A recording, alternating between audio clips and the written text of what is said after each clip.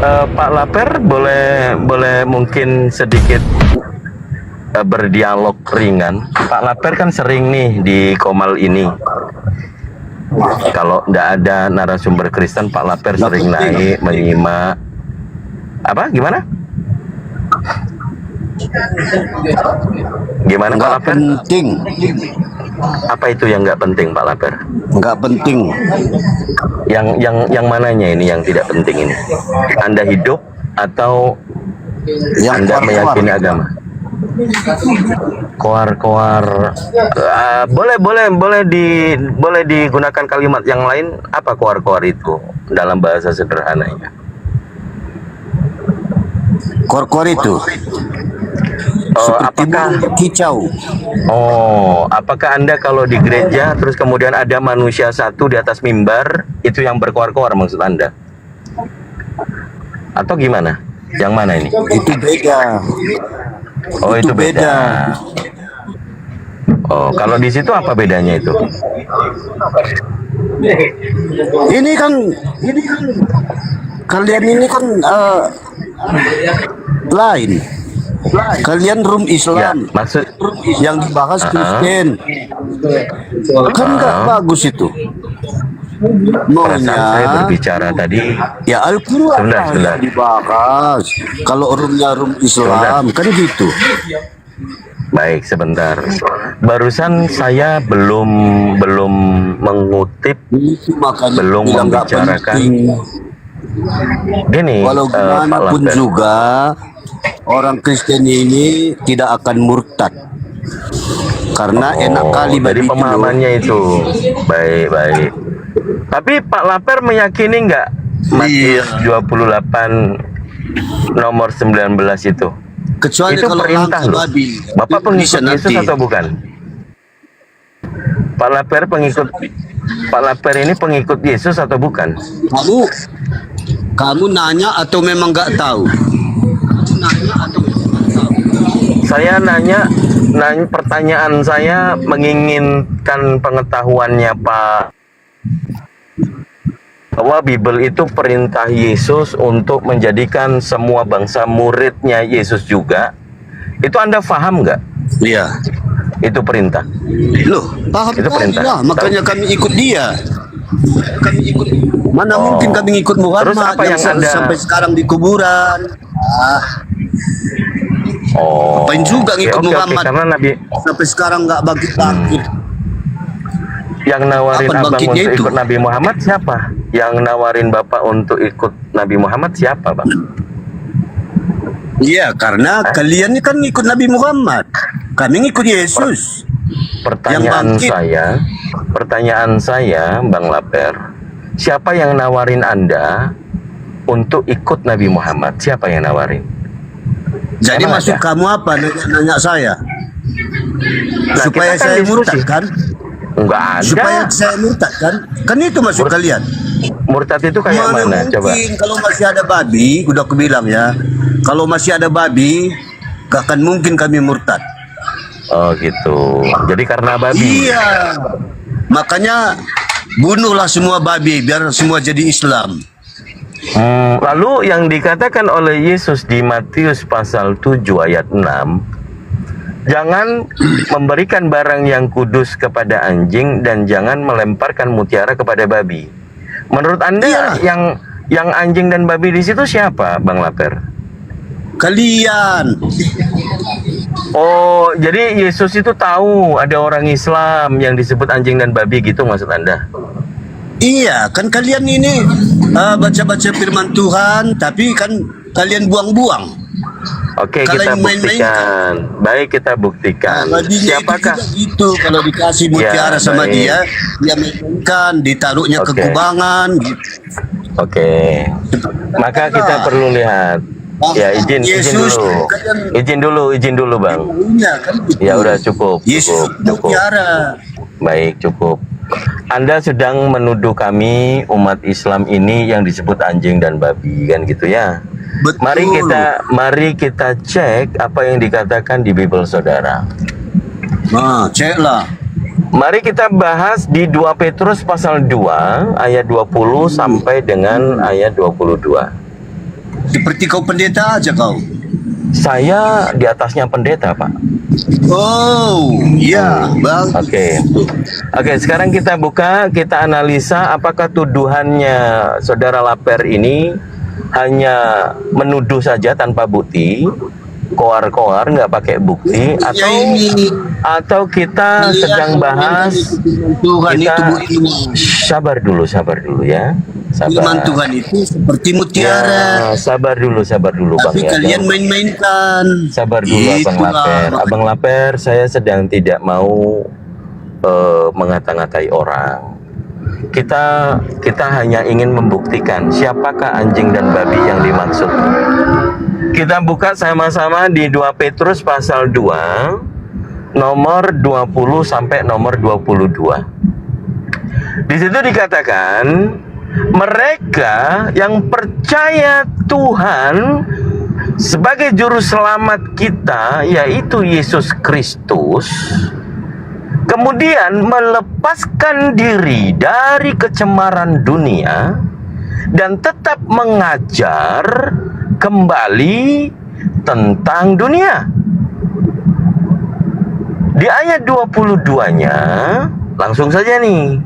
Mereka ini, sebelum ke mereka ini, kita simak di ayat 20 ini. Mereka yang percaya Tuhan juru selamat, yaitu Yesus, ini Kristen atau bukan? Teman-teman dibantu tapping, kita ajak berinteraksi. Apakah yang percaya Yesus Tuhan sebagai juru selamat itu Kristen atau Islam? Silakan dikasih tappingan, paman, teman-teman, paman, bibi, tante, om, bapak. Di situ jelas-jelas yang percaya Yesus itu Tuhan adalah Kristen, ya kan? Nah, orang Kristen ini yang percaya Yesus Tuhan, kemudian melepaskan diri dari kecemaran dunia. Jadi menjadi orang Kristen yang tidak mikir dunia, lebih khusyuk gitu loh, lebih mantap kekristenannya. Dia melepaskan segala sesuatu tentang kecemaran dunia. Nah, kemudian dikatakan lagi, lalu mereka kembali gitu loh, kembali mengajarkan yang bukan lagi tentang kerohanian atau yang tentang dunia. Maka perumpamaan orang itu atau mereka yang benar ini seperti anjing yang kembali ke muntahannya dan babi yang kembali mandi ke kubangannya. Jadi siapa yang anjing dan babi, teman-teman? Masa dibilang nyamuk? Islam. Masa yang dibilangnya Islam? Yang tadi yang percaya Yesus Tuhan. Waalaikumsalam warahmatullahi. Islam makan babi gak? Manusia makan manusia gak? Manusia nggak makan manusia. Sabar dulu. Islam makan babi Anda gak? siapa? Islam Sabar dulu nggak bang. makan babi. Anda lagi tidak diajak ngomong bang. Anda siapa? Sabar dulu lah. Saya lagi dengan Pak Laper tadi menuduh bahwa anjing dan babi itu Islam. Sekarang di Bible Anda sendiri yang mengatakan orang Kristen yang sudah tidak memikirkan dunia kemudian kembali memikirkan dunia, itu ibaratnya dengan peribahasa anjing yang kembali ke muntahannya dan babi yang kembali ke kubangannya. Jadi siapa yang anjing dan babi kata Yesus tadi? Jangan memberikan barang yang kudus kepada anjing dan jangan melemparkan mutiara kepada babi. A, benar-benar Islam seperti congornya Pak Laper tadi menuduh tanpa ada data, atau benar-benar Kristen yang percaya Yesus itu Tuhan yang disebut anjing dan babi? Coba jawab Pak Laper, buka mulutnya, ayo. Data lo, jangan kau lawan Biblemu. Di Bible itu kau dibilangnya anjing sama babi. Ayo mau ngomong apa? Lapar sudah kabur kok. Oh, udah kabur, aku gak lihat soalnya. Mungkin dia kaget Ustaz dan teman-teman semuanya. Oh, ternyata divalidasi oleh surat Petrus bahwa yang guguk dan bagong ini adalah Kristen. Mohon maaf ya, kita tidak menghujat, kita tidak menafsir, tapi itu yang tertulis di dalam Bible saudara. Lalu kenapa kalian dengan mudah menuduh bahwa barang yang kudus diberikan kepada kuku itu orang Islam gitu loh. Dunia akan tahu, mendengarkan apa yang kita bahas, apa yang dibicarakan Kang Dito adalah dari Bible. Jadi mohon maaf, jangan ada kebencian. Kalau Anda mengikuti ajaran Yesus, Yesus mengatakan hukum yang terutama itu adalah kasihilah sesamamu. Kalau sesamamu itu ada beberapa tafsiran, ada beberapa penafsiran, ada beberapa representasi. Yang pertama, sesamamu, sesama manusia. Yang kedua, sesamamu, sesama Kristen atau sesama murid Yesus. Nah, yang terakhir, sesamamu di sini laki-laki dan laki-laki atau perempuan dengan perempuan. Jadi makna itu yang tertulis, yang dibuat oleh LAI, Anda tidak sadar terjebak dalam transliterasi atau translate yang sedang diarahkan supaya Anda tidak mengetahui makna aslinya. Karena diarahkan. Nah, terjemahan ini yang membuat kalian semuanya gagal paham tentang apa yang kalian katakan, apa yang kalian hayal sebagai firman Tuhan. Sampai di sini dulu. Silakan yang tadi motong-motong untuk bernarasi. Saya kembalikan, saya mute. Izin, lanjut.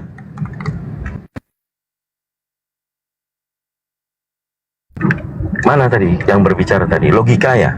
Yang ngomong tadi. Logika, selamat malam. Silakan Anda yang tanggapin. Selamat malam. Ya, selamat Tanggapi malam. apa ya? Saya hanya menjawab apa yang disampaikan oleh Kang Dito Debaters ya, menjawab tadi gitu. Jadi apa yang saya mau bicarakan di sini? Oke, tadi di Matius pasal 7 nomor 6, saudara Laper Cinta tadi itu menuduh bahwa yang dikatakan Guguk dan Bagong itu umat Islam katanya. Setelah kita bukakan, bacakan dalil di 2 Petrus pasal 2 nomor 20 sampai 22, orang yang percaya Yesus Tuhan sebagai juru selamat yang disebut dengan peribahasa itu gitu loh. Silakan tanggapin Bang.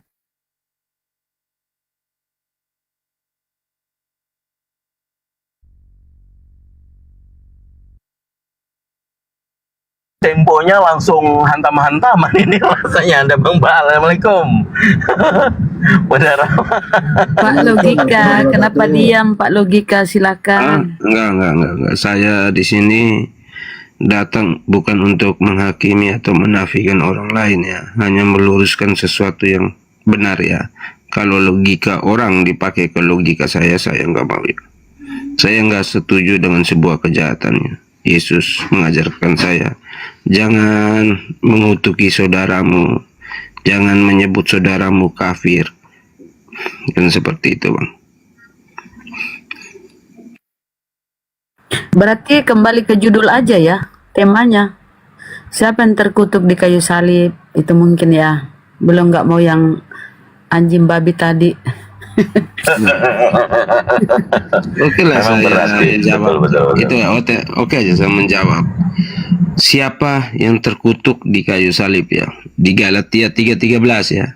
Sudah jelas dituliskan oleh Rasul Yohanes bahwa dengan kutuk Paulus, Pak. Paulus. sabar. Rasul Paulus, minta maaf. Kita manusia seperti itu. Sudah jelas yang ditulis oleh Rasul Paulus kepada jemaat di Galatia ya, di situ bahwa dengan kutuk Yesus telah membebaskan kita dari kutuk. Seperti itu ya. Kita baca lagi di Ulangan 21:23. Memang menyatakan bahwa terkutuklah orang yang mati di kayu salib. Tapi jelas di situ kepada siapa hukum salib itu pantas diberikan sehingga dia menjadi kutuk. Kepada orang berdosa. Orang berdosa. Apakah Yesus menjalani hukum salib itu karena dosa? Karena dosa yang dia perbuat? Tidak. Yesus sungguhnya orang kudus dan orang benar. Dia menjalani kutuk di salib untuk membebaskan umat manusia dari kutuk atau dosa, menghapus dosa umat manusia. Jelas tertulis di situ. Kenapa Yesus dengan cara kutuk Yesus harus sabar? Aduh, ada mobil yang lewat. Kenapa Yesus harus membebaskan umat manusia dari dosa? Karena begini ya Pak, ketika Pak Arif berhutang pada saya 5 juta, lalu Pak Arif tidak mampu membayar, lalu saya bilang, Pak Arif, hutangmu sudah dihapuskan, siapa yang akan mengalami kerugian? Ya adalah saya si pemberi hutang. Jika manusia itu berdosa, kepada siapa dia berdosa? Kepada Tuhan. Jika Tuhan bilang saya menghapus dosamu, maka dosa itu ditanggung oleh siapa yang mengalami kerugian? Yaitu adalah Allah. Makanya kenapa Yesus yang adalah Allah harus mati mengalahkan maut, karena upah dosa adalah maut. Manusia tidak diciptakan untuk mati, tapi untuk hidup seperti Allah, menurut gambar dan rupa Allah. Maka dari itu Yesus yang adalah Allah datang ke dunia menghapus dosa dunia. Seperti itu Pak logikanya. Oke, baik. Saya hanya nanggapin begini. Sebelum kita membaca Galatia pasal 3 nomor 13, kalau kita nggak nyomot ya, kita akan tahu kenapa sih harus dikatakan Kristus menebus kita dari kutuk hukum Taurat. Itu kutukan hukum Taurat kalau diarahkan kepada Yesus ini sebagai penebusan kutuk itu. Ini nanti ditanggapin ya, karena saya hanya membaca, memahami, kemudian membagikan kembali. Kalau kita baca dari nomor 10, bro logika ya. Di situ dikatakan bahwa Paulus mengatakan kepada jemaat di Galatia, orang yang hidup berada di dalam hukum Taurat itu adalah terkutuk. Ini pemahaman sebelum kita mencermati yang dikatakan Paulus kembali, sebab Kristus telah menjadi kutuk, menebus kutuk gitu ya. Jadi konsep penyalipan ini untuk menebus kutuk hukum Taurat. Orang yang non-Yahudi atau yang tidak bersunat tidak dikenakan hukum Taurat, tidak wajib menjalani hukum Taurat karena dianggap berat. Kalau orang yang Yahudi, orang yang bersunat, mereka fine-fine saja, sampai sekarang pun mereka meyakini ketetapan hukum Taurat itu. Itu poinnya. Jadi kalau kita mau bantah, saudara logika mengatakan kemana-mana tadi, bahkan mencerempet-cerempet tentang ketuhanan, kalau saya ngikutin nanti kita sama-sama minum bodrek gitu kan. Tapi ke substansinya, kenapa? Ternyata jawabannya adalah untuk menebus kutuk daripada hukum Taurat, karena orang yang hidup di bawah hukum Taurat itu adalah terkutuk. Itu kebenaran kalau kita membaca dari nomor 10, saudara. Nah, saya coba bandingkan dulu. Kalau Anda membaca Bible keseluruhan, Anda pasti tahu bahwa dalil itu tabrakan dengan dalil yang lain. Coba kita pahami kenapa bahkan Paulus itu sampai bernazar, bersumpah. Silakan kita cross check di KPR 21 nomor 17 sampai 26 lah mungkin. Di situ ada kalimat bahwa tuduhan terhadap Paulus ini dituduh, padahal dia jelas tadi yang dibaca Galatia tadi, dia menginstruksikan, mengada-ngadakan tentang kutuk orang yang hidup di dalam hukum Taurat. Nah, di situ imam-imam Yahudi ya mengatakan kepada Paulus bahwa mereka mendapatkan berita Paulus ini mengajarkan kepada orang-orang asing yang bukan orang Yahudi. Nah, jangan tenggelam dong. Nanti saja buka Biblenya. Tapi yang lain teman-teman, saya ngedengerin Kang Didi. Ya, siap. Sambil dibaca nanti sambil ya. Membuka Bibel ya, Betul. saya sambil membaca ya. Betul. Oke, saya lanjutkan. Nah, di situ pemahaman endingnya adalah Paulus diminta oleh para imam Yahudi untuk bersama dengan 4 orang bernazar atau bersumpah akan tetap memelihara hukum Taurat seperti yang diikuti, diimani oleh murid-murid Yesus. Bahkan murid Yesus juga datang bukan untuk membatalkan, tetapi menggenapi, melaksanakan. Dia juga mengatakan, sampai langit dan bumi itu runtuh, hukum Taurat itu tidak akan dibatalkan. Sampai langit dan bumi itu runtuh. Dan juga satu titik iota pun. Matius pasal 5 nomor 17 sampai 18. Ini jelas. Tapi yang kita bahas tentang prosesi Yesus disalib, dikatakan terkutuk, adalah karya Paulus. Dia mengatakan apa tujuannya? Supaya kita bisa baca nih. Kitab Roma, tulisan Paulus kepada jemaat di Roma, pasal 10 nomor 9. Supaya barang siapa yang mengaku dengan lidahnya bahwa Yesus Kristus adalah Tuhan akan diselamatkan.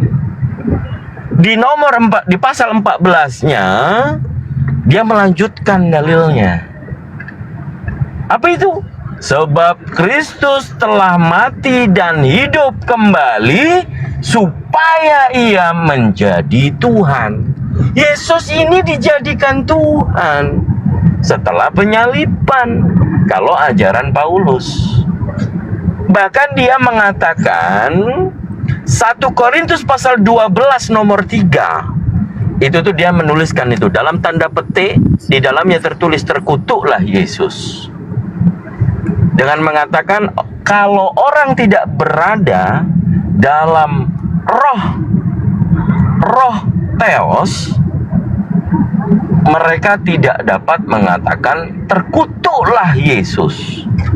Dan orang yang tidak dipenuhi dengan Roh Kudus tidak dapat mengaku Yesus adalah Tuhan. Jadi semuanya karya Paulus memang. Ini tanggapan dari saya supaya kita lanjut diskusi pemahaman saya sebagai orang yang pernah ada di dalam. Saya mengutip, saya memberikan pencerahan bahwa membaca tanpa dogma, kita bisa cermati bahwa ajaran yang diajarkan oleh Paulus di surat-suratnya dengan ajaran Yesus yang dikatakan oleh imam-imam Yahudi, dia sudah bersumpah, bernazar, endingnya tetap akan memelihara hukum Taurat. Tetapi dia mengajarkan kepada jemaat yang tidak bersunat untuk melepaskan diri dari hukum Taurat yang terkutuk. Bahkan pengakuannya di Filipi, surat Filipi pasal 3 nomor 8, hukum Taurat itu dijadikan sampah. Ini ceramah Gitu. apa diskusi yo? Ya, kau siapa? Iya, kita lagi diskusi sama Bro Logitnya. Kalau enggak kuat enggak apa-apa, turun aja dulu. Nanti naik lagi. Silakan itu dulu Bro Logika, karena saya tahu saudara Anda sudah enggak sabar mendengarkan bantahan saudara. Silakan. Oke, begini ya, sangat jelas Yesus mengatakan satu kota atau satu titik pun tidak dibatalkan dalam hukum Taurat ya. Tapi kita harus melihat hukum Taurat itu apa. Hukum Taurat adalah ke-10 firman Allah yang ditulis oleh Allah di dalam kedua loh batu. Akulah Tuhan Allahmu. Jangan menyebut nama Tuhan Allahmu dengan tidak hormat. Ketiga, kuduskan hari Tuhan. Keempat, hormatilah ayah ibu. Lanjut sampai dengan ke-10. Jangan berzina, jangan membunuh, jangan mencuri. Sebuah hukum tentang moralitas ya. Terus kita berkata bahwa ada 613 hukum yang ada pada Taurat. Ada hukum sunat, bagaimana mereka harus hidup secara jasmani. Itulah hukum yang diberikan kepada Musa karena mereka adalah turunan langsung dari Abraham. Jelas Abraham, Ishak, Yakub. Yakub menghasilkan ke-12 suku Israel. Jelas darah mereka adalah darah Abraham. Karena itulah janji Tuhan kepada Abraham. Jelas di situ ya. Jadi hukum Musa pada dasarnya Tuhan mewahyukan dirinya kepada Adam dan Hawa sebagai sebuah pasangan, Nuh sebagai sebuah keluarga, Abraham sebagai sebuah suku, dan kepada Yakub, Musa, Daud sebagai sebuah bangsa. Dan untuk memberkati umat manusia, siapa yang harus datang untuk seluruh bangsa-bangsa? Yaitu Tuhan sendiri. Tidak bisa diberikan hukum itu hanya kepada seorang manusia biasa. Makanya Yesus yang adalah firman Allah yang menjadi manusia, dia datang menetapkan hukum yang tidak membatalkan hukum Taurat itu. Dia memberikan hukum cinta kasih. Kasihlah Tuhan Allahmu dengan segenap hatimu, dengan segenap kekuatanmu, dan dengan segenap akal budimu. Menggenapi 10 perintah Allah dari poin 1, 2, dan 3. Dan hukum kedua yang paling utama adalah kasihlah sesamamu manusia seperti engkau mengasihi dirimu sendiri. Perbuatlah kepada orang apa yang hendak orang perbuat kepadamu. Sabar Bang Marwoto, santai. Itu berisi hukum ke-4 sampai ke-10. Yesus menggenapi itu. Bagaimana dengan hukum lainnya yang bersifat jasmani seperti sunat? Yesus berkata bahwa kita untuk menjadi keturunan-keturunan Abraham bukan secara daging lagi, secara darah, tapi kita menjadi keturunan Allah dengan dibaptis. Orang-orang yang tidak diperanakan secara lahiriah, secara darah dan daging, tetapi menjadi keturunan Abraham atau anak-anak Allah dengan dibaptis, dengan percaya kepada Yesus Kristus sebagai Sang Juru Selamat. Kepanjangan tuh bukan itu. Bang Meroto, santai, sabar. Iya, bisa Seperti ke true point penyalipan nggak nih hukum Taurat? Oke. Penyalipan hukum Taurat ya. Jadi jelas ya, Yesus datang, dia berkata bahwa aku hanya diutus kepada domba-domba yang hilang dari umat Israel. Karena jelas yang sudah saya sampaikan tadi, sebuah wahyu Tuhan itu hanya datang kepada umat Yahudi yang benar-benar umat pilihan Tuhan untuk Izin bang, kita strikekan lagi ke poin. Kita kan lagi bahas ini mau masuk kan? Abang tadi 10 menit. Saya mendengar, saya menjawab semua ini bang. Dari terpisahnya saya menjawab semua. Nanti kita sampai ke penyalipan. Intinya yang terkutuk itu Tuhan atau manusia gitu ya. Oke bang. Sudah saya jawab tadi, wahyunya bertahap itu seperti apa? Allah yang mengenalkan dirinya kepada umat manusia sudah saya jelaskan tadi. Jangan buat saya kembali ke belakang. Oke. Jadi sudah jelas Yesus mengatakan aku datang untuk anak sulung atau umat yang terbaik. Bukan itu yang ditanya, yang disalib itu siapa? Nanti yang disalib. Nggak usah nanti, sekarang aja. Aduh, kepanasan semua gimana nih? Sekarang aja gitu loh. Kenapa sih?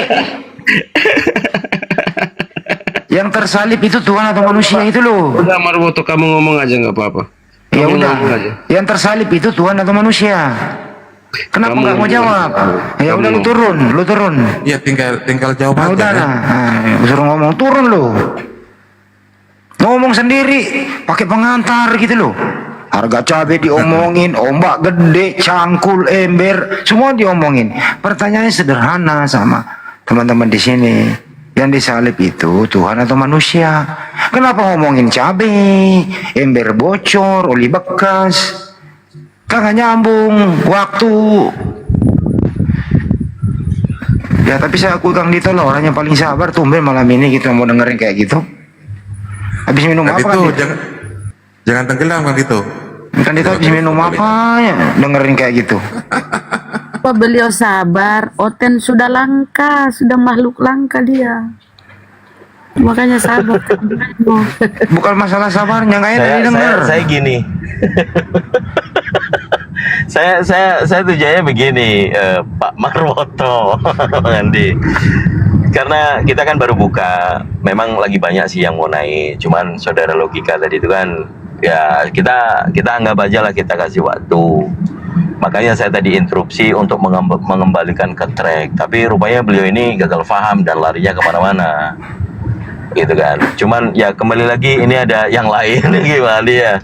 Kalau saya menyimak tadi ini dilariin kemanapun. Kalau tadi saya membawakan dalil, mungkin teman-teman sudah nyatet semuanya juga yang dibawa, dibaca baik-baik. Kita hanya memberitakan yang pertama memang membahas tentang studi kasus yang terkutuk. Ini Tuhan apa manusia yang di kayu salib. Ya kalau bagi kita di Islam memang yang terkutuk itu kan setan. Ada di dalam kalimat ta'awud, a'udzu billahi minasyaitonir rajim. Aku berlindung kepada Allah dari godaan syaitan yang terkutuk. Ya kalau di Kristen ini kita lagi bahas nih, yang terkutuk di kayu salib itu manusia apa Tuhan? Yesus atau bukan Yesus? Mungkin arahnya ke sana. Silakan Bang Handi lanjut. Tapi penjelasannya Abraham lah dibawa-bawa, Isa, Yakub, hukum Taurat. Apa hubungannya coba? Langsung aja dijawab di situ. Itu loh, pemborosan itu, pemborosan BBM mahal loh. Jadi kalau disuruh pergi itu nggak usah muter-muter dulu, langsung aja ke tujuan dulu. Ini mampir ke pasar dulu, main gaple dulu, nonton bola, pulang-pulang apa? Nggak bawa apa-apa gitu loh. Niatnya mau pergi mancing. Panasan loh. Nah ini lagi nih. Apa lagi yang panas? Nyantai aja Jin. Ini ada donori ini biasanya diskusinya nyantai. Iya, Cuman coba. kadang sinyalnya kadang jelek gitu. Donori selamat malam Donori, dibuka maunya. Itu katanya ada yang kepanasan tuh si Cincin. Kenapa? Siapa yang panas Cincin? Anda lah, siapa lagi? Yang kan pertanyaannya itu, yang tersalib itu manusia atau Tuhan? Silakan. Intinya, kalau orang berbicara didengar lah. Oh yang, Pak. yang tersalib intinya. Ya udah, makasih. Udah dijawab Bang, yang tersalib intinya katanya. Ini saya mau tanggapi yang kata sunat tadi. Gak usah, bukan itu. Yang tersalib manusia atau Tuhan? Tadi kan ada bawa-bawa sunat. Ya nantilah itu, yang tersalib manusia atau Tuhan? Yang saya dengar tadi sunat, makanya saya mau bantah. Ya udah, jawablah sunat. Apakah Tuhan bisa disunat? Boleh nggak saya ngomong? Ya boleh, silakan. Udah. Alkitab mencatat, apabila Anda sunat tapi bukan keturunan Abraham, maka Anda hanyalah budak. Ingat, Kristen bukan budak. Oke, gitu aja Oke, saya. baik. Jadi Kristen yang disunat budak ya? Banyak loh Kristen yang disunat. Advent Nah, kebanyakan kena. disunat. Ntar dulu Bang Arif. Banyak loh. Sekarang malah ngemes-ngemes. Loh, Anda mengatakan orang yang disunat itu budak. Berarti Kristen yang disunat budak ya? Oke? Sekarang mengemes-ngemes. Lari lagi dia. Kebangkan omongan dia, kena dia. Lari-lari. Kena dia. Kena dia. Kena dia. Anda- Nih saya ulang ya. Anda Lu sangat diam dulu. Lu diam dulu di pojok. Saya Tuhannya ulang budak teman-teman ya, Tuhannya disunat. Enggak, Wih. enggak. Itu keturunan Abraham. Jadi yang Alkitab mencatat. Aduh, diam dulu. Jadi yang bukan keturunan Abraham disunat Ngomong, adalah budak Anda suruh menurut diam. dia. Kalau Jadi, Anda ngomong, ya ini lu nggak jawab boleh dulu ini. diam. Kok Lu jawab dulu gimana ini. sih? Ya dengar Iya, dulu. kenapa Anda suruh diam? Orang ngomong kok. Habis ini lu ngomong gantian, lu tanggapi ya. Sekarang ini banyak sekali Kristen yang disunat bukan keturunan Abraham. Pertanyaannya, apakah Kristen ini yang disunat adalah budak? A budak, B tidak tahu. Jawab. Oke, saya ulangi lagi ya. Kitab mencatat. Nggak usah diulang, jawab aja sesuatu. Panas. Kenapa diulang? Kenapa mesti diulang gitu loh? Panas. Kenapa mesti diulang? Panas. Bang Kan tadi Anda ngomong. Enggak, kalau panas Tadi Anda ngomong. udah di mute. Yang disunat itu yang bukan keturunan Kenapa orang Abraham berbicara Anda adalah budak, gitu Boleh, ya. gantian Sekarang lah ngomong. ini Boleh nggak dengerin. Ya habis ini lu ngomong, tapi ya nyambung. Dengerin dulu. Alah, parah. Banyak sekarang ini Kristen yang disunat. Diskusi. Kalau nggak kuat diskusi, jangan diskusi bang. Gitu loh. Acing, Sudahlah, jangan berantem. tadi dia ngomong kayak gini loh ya, dengerin Oke. ya. Dengerin dulu, dia ngomong kayak gini tadi. Yang bukan keturunan Abraham itu disunat, itu budak. Ya pasti dong. Di luar keturunan Abraham yang disunat adalah budak. Banyak sekarang Kristen yang disunat. Berarti mereka juga budak. Nah, apa jawabannya? Dialihin lagi gitu loh. Jadi ini Kristen ini kalau diskusi, dia nggak pegang omongannya gitu loh, Bunda Ramadan teman-teman yang lain. Dia nggak pegang omongannya, lari-lari dia. Jadi apa yang dia omong itu dia nggak bertanggung jawab. Itu masalahnya. Jadi kalau ngomong itu berstatement dipertanggungjawabkan. Makanya sebelum ngomong itu hati-hati. Karena dia mau menyerang sunat itu, yang disunat itu budak. Kecuali keturunan Abraham. Gitu Bunda Rama dan teman-teman. Tapi sekarang banyak Kristen yang disunat kok. Banyak. Mestinya dia ngomong, oh iya budak itu Bang Andi. Selesai gitu loh. Nah, makanya kalau lu naik ini di sini teman-teman ya, hati-hati kalau berbicara, berhadapan dengan orang pandai bahasa Indonesia. Kemakan omongan lu kan malu gitu loh.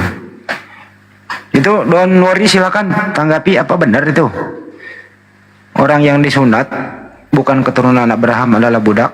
Silakan ditanggapi.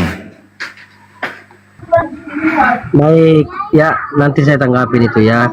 Saya mau fokus dulu tanggapin apa yang dinarasikan oleh Bang Tito ya. Memang di sebagian kuping teman-teman Muslim apa yang disampaikan oleh Kang Dito ini merupakan suatu kebenaran ya. Itu karena mereka nggak ngerti. Oke, tadi sempat saya dengar Kang Dito mengatakan bahwa Yesus menebus kutuk. Benarkah demikian? Mari kita bedah ya. Oke, kita baca ayatnya dulu di dalam Galatia 3 ayat 13. Oke. Saya bacakan untuk Kang Dito ya. Tolong dipahami kalimatnya ya, supaya jangan asal sembrono menjelaskan ayat Alkitab. Kristus telah menebus kita dari kutuk hukum Taurat dengan jalan menjadi kutuk karena kita. Sebab ada tertulis, terkutuklah orang yang digantung pada kayu salib. Itu bunyi ayat Galatia 3 ayat yang ke-13. Oke, kita bedah kalimatnya. Enggak usah bedah dulu, Telah menebus kita. pertanyaan dulu. Anda udah baca, kita tanya. Pertanyaannya adalah yang Anda baca, siapakah nama orang yang terkutuk di tiang salib itu? Silakan.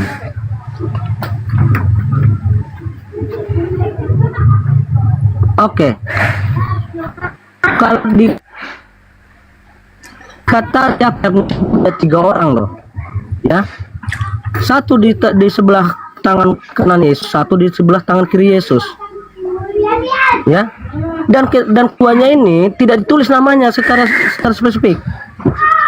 Yang Kristus Oke, siapa? baik. Yang Kristus siapa? Di antara ketiga orang yang disalib itu siapakah yang bernama? Silakan.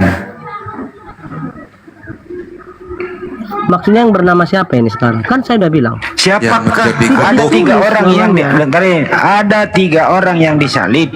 Ada di kiri, ada di tengah, ada di kanan. Ya, yang di tengah ini siapakah namanya? Oke, kalau yang dikait namanya Yesus.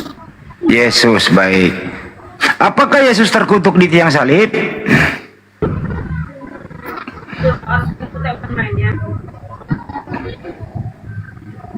Macet. Begitu pertanyaannya kan Dito. Harus dia nggak menyebut namanya, terus ada bernama satu orang gitu loh. Kiri nggak nama, kanan nggak nama, tengah ternama. Dijawab Yesus. Buset. Gimana? Buset. Buset.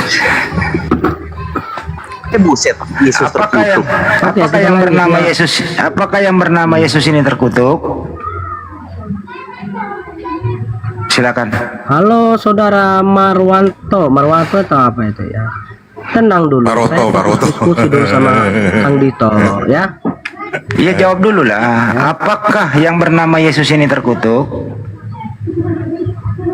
Kamu dengar nggak apa yang saya bilang? Saya ingin diskusi dengan Kang Dito karena di telinganya orang Islam Ya, Kang Dito kenapa ini seolah-olah lari lagi kan ngerti itu? Alkitab. Kenapa sih ya?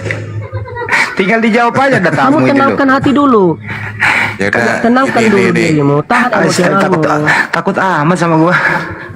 Sama Kang Bukan takut, nanti Itu ada kan- giliranmu. Bang Andi sama Kang Dito nonton habis oten. Kang Dito. Ayo, ayo udah. Tadi ada kalimat Bang Donori. Nanti Mr. Marwato ada giliranmu nanti ya. Sekarang kan gilirannya Bang Kang Dito. Marwoto. Nggak apa-apa. Kalau malam Nah, Marwati. siapa itu? Kalau malam Marwati, kalau siang Marwoto nggak apa-apa. Siapa yang menjadi kutuk untuk kita di situ? Karena ada narasi seperti itu. Aduh, siapa lagi? Host, tenangkan dulu hatimu, host. Tahan emosionalmu. Biar Kang Dito yang bicara. Kalau Kang Dito nggak mau diskusi sama saya, itu lain ceritanya. Kan saya udah bilang, ya udah, saya saya fokus bicara. dulu menanggapi. Baik, saya bicara. Ya gitu dong. Saya bicara. Oke.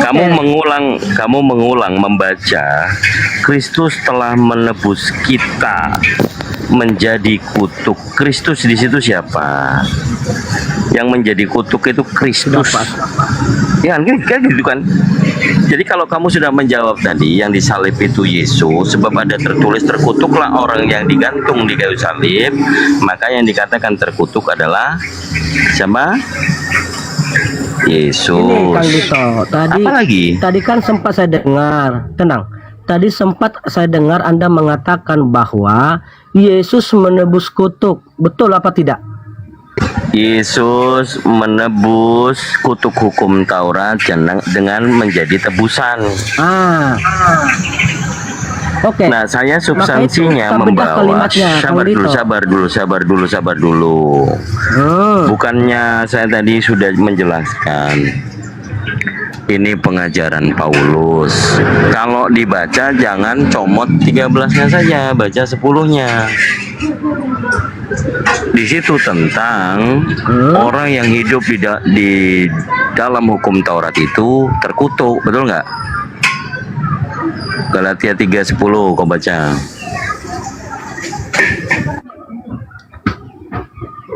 Makanya janganlah sok-sokan. saya baca. Jangan sok jadi orang Kristen yang paling paten gitu loh. Apa yang didengar, apa yang dibahas. Ya kan karena saya dengar tadi Anda mengatakan bahwa Yesus menebus kutuk hukum Taurat. Makanya kau baca Yesus nomor 10-nya coba nomor 10-nya kau baca. Ya, saya baca, tenang ya, tenang. Kan saya udah bilang, saudara Kang Dito, mungkin ya di telinga teman-teman Muslim Anda ini terlihat seperti orang yang ngerti Alkitab. Coba baca dulu, nggak usah kemana-mana, baca. Ya, saya baca. Oke, karena semua orang yang hidup dari pekerjaan hukum Taurat berada di bawah kutuk, di bawah kutuk. Sebab ada tertulis, kutuklah orang yang belum selesai, jangan dimutilasi Kang Dito. Belum selesai kalimatnya. Aduh. Oh, ketawa ini tunjukkan kebodohan ini namanya. Jeder kon. Bukan jeder. Ketawa itu menunjukkan kebodohanmu, bro. Jeder kon. Main mute. Jeder kon. Main mute. Ya, hormati yang di atas, hormati yang di atas, Bang Donori, hormati teman-teman. Yuk, gantian. Nanti ada kesempatan juga. Kalau Anda suruh saya baca, Kang Dito, kalau Anda suruh saya baca ayatnya, biarkan saya bacakan sampai selesai, jangan dipotong-potong. Itu baru belajar Alkitab.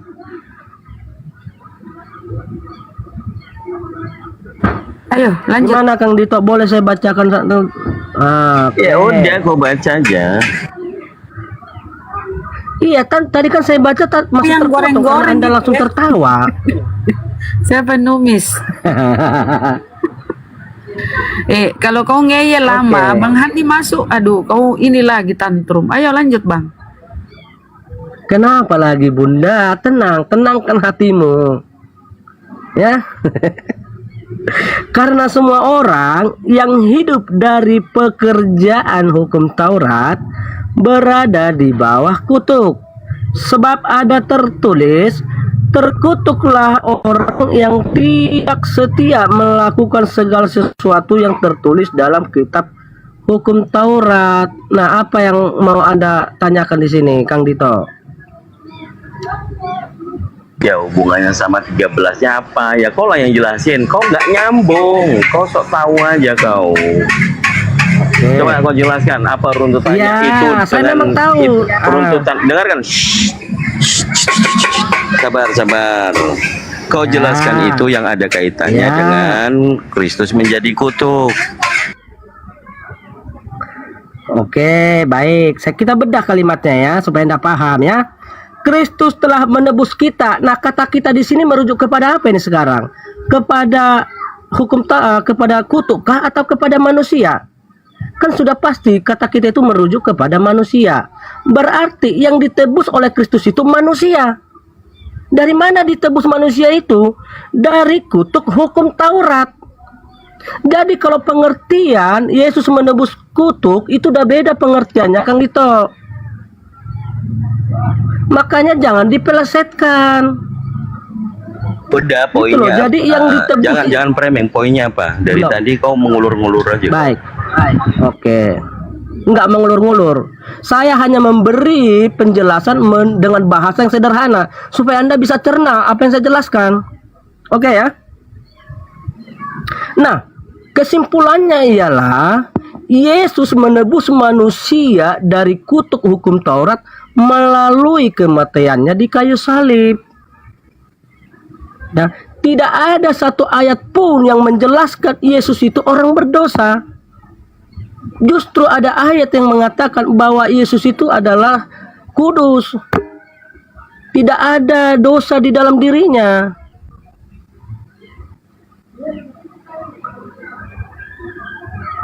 Maka tidak ada cara lain agar Yesus itu bisa menjalani hukuman salib. Maka kutuk yang tadinya diberikan kepada orang penjahat, maka itu ditanggung oleh Yesus. Dosa apa? Makanya kalimatnya dikatakan dengan jalan. Dosa apa yang dilakukan Yesus sehingga dia harus mati terkutuk? Yang kena terkutuk itu yang melakukan dosa besar. Baca itu. Lanjut Kang Dito. Tidak ada gini Bunda, tenang ya. Bunda, tidak ada dosa yang dilakukan oleh Yesus sehingga ia rela mati di kayu salib. Kan jelas tujuannya. Ya Dan itu kita tujuannya masuk- untuk apa? Untuk Udah belum. Dari tadi kemana-mana. Udah belum. Jangan kejang-kejang dulu, Kang Dito. Anda dari tadi bernarasi. Iya, sudah itu atau kan belum? diam. Silakan. Sudah atau belum? Kalau belum, lanjutkan. Jangan kau jeda-jeda. Ya Mau udah. waktu. Enggak dong, ada Bunda tadi yang mencela-cela, maka saya diam. Oke. Jadi ketika saya menjelaskan, tolong jangan cela. Kalau Anda potong-potong, maka pemahaman Anda apa yang saya jelaskan nggak bisa Anda cerna. Jadi kesimpulannya Kang Dito, ya, saya langsung kesimpulannya aja bahwa Yesus itu menebus manusia. Bukan kutuk atau dosa yang ditebus Yesus, tetapi manusia. Gurunda. Gitu. Gitu Kang Dito. Silakan dulu ditanggapi. Mana siapa tahu Anda masih bingung. Ya, silakan. Assalamualaikum, Gurunda. Assalamualaikum, abangku, gurundaku, Bang Zuma. Waalaikumsalam warahmatullahi wabarakatuh. Masya Allah. Sahabat-sahabat Assalamualaikum warahmatullahi wabarakatuh, muslim. Gurunda. Lanjut. Waalaikumsalam warahmatullahi wabarakatuh. Semuanya yang ada di TikTok, di YouTube. Assalamualaikum warahmatullahi wabarakatuh. Semangat malam saudaraku non muslim. Silakan. Adakah yang keras malam ini? Itu Lanjut. di sampingnya Gurunda itu muter-muter dari tadi masalah siapa yang terkutuk di kayu salib. Silakan Oten, saudara. Baik, ya. Bukan saya yang muter-muter. Saudara atau Bunda lah yang nggak mampu mencerna yang saya jelaskan. Saya udah jelaskan dengan bahasa yang begitu sangat sederhana. Tapi itu pun nggak bisa kamu cerna Bunda. Harus dengan bahasa apa lagi saya menjelaskan ini? Yang gue tanya, kira-kira dosa besar apa yang dilakukan Yesus sehingga dia harus mati terkutuk, Bang? Silakan Gurundat, beri pencerahan sih. Aduh, nggak paham juga. Oke, boleh saya masuk sedikit aja? Sedikit Silakan, gantian. aja. Jangan sedikit, Bang. Silakan Banyak, Gurundat. Bang. Banyak-banyak aja. Mumpung saya lagi ada waktu diskusi. Oke. Karena memang waktu Oke, saya juga baik. nggak banyak diskusi. Karena kan sampai. Baik, baik Oke. saudaraku, baik. Silakan. Bismillahirrahmanirrahim. Ya. Allah Subhanahu wa taala berfirman di dalam Al-Qur'an, "Inna ja'alna syayatin awliya'a lilladzina la yu'minun."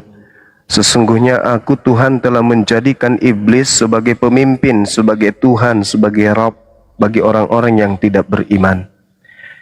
Innahumut taharus syaitin awliya min dunillah. Mereka menjadikan iblis sebagai Tuhan pelindung selain daripada Allah.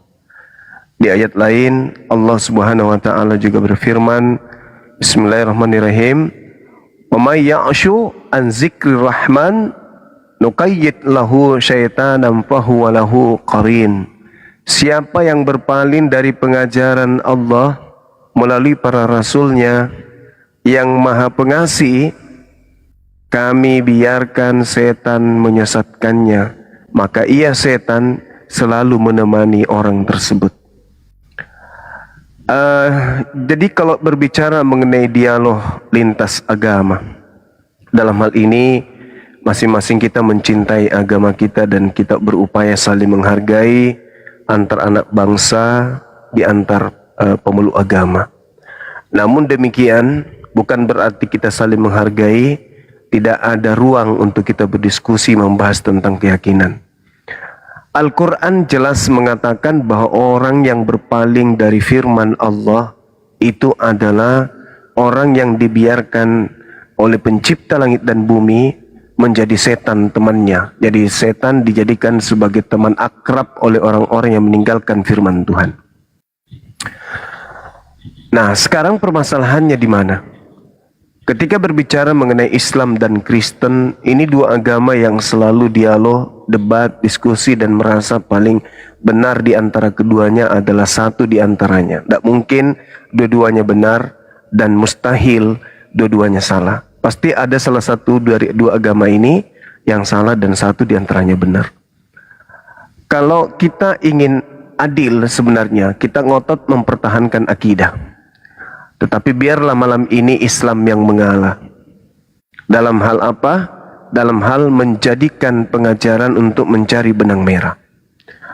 Yesus pernah berpesan. Jadi saya ngambil Yesusnya sebagai tolak ukur. Yesus pernah berpesan, waspadalah kepada penyesat yang datang kepadamu memakai namaku dan berkata, akulah Kristus, akulah Mesias. Jadi orang-orang Yahudi diminta waspada kepada Mesias palsu atau Kristus palsu. Adakah indikasi Islam itu membawa-bawa Mesias atau membawa-bawa Kristus? Bahwa Islam adalah pengikut Mesias, bahwa Islam adalah pengikut Kristus. Alhamdulillah, Islam itu pengikut Nabi Muhammad, pengikut manusia yang bergelar sallallahu alaihi wasallam. Berarti ketika Yesus berpesan bahwa Mesias palsu atau Kristus palsu ini akan menyesatkan banyak orang, maka kandidatnya cuma satu, yaitu mohon maaf Kristen. Karena pengikut Kristus hanya Kristen. Sekarang yang jadi masalah, kalau ada Kristus palsu, maka yang kita cari di sini siapa pengikut Kristus palsu? Kalau Islam kan sudah pasti bukan. Karena Islam bukan pengikut Kristus. Tinggal satu kandidat. Siapa mereka ini? Mohon maaf, saudara Kristen, itu udah pasti. Karena Kristen sendiri artinya pengikut Kristus. Untuk mengecilkan kemudian upaya menemukan siapa Kristus palsunya, tinggal kita uji siapa yang diikuti oleh Kristen. Karena Kristen ini pengikut Kristus. Nah, Kristus mana? Apakah yang asli atau yang palsu? Tinggal itu kita mainkan. Kalau Islam sudah di luar garis. Karena Islam bukan pengikut Kristus. Tinggal Kristen ini, saudara kita yang kita cintai inilah. Apakah mereka pengikut yang asli atau pengikut yang palsu? Nah, sekarang kalau dikatakan waspadalah kepada Kristus palsu, Mesias palsu yang datang kepadamu memakai namaku.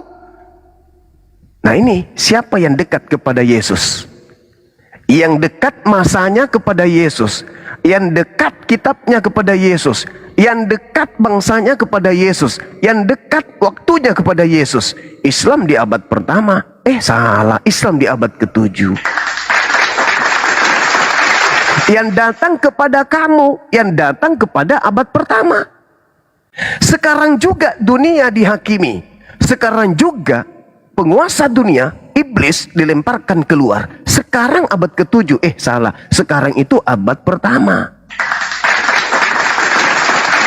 Jadi kalau ada orang berkata ada Mesias di sana, ada Mesias di sini, jangan kamu percaya kamu itu hidup di abad ke-7. Salah. Kamu itu adalah orang-orang yang hidup di abad pertama. Berarti Kristus palsunya hidup di abad pertama. Datang kepada murid, memakai nama Yesus, menyesatkan banyak orang. Siapa yang datang di abad pertama, yang hidup hari ini, yang ngaku-ngaku pengikut Kristus? Yahudi? No. Hindu? Bolehkah Buddha? saya bicara, No. Bunda? Ateis? Pas. No. Satu-satunya Bunda. kandidat, mohon maaf, hanya Kristen. Untuk itu, kita berdoa bersama. Mudah-mudahan saudara kita Kristen yang kita kasih yang ada di Indonesia bukanlah pengikut Kristus yang palsu. Amin. Silakan.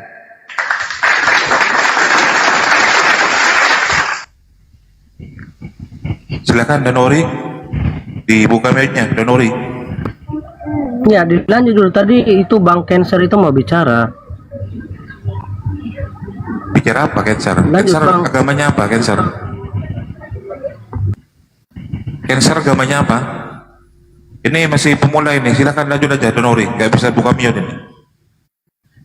Silakan Danori. Enggak, nanti saya tanggapi. Saya sedikit masih ada kegiatannya. Iya, langsung ditanggapi Oke, aja. lanjut. Langsung ditanggapi aja. Nggak ada, belum ada. Baik. Oke, sedikit saya langsung tanggapi ya, walaupun tadi saya kurang menyimak sebenarnya. Jadi saudara Bang Juma, bahwa siapa yang dimaksud sebenarnya Kristus palsu itu merujuk kepada pengajar-pengajar sesat, ya. Nah, ini bukan bicara tahun berapa gitu loh. Tetapi di situ Yesus menegaskan supaya kita itu hati-hati terhadap para nabi-nabi palsu, ya. Karena banyak orang itu kan Kristus ini kan yang mengaku sebagai penyelamat gitu loh. Jadi yang dimaksud Kristus palsu itu di situ bukan merujuk kepada Rasul Paulus, tetapi kepada dia yang mengaku sebagai orang yang berasal dari apa lah dibilangnya bahasanya, membawa kebenaran atau membenarkan ajaran-ajaran yang sebelumnya. Itulah yang dimaksud Kristus palsu, bukan merujuk kepada Paulus. Paulus itu mengajarkan apa yang pernah diajarkan oleh Yesus gitu. Terkait ya Rasul Paulus menekankan bahwa Yesus adalah Tuhan, itu sudah sangat sesuai. Dan sebelum Paulus bertobat, ada murid Yesus yang mengaku Yesus adalah Tuhan. Kan sejalan. Jadi pengajaran Paulus itu sejalan dengan pengajaran Yesus. Gitu, itu tanggapan dari saya. Oke, silakan ya. Iya, terima kasih saudaraku. Jadi di sini kita ingin pembuktian terkait dengan nasihat Yesus. Ada satu kesalahan fatal yang dianut oleh saudara-saudara kami yang kami cintai, yaitu terlalu percaya diri. Ketika Yesus dibawa, seakan-akan Yesus itu bicara kepada Kristen. Ketika membawa Yesus, seakan-akan Yesus itu berbicara kepada orang Roma, orang Yunani, yang kemudian mengajarkan agama Kristen seluruh dunia. Padahal Yesus hanya berbicara kepada kaumnya sendiri di saat itu. Waspadalah wahai orang Yahudi, agar kamu jangan disesatkan, sebab akan datang banyak penyesat memakai namaku. Orang Kristen itu 2 miliar lebih. Memakai nama siapa? Ketika mereka mengajarkan agama Kristen ke orang lain, dia pakai nama siapa? Nama Yesus. Waspadalah kepada penyesat yang datang kepadamu memakai namaku dan berkata, akulah Mesias, akulah Kristus. Mereka akan menyesatkan banyak orang. Satu-satunya kelompok di atas muka bumi ini yang memakai nama Yesus dan berkata Yesus itu Mesias kan hanya Kristen. Orang Hindu tidak datang memakai nama Yesus. Orang Buddha nggak datang memakai nama Yesus. Orang Islam dari Arab tidak memakai nama Yesus. Orang Yahudi dari Palestina, dari Yerusalem tidak memakai nama Yesus. Yang memakai nama Yesus menyebar ke seluruh penjuru bumi itu hanya Kristen. Dan Kristen terindikasi ada di abad pertama. Datang kepada murid Yesus orang Yahudi. Satu-satunya orang di luar Yahudi yang memakai nama Yesus kemana-mana hanya Kristen. Kita bukan karena kebencian, enggak. Ini justru karena sayang. Makanya kenapa tadi saya tidak membawa dari Al-Quran. Kalau Al-Quran udah jelas. Qul ya ayyuhal kafirun la a'budu ma ta'budun. Innal ladzina kafaru min ahlil kitabi wal musyrikina fi nari jahannam khalidina fi. Itu kalau dari Quran, itu egois namanya. Maka malam ini Islam mengalah. Mari tolak ukurnya penyesat, dan yang menyesatkan itu tolak ukurnya kita ambil dari ajaran Yesus. Supaya Islam itu bisa duduk sebagai terdakwa. Tapi ternyata nggak ada jalan ke sana. Kenapa Islam tidak hidup di abad pertama? Islam tidak bertemu dengan murid Yesus. Islam tidak membawa-bawa nama Yesus. Yang membawa nama Yesus hanya Kristen. Dan anehnya, kalau kita berbicara mengenai data, satu, salam kepada Andronikus dan Yunia, saudara-saudaraku sebangsa yang pernah dipenjara bersama-sama dengan aku, yaitu orang-orang yang terpandang di antara para utusan dan yang telah menjadi Kristus sebelum aku. Waspadalah kepada penyesat yang datang kepadamu memakai namaku dan berkata, akulah Kristus. Yang kedua, kita lihat di dalam Kisah Para Rasul 9 nomor 22. Akan tetapi Saulus semakin besar pengaruhnya, dan Saulus membingungkan orang-orang Yahudi yang tinggal di Damsyik karena ia membuktikan bahwa adalah Mesias, bahwa siapa ini, bahwa titik-titik auto atau siapa gitu adalah Mesias. Dirinya sendiri, di situ nggak ada nama Yesus. Tapi lembaga Bible Indonesia menuliskan kata Yesus seakan-akan Kristus yang dimaksud itu adalah Yesus, padahal di situ nggak ada nama Yesus. 1 Korintus 11 nomor 1 terjemahan yang benar bunyinya begini. Jadilah pengikutku sebagaimana aku ini juga adalah Kristus. Itu terjemahan yang betul. Jadi Paulus mengaku Kristus. Tapi wajar kalau Kristen mengaku Kristus ke Paulus. Kenapa? Karena menurut Paulus, Kristen itu juga adalah Kristus. Di mana dalilnya bahwa saudara kita Kristen ini adalah Kristus? Kita baca dalam Galatia 3 nomor 27. Karena kamu semua yang dibaptis dalam Kristus telah mengenakan Kristus. Berarti saudara-saudara kami Kristen ini juga adalah Kristus. Itu dalil. Jadi ketika kita berbicara tolak ukurnya Yesus, waspadalah kepada Kristus-Kristus palsu. Yang Kristus-Kristus di sini siapa? Islam atau Kristen? Matius 24 nomor 24, waspadalah kepada Kristus-Kristus palsu. Berarti ada Kristus-Kristus palsu. Siapa Kristus di sini? Islam atau Kristen? Islam, tidak Kristus. Yang Kristus adalah Kristen. Di mana buktinya bahwa Kristen ini adalah Kristus? Galatia 3 nomor 27. Karena kamu semua yang dibaptis dalam Kristus telah mengenakan Kristus. Nah, jadi kalau ada TNI mengenakan pakaian TNI, seragam TNI, ya itu karena memang mereka TNI. Tapi kalau ada yang bukan TNI mengenakan seragam TNI, itu TNI palsu. Jadi kalau ada orang yang tidak bersunat, makan babi, menyembah tiga pribadi, kemudian orang itu ibadahnya minggu, tapi dia mengatakan mengenakan Kristus, apakah itu Kristus palsu atau Kristus asli? Atau kalau ada orang Kristus tapi tidak bersunat, apakah itu Kristus asli? Atau kalau ada orang yang makan babi, apakah itu Kristus asli? Karena yang asli itu adalah Yahudi, itu Kristus asli. Di dalam Galatia 3 nomor 27, kalau kamu semua yang dibaptis dalam Kristus telah mengenakan Kristus. Nah, mereka yang makan babi tidak bersunat ini digelari Kristus, asli atau palsu? Na'udzubillah tsumma na'udzubillah. Silakan Anda renungkan, silakan Anda pikirkan. Bapak bisa jawab. Gurunda nih. Gurunda salah. Saya Sabar, Bapak Ben, sabar. Kita jawab laki-laki dulu. Gurunda ini tidak mengerti Alkitab. Dia cuma baca comot ayat-ayat lalu dia prediksi akan. Salah sebenarnya. Sebenarnya dia salah. Dia tadi bilang masalah sunat dengan segala macam itu dia salah. Sunat itu Kristus genapi akang. Jadi tidak ada sunat lagi. Yang kita hadapi akang nih sekarang ini kan Muslim ini kan abad ke-7.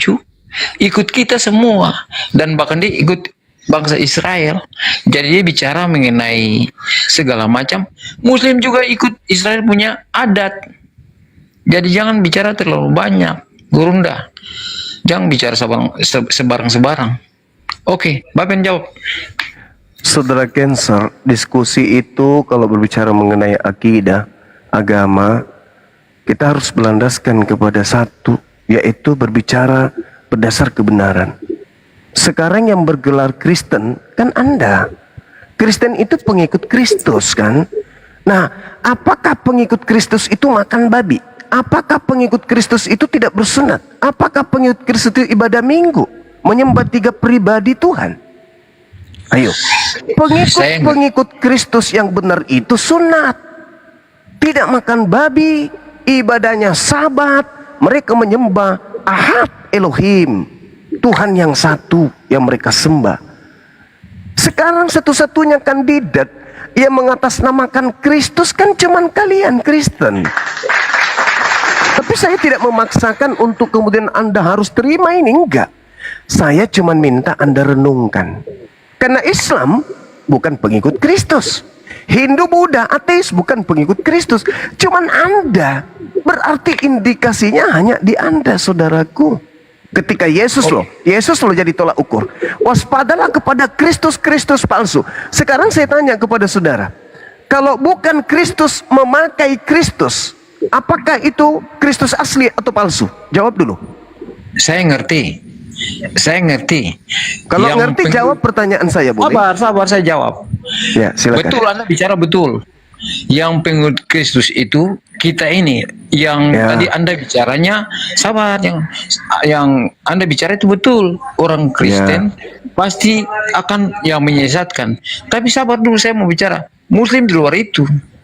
Iya, Tidak ada hubungan dengan kita. betul sekali. Masa sabar, jangan aja. Betul sekali. Kami di luar Kristus. Itu kan? Betul. yang saya mau bilang buat Anda, keselamatan cuma ada di Yesus. Itu saja. Kebinasaan pun ada di situ. Betul sekali. Ingat saudaraku, kebinasaan juga ada di situ. Kebinasaan juga. Tidak setiap orang memanggil aku Tuhan, memakai namaku, bermujizat pakai namaku, mengusir setan pakai namaku.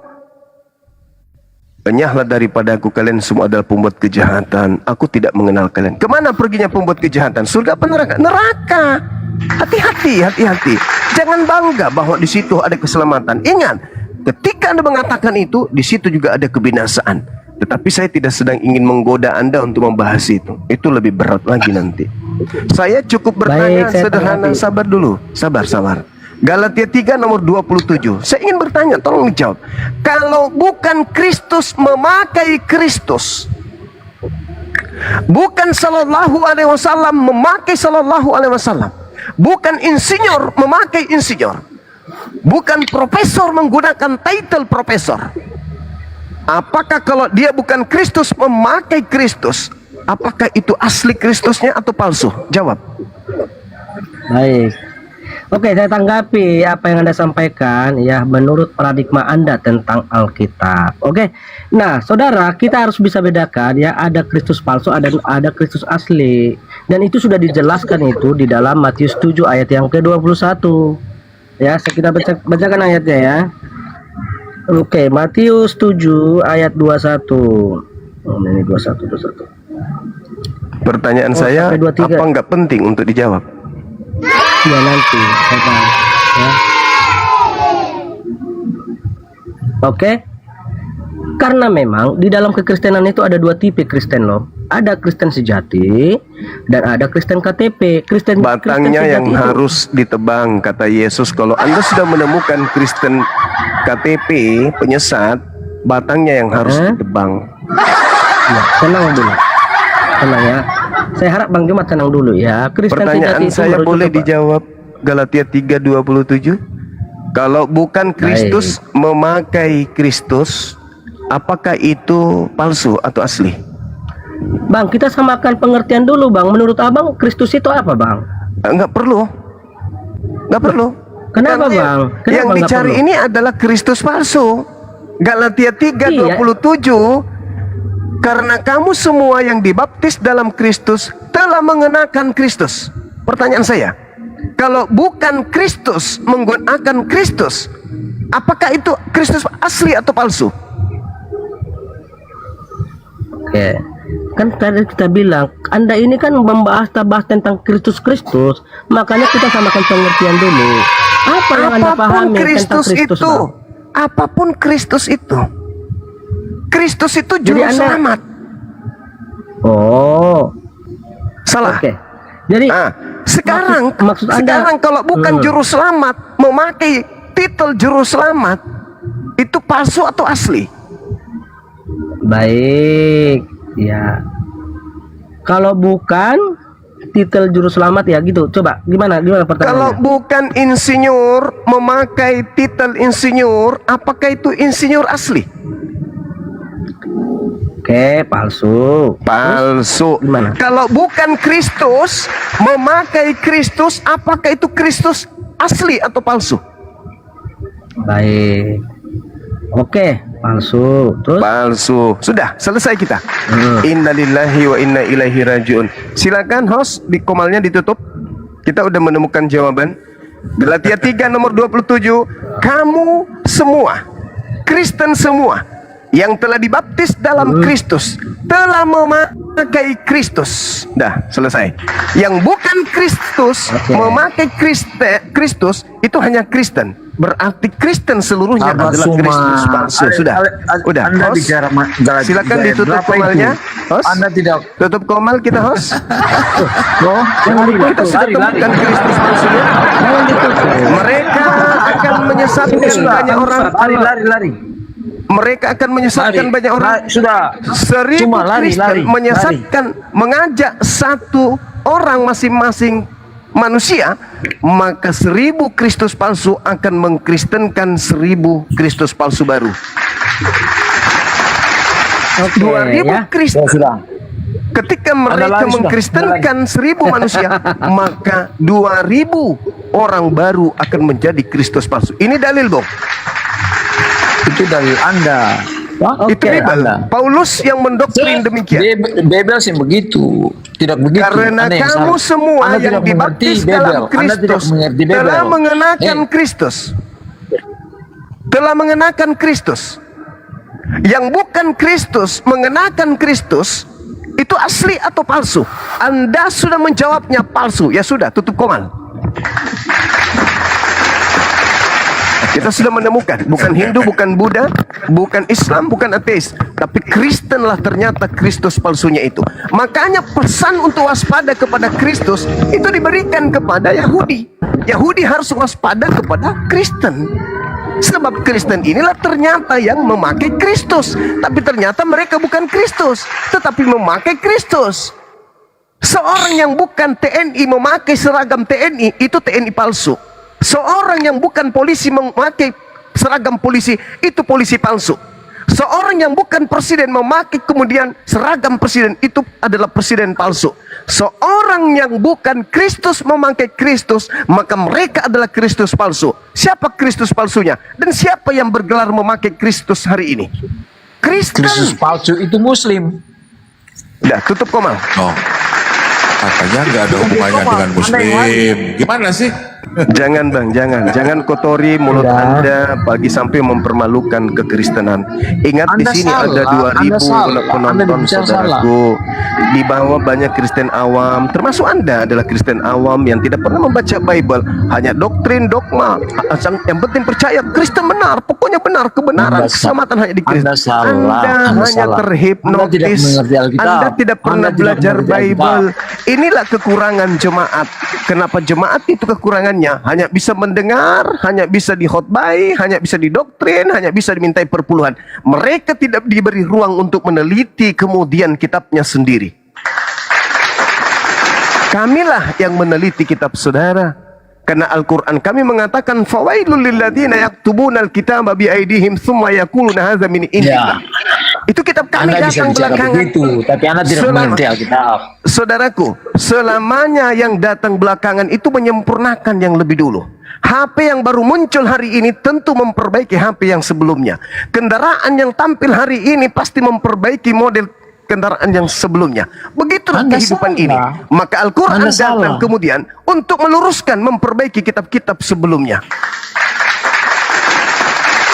Kalau ada kitab baru sekarang yang muncul, tolong tunjukkan kitab baru itu. Tidak ada. Yang ada baru diterjemahkan lagi, baru direvisi. Itu yang ada. Itu yang Anda ada. cuma asumsi saja. Saya tidak berasumsi dalil. Galatia 3 nomor 27. Karena kamu semua yang dibaptis dalam Kristus telah mengenakan Kristus. Anda cuma baca di ayat selanjutnya. Apakah kalau saya baca ayat sebelum dan sesudahnya ini bukan mengenakan tapi melepaskan Kristus? Tetap aja. Makanya saudaraku kalian itu tidak bisa lolos kawan. Kenapa?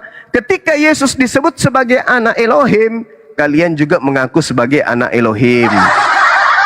Ketika Yesus itu digelari kemudian anak Tuhan, kalian juga anak Tuhan. Ketika Yesus digelari sebagai anak sulung Tuhan, kalian pun digelari anak sulung Tuhan. Yang mana yang sulung? Yesus apa kalian? Inilah hebatnya. Jadi saudara-saudaraku yang saya kasihi, ya, apa yang saya sampaikan ini berdata, berdalil. Bukan saya kebencian, enggak, tidak ada dalam diri saya itu membenci kalian. Justru karena sayang. Saya sayang, maka saya kemudian menunjukkan materi tersebut. Gitu saudara. Anda bukan sayang. Kalau saya tidak sayang, saya biarkan Anda tersesat. Anda tidak sayang. Loh, saya ingatkan kepada saudara sekali lagi, khusus kepada Tidak saudara bisa. saya ini. Si cancer Anda ini, tidak mengerti Alkitab. saudaraku, Anda tidak mengerti. saya tanya kepada saudara, apabila seseorang yang bukan Kristus memakai Kristus, apakah seseorang yang bukan Kristus memakai Kristus ini asli atau palsu? Dengar, saya bicara buat Anda. Anda bicara benar. Saya dengar. Dengar. Sabar, Anda bicara benar. Tapi untuk di kalangan Kristen, Muslim itu tidak ada apa-apanya. Muslim di luar Kristen. Jadi kalian itu tersesat. Saudaraku, Kristen tidak ada dalam hal ini.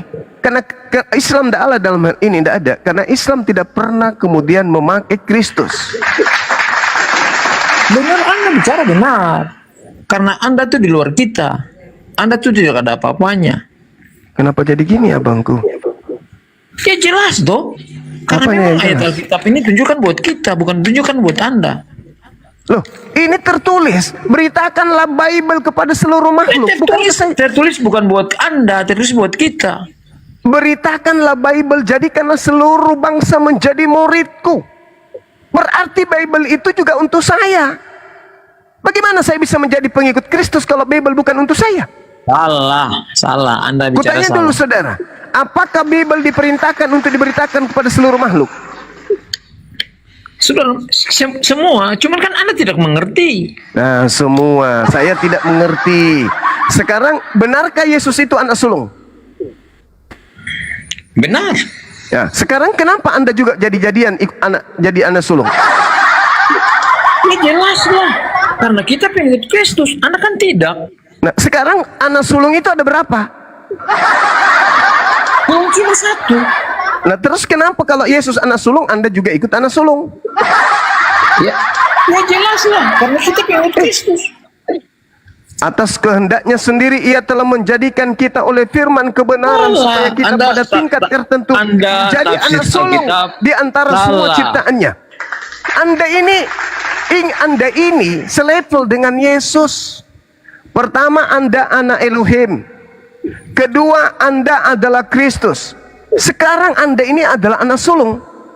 Yakobus 1:18, atas kehendaknya sendiri ia telah menjadikan kita Kristen oleh firman kebenaran supaya kita pada tingkat yang tertentu menjadi anak sulung di antara semua ciptaannya. Tuh, Kristen ini adalah ciptaan pertama. Yesus juga ciptaan pertama. Kolose 1:15, dia adalah gambar Tuhan yang tidak kelihatan, yang sulung, lebih utama dari segala yang diciptakan. Mana yang betul? Yesus atau Kristen yang anak sulung? Yang diciptakan pertama kali di antara semua ciptaan, Yesus atau Kristen? Kristen hanya Kristenku ini, saudara Kristenku ini hanya ingin menyamai Yesus, hanya ingin tampil sebagai anak sulung dari segala yang diciptakan. Yang sulung jadi segala yang diciptakan, hanya ingin menjadi Kristus sama seperti Yesus, ingin menjadi anak Elohim sama seperti Yesus. Sekarang siapa yang asli, siapa yang palsu? Salah, Anda bicara salah. Tadi benar, sekarang salah. Salah, maksudnya saya bicara salah. Bicara salah. Yang Yesus katakan itu betul. Kita nih anak-anak Allah semuanya, tapi anak pandangannya salah. Karena kita pengikut Kristus, jadi kita anak Allah. Saya tanya dulu sama saudara. Saya tanya dulu. Sekali lagi saya tanya. Yakobus 1:18 dikatakan Kristen itu adalah anak sulung di antara semua ciptaannya. Kolose 1:15, Yesus adalah yang sulung dari segala yang diciptakan. Mana yang betul ini? Yang benar kan Kristus anak sulung. Nah, kalau kita kan pengikut. Berarti jadi kamu juga anak sulung? Anak sulung ya, betul. Berarti kamu juga anak sulung? Iya jelasnya saya anak sulung. Bagus. Berarti Anda juga Kristus? Bukan Kristus, salah Anda bikin salah. Di bahasa. Anda salah, Anda bicara salah. Makanya baca Alkitab itu mesti ada Roh Kudus. Saudaraku, Galatia 3 nomor 27. Kamu yang dibaptis dalam Kristus telah mengenakan Kristus. Anda dibaptis dalam Kristus nggak? Iya kan? Anda dibaptis dalam Kristus kan? Ya pasti. Ya. Anda memakai Kristus. Aduh, Anda salah pengertian berarti. Salah. Maafkan saudara kalau Anda tidak salah, kuat. Anda salah, Anda tidak mengerti kalau Anda tidak kuat. Jadi Anda salah. Tolong terangkan kepada saya bagaimana seorang yang bukan Kristus memakai Kristus. Coba. Yang bukan Kristus memakai Kristus, yang bukan polisi memakai polisi. Ayo. Baik. Biar saya jelaskan ya. Silakan. Tolong didengar ya. Menjauh dari musik dulu, Don Nuri. Ada musik. Ada musiknya Donori. Oh iya, gimana itu ya? Menjauh dulu. Ya kebetulan ini tetangga saya ini lagi happy dia. Oke, dilanjut. Silakan Bang. Kamu yang dibaptis dalam Kristus telah mengenakan Kristus. Mengenakan Kristus. Yang bukan polisi mengenakan dirinya seragam polisi. Yang bukan TNI mengenakan seragam TNI. Ayo. Oke, kita bedah kalimatnya ya Bang Juma ya. Silakan. Saya bacakan sekali lagi. Silakan. Iya, karena kamu semua yang dibaptis dalam Kristus telah mengenakan Kristus ya. Kalimatnya mengenakan, bukan menjadi ya, beda ya. Kata menjadi dengan mengenakan itu. Iya, mengenakan. Kalian tidak akan mungkin menjadi, kalian hanya mengenakan. Enggak mungkin yang polisi, artinya di sini, yang bukan polisi tidak pernah daftar polisi memakai Anda mau saya jelaskan polisi, atau Anda yang mau jelaskan? Anda kan mengatakan tadi penyangga kan mengenakan. Kalau bukan polisi mengenakan pakaian polisi, ngomong terus. Itu apa namanya? Polisi asli atau polisi palsu? Baik. Kalau Anda minta saya jelaskan, maka tolong Anda jangan cut saya gitu loh. Silakan. Oke. Nah, di sini kan kalimatnya mengenakan. Nah, makna teologisnya begini loh, Bang Juma, bahwa kita yang telah mengenakan Kristus ini telah dimerdekakan ya. Tidak lagi di status kita sebagai hamba. Kalau Anda tidak Jadi jangan lagi Anda pahami ini, gini. Kalau Anda bukan hamba maksudnya, berarti Anda adalah pencipta.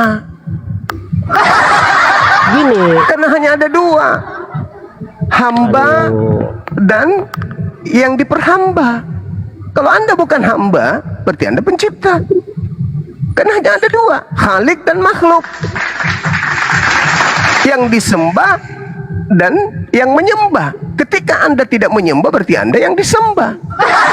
Yang mau disembah boleh siapa? Boleh saya selesaikan penjelasan selain dari saya Tuhan? ini, Bang Juma. Yang mau disembah selain dari Tuhan siapa? Boleh nggak saya selesaikan? Sibilisisis. Ya, boleh nggak saya selesaikan? Boleh ya Bangku, boleh. Tapi ingat, antara Anda dengan saya tidak boleh terpisah argumentasinya. Oke, sepakat kita? Iya betul. Kita jangan ngawur bicaranya. Oke. Nah, yang saya mintakan Anda hargai juga lah orang yang sedang bicara. Jangan. Kalau saya tidak menghargai Anda, saya diam, tidak respon. Iya. Berarti saya menganggap Anda itu batu tawas. Ya kan masalahnya. Karena saya menghargai Anda, lagi makanya ngomong, saya Anda ngomong juga. Oke, lanjut. Gitu loh. Anda dari tadi ngomong saya diam. Saya tunggu Anda sampai benar-benar selesai bicara. Sekarang kan giliran saya. Kan? Karena yang punya kapasitas menjelaskan Alkitab itu ya saya. Anda yang punya buku, tapi yang menjelaskan guru. Iya. Oke. Nah, kalau dipahami ayat ini secara literal, maka pengertiannya bisa seperti yang Anda pahami. Oke, jadi saya jelaskan makna teologisnya ya, bahwa setiap kita yang telah dibaptis di dalam Kristus ya, kita itu telah mengenakan Kristus, bukan kita menjadi Kristus, tidak. Ya. Artinya kita itu telah dimerdekakan. Kita tidak lagi diperhamba oleh dosa. Itu maksudnya Rasul Paulus kepada jemaat-jemaat yang ada di Galatia. Itu loh Bang Juma, itu penjelasan singkatnya. Jadi jangan Anda pahami ayat ini secara literal gitu. Tapi pahamilah apa sih makna teologisnya ini. Karena di ayat yang ke-28 di situ dijelaskan, dalam hal ini tidak ada orang Yahudi atau orang Yunani, tidak ada hamba atau orang merdeka, tidak ada laki-laki atau perempuan, karena kamu semua adalah satu di dalam Kristus Yesus. Ya. Gitu maksudnya. Bukan berarti kalau orang Kristen itu setelah dibaptis maka menjadi Kristus, bukan itu maksudnya. Oke. Sekarang saya ingin tahu, kalau Yesus bergelar Kristus itu wajar nggak? Kalau Yesus bergelar Kristus, memakai Kristus wajar nggak? Baik. Ya wajar karena dia datang ke dunia ini kan sebagai manusia. Kalau Bukan Anda sebagai yang Tuhan, memakai Yesus datang ke Kristus dunia ini. wajar juga?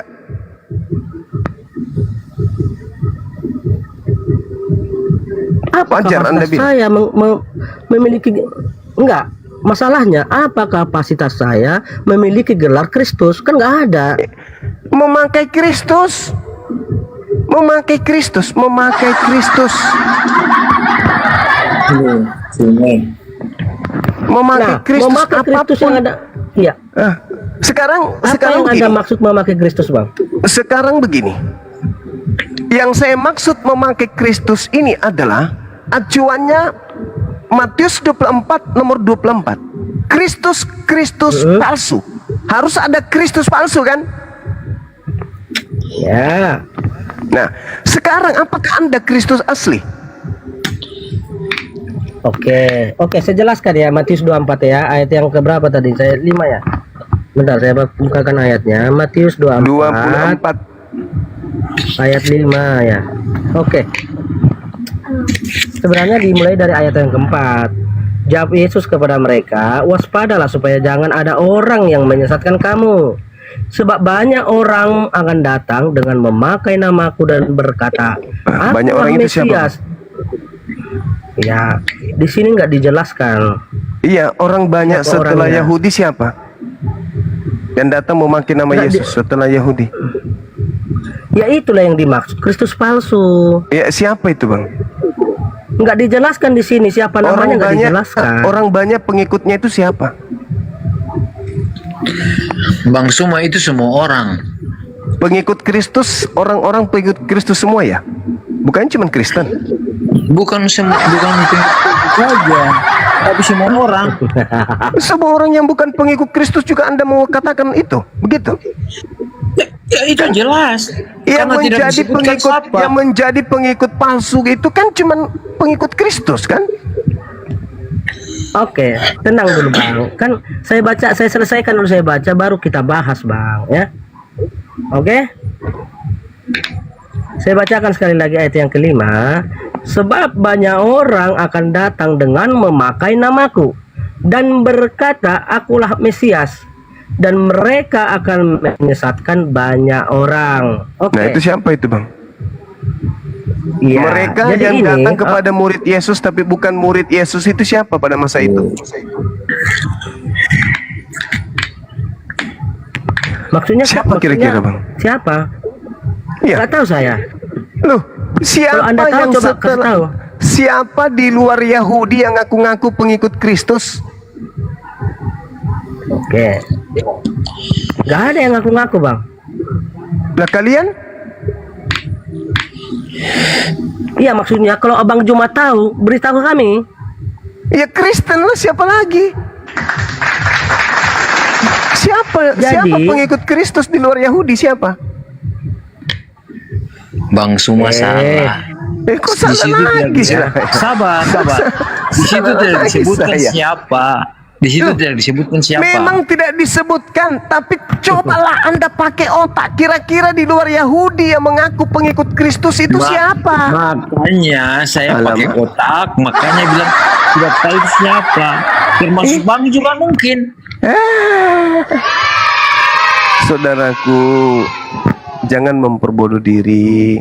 Di luar bukan- Yahudi, di luar Bukan membunuh Yahudi. diri. Sekarang begini. Itu kan Sekarang tidak begini. disebutkan siapa.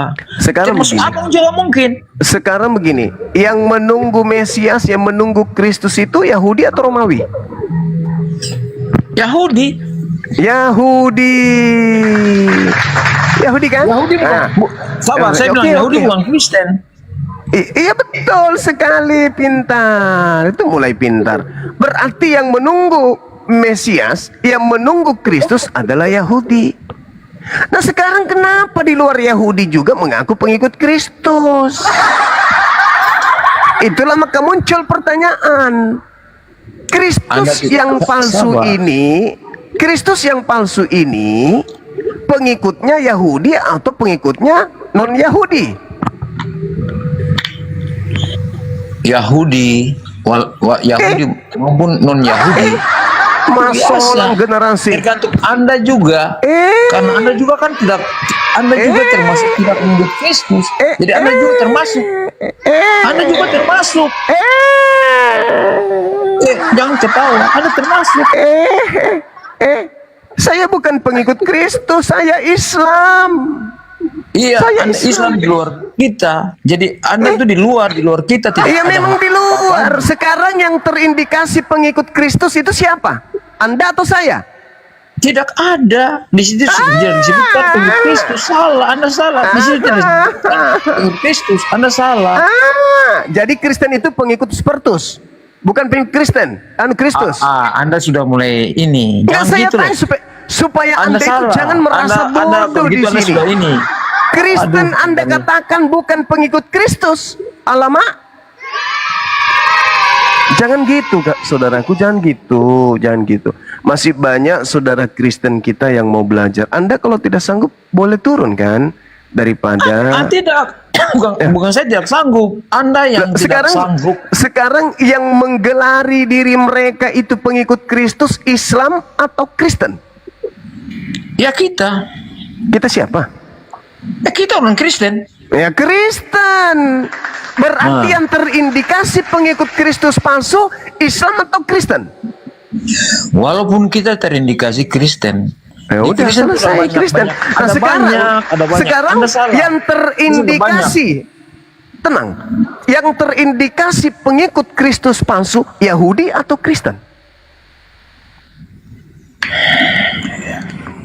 Anda bicara itu, ya Yahudi kan tidak tahu Kristus. Yang pintar, berarti satu-satunya kandidat siapa, Bang? Lalu yang berikutnya begini. Itu satu-satunya kandidat. Islam tidak, Yahudi tidak. Sekarang satu-satunya kandidat itu siapa? Walaupun kita di antara kita tuh ada banyak. Host, tutup komalnya, host. Tutup host. Kasihan saudara kita ini. Maafkan saya abangku, maafkan saya. Saya tujuannya hanya untuk menyampaikan saja sebagai penyampai, bukan sebagai hakim yang menetapkan keselamatan Anda atau tidak. Anda tinggal renungkan. Yesus meminta Yahudi agar waspada kepada Kristus palsu dan pengikutnya. Sekarang yang menunggu Mesias Yahudi, sudah pasti mereka pengikut Mesias yang asli. Kalau ada yang mau ikut, hanya ada dua. Yahudi hanya ada dua. Yang pertama yang tidak mau ikut Kristus asli. Yang kedua adalah yang mengikut Kristus asli. Cuman itu doang. Kristus palsunya bekerja pada non-Yahudi. Sekarang di luar Yahudi yang mengaku pengikut Kristus siapa? Tadi kita punya teman mengatakan bukan Islam, bukan Yahudi. Lalu kandidatnya siapa? Silakan Anda renungkan. Ingat, bukan karena Anda itu mengaku sebagai anak Tuhan, rajin berdoa bisa menyelamatkan Anda. Setelah Anda mati tak ada lagi jalan untuk bertobat. Saatnya lah sekarang untuk Anda bertobat, meninggalkan ajaran yang bukan ajaran Kristus asli. Silakan. Ya, oke. Itulah Bang Juma, perlunya Roh Kudus itu tinggal di dalam kita supaya kita bisa membedakan mana Kristus palsu, mana Kristus asli. Ya, itu fungsi Roh Kudus. Oke, sekali lagi saya jelaskan bahwa Kristus palsu itu mungkin saja itu berasal dari kalangan Kristen. Nah, Kristen yang bagaimana maksudnya di sini? Sudah pasti itu bukan Kristen sejati. Ya. Karena kalau Kristen sejati, dia hidup di bawah bimbingan Kristus asli. Nah, maksudnya Kristus palsu itu begini, bahasa sederhananya begini. Ada orang yang mengaku percaya bahwa Yesus itu adalah Tuhan. Dia ajarkan sesuai yang dia seperti yang di Alkitab, ya, khususnya di PB, ya. Tetapi motivasinya itu lain. Yaitu motivasinya tidak seperti untuk yang Yesus inginkan. Hal-hal yang seperti ini yang Yesus maksudkan supaya kita hati-hati. Contoh, ini contoh ya, seorang gembala ya yang membangun satu gereja, ya dia memanggil jemaat begini. Tetapi motivasi dia untuk mendirikan satu gereja itu atau mengembalakan satu gereja ialah untuk menghasilkan uang. Ya. Ini yang dimaksud Kristus palsu, Bang Juma. Jadi jangan Anda sama ratakan bahwa semua Kristen itu selain Yesus itu adalah palsu. Enggak. Kan di dalam Matius 7 ayat yang ke-21 dikatakan, bukan setiap orang yang berseru-seru kepadaku Tuhan, Tuhan akan masuk ke dalam kerajaan surga, melainkan dia yang melakukan kehendak Bapa. Jadi yang masuk surga itu ialah mereka yang melakukan kehendak Bapa. Orang Kristen yang tidak melakukan kehendak Bapa maka ditolak oleh Yesus. Gitu Bang Juma. Jadi jangan langsung Anda berpikir bahwa semua orang Kristen itu ialah Kristen palsu atau Kristus. Ya sudah, kalau itu tolong tunjukkan kepada saya kehendak Bapak agar orang ke gereja hari Minggu. Baik. Oke. Ya. Ya kan, agar kita mendengarkan Yesus, taat kepada Yesus. Ya.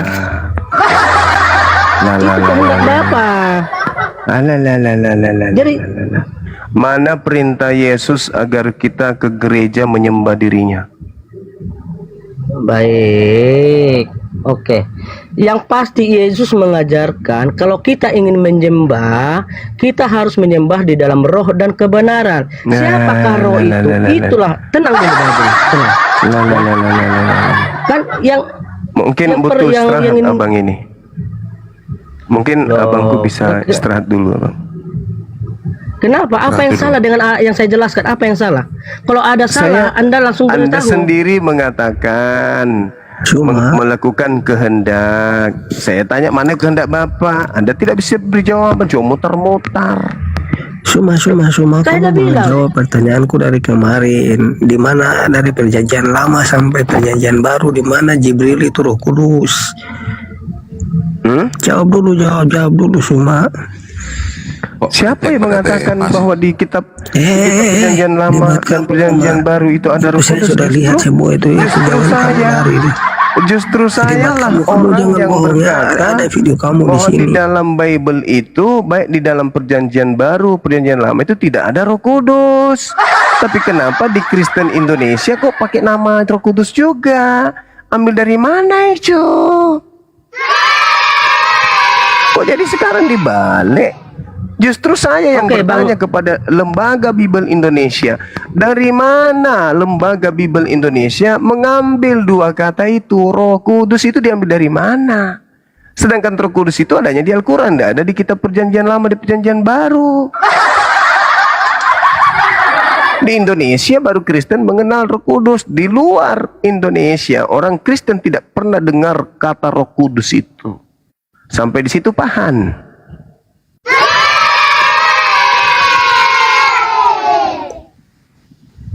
Paham gak? Oke. Saya lanjut Bang Juma ya. Jangan di mute botol. Kenapa di mute botol? Jangan emosi Abang. Jangan emosi. Tahan emosi.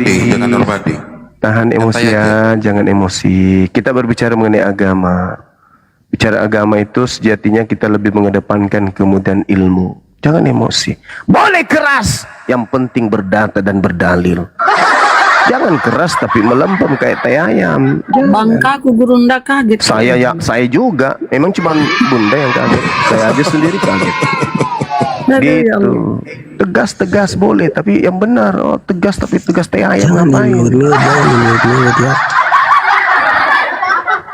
Ayo Bang. Apa Roh Kudus di dalam perjanjian baru itu mana? Saya bisa baca di data berapa? Tidak, kamu jawab dulu di mana ayat perjanjian lama tidak ada, Dek Nara, nang hadong hepeng. Malaikat Jibril itu Roh Kudus, di mana tertulis? Jangan kamu tidak ada. Roh Kudus Kamu kalian yang ambil itu mengatakan dari kemarin. Al-Quran. Tidak, Nggak tidak, ada tidak. di Bibelmu itu Roh Kudus, nggak ada. Tidak, tidak. Kamu ini sesat. Kamu sudah Nggak bisa tambah parah ini. Tunjukkan Roh Kudus itu ada di kitabmu, baik perjanjian baru maupun perjanjian Dek lama. Nara, udah dibilang. Aduh, Kayak Nehi. Kamu udah tobat-tobat ya Suma. aduh, ini ini. lebih parah dari Donori ini. Woi, dukun cabul, kau dibawa kalau kau nggak bisa kesini. Ngapain kau naik sini? Jangan lari, jangan lari. Dukun cabul dibawa. Ingat, cemangi kau tumbuh halus.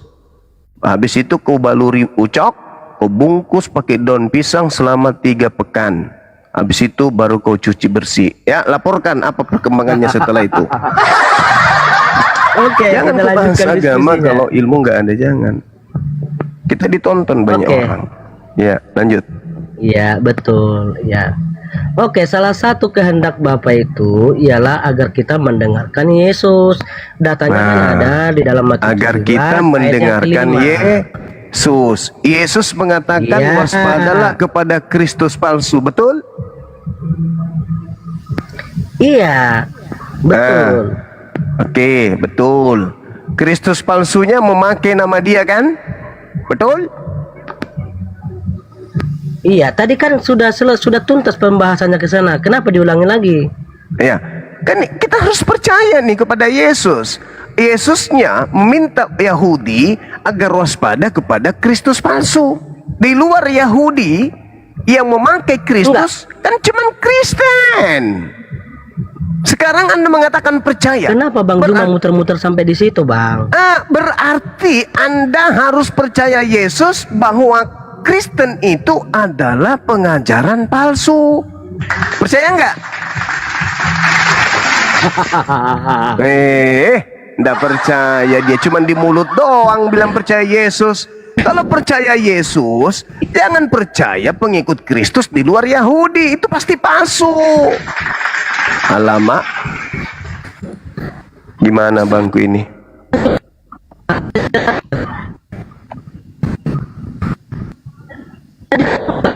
Pas balik ke sana muter-muter di situ sampai besok pagi. Anda masih percaya kekristenan? Oke, Masih? apa yang Anda pahami dengan kekristenan? Iya, apa yang Anda pahami dengan Pengikut kekristenan? Kristus palsu itu kan di luar Yahudi. Kok pura-pura nggak tahu? Loh, kok cuma tertawa? Bang Juma, tadi kan saya udah beritahu ya, kamu ini fokus memahami Alkitab itu secara literal, tetapi mengabaikan makna teologisnya. Di situ Anda salahnya, Bang Juma. Astagfirullahaladzim, ya Allah ya Karim, masih pula dibilang salah. Ya salah dong, Pengikut karena Anda Kristus fokus palsu itu memaknai. yaitu orang-orang di luar Yahudi yang ngaku-ngaku sebagai pengikut Kristus, padahal mereka bukan Kristus asli. Mereka Kristus palsu. Bahkan pengikutnya pun disebut sebagai ciptaan Tuhan yang sulung. Mengaku juga Bang sebagai Juma, pewaris surga. Alamak. Kristus asli itu yang tinggal di dalam Yesus. Ya, Yesus yang mana dulu? Yang asli atau yang Baik. palsu?